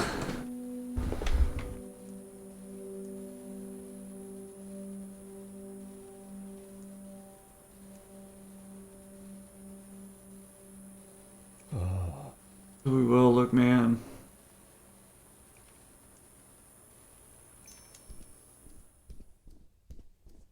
Okay. Hopefully, Clements, whatever your name is, will not be glitched this time. One can dream.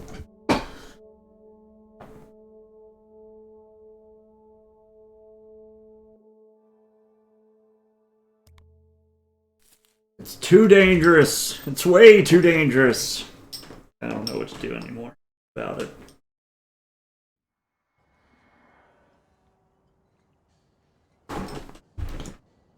Okay. Yeah, it's me. Back again.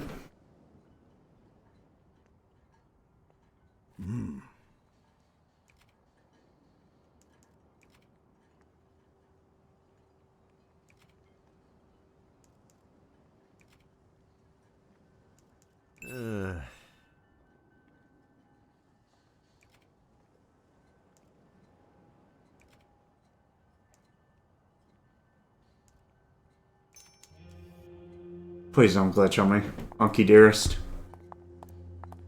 Don't do it. Don't do it. I don't know what glitched you the first time, but I'm really hoping. I don't like the fact he's letting me go this far back.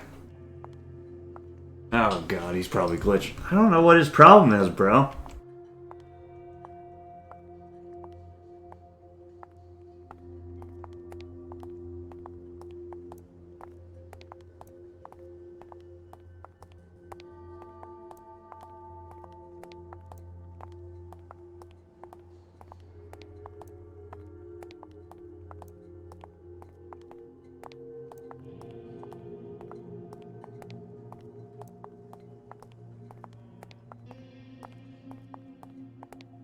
If it glitches again, I'll probably call it quits and just take my one complete run and the achievements I got, because that's annoying as hell. He's glitched. He definitely glitched.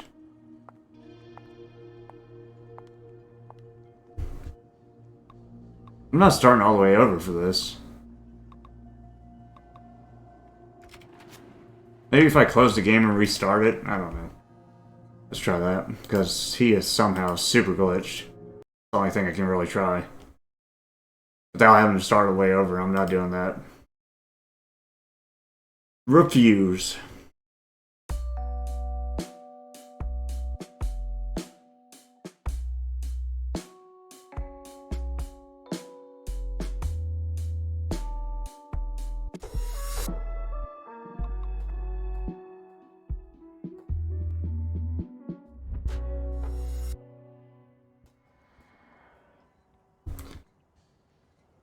Alright.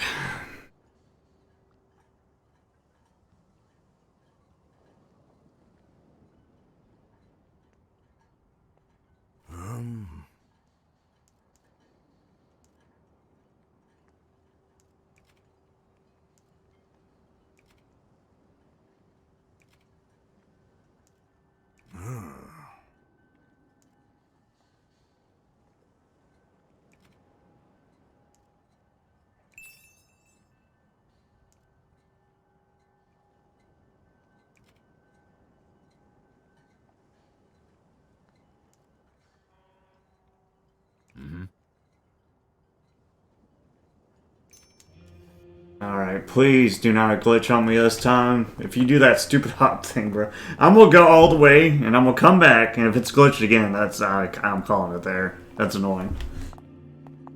It's like the worst part to get glitched to, because it's like a long walking sequence. That's all it is, and they walk slow as hell. But yeah, there was, when I first played through this, there was a cutscene here. And, now there's not. It's really freaking annoying. He's about to hop again, I can feel it. Because we should have the cutscene by now, I'm pretty sure.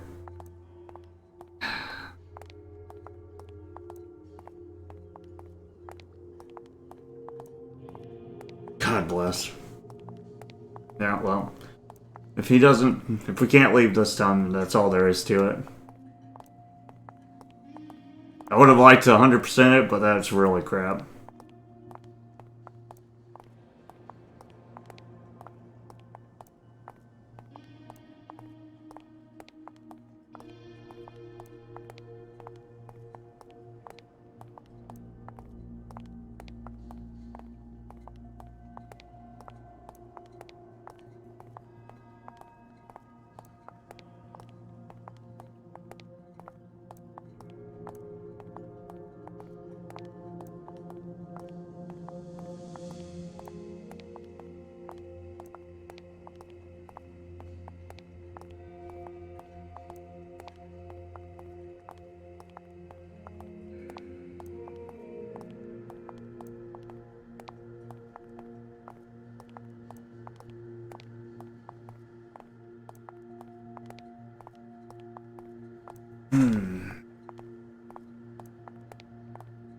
What a great view we're not talking about this time.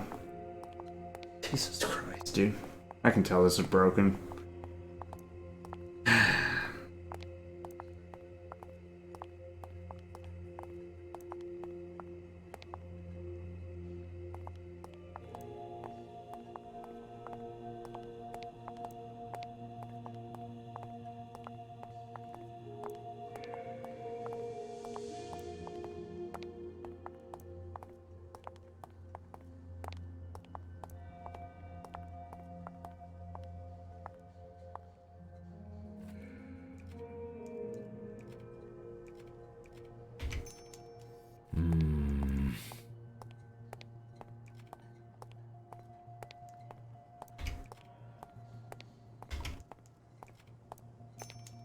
He's already walking. That's how you know he's glitched. He's already freaking walking, bro. God, I'm so mad at this game right now.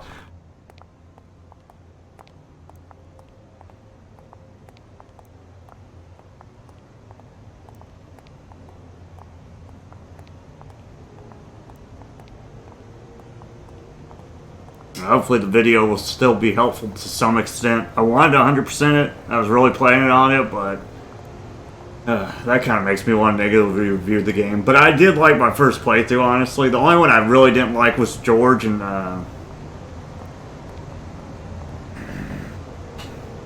was hoping I could change their ending, but I didn't make it. Obviously, because of this stupid glitch here.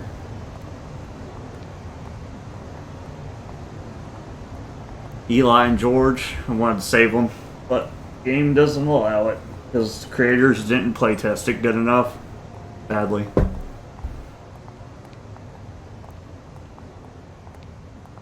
Be like that.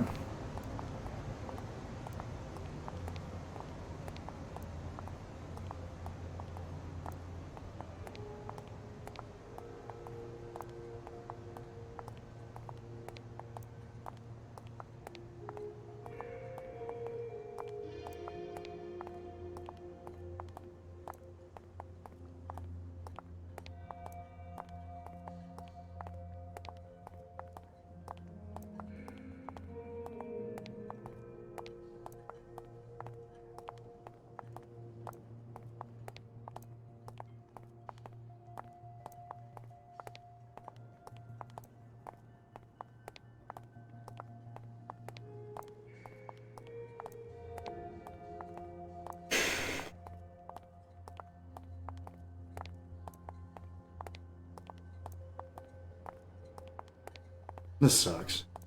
This actually sucks so bad.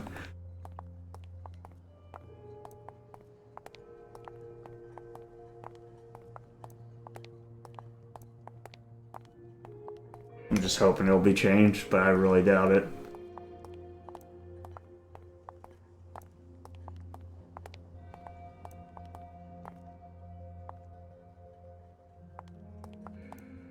Alright, there's your car. You see it?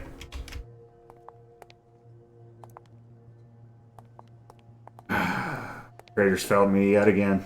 Alright guys, well the game's broken. Sorry, I wanted to 100% it, but the creators failed me, obviously.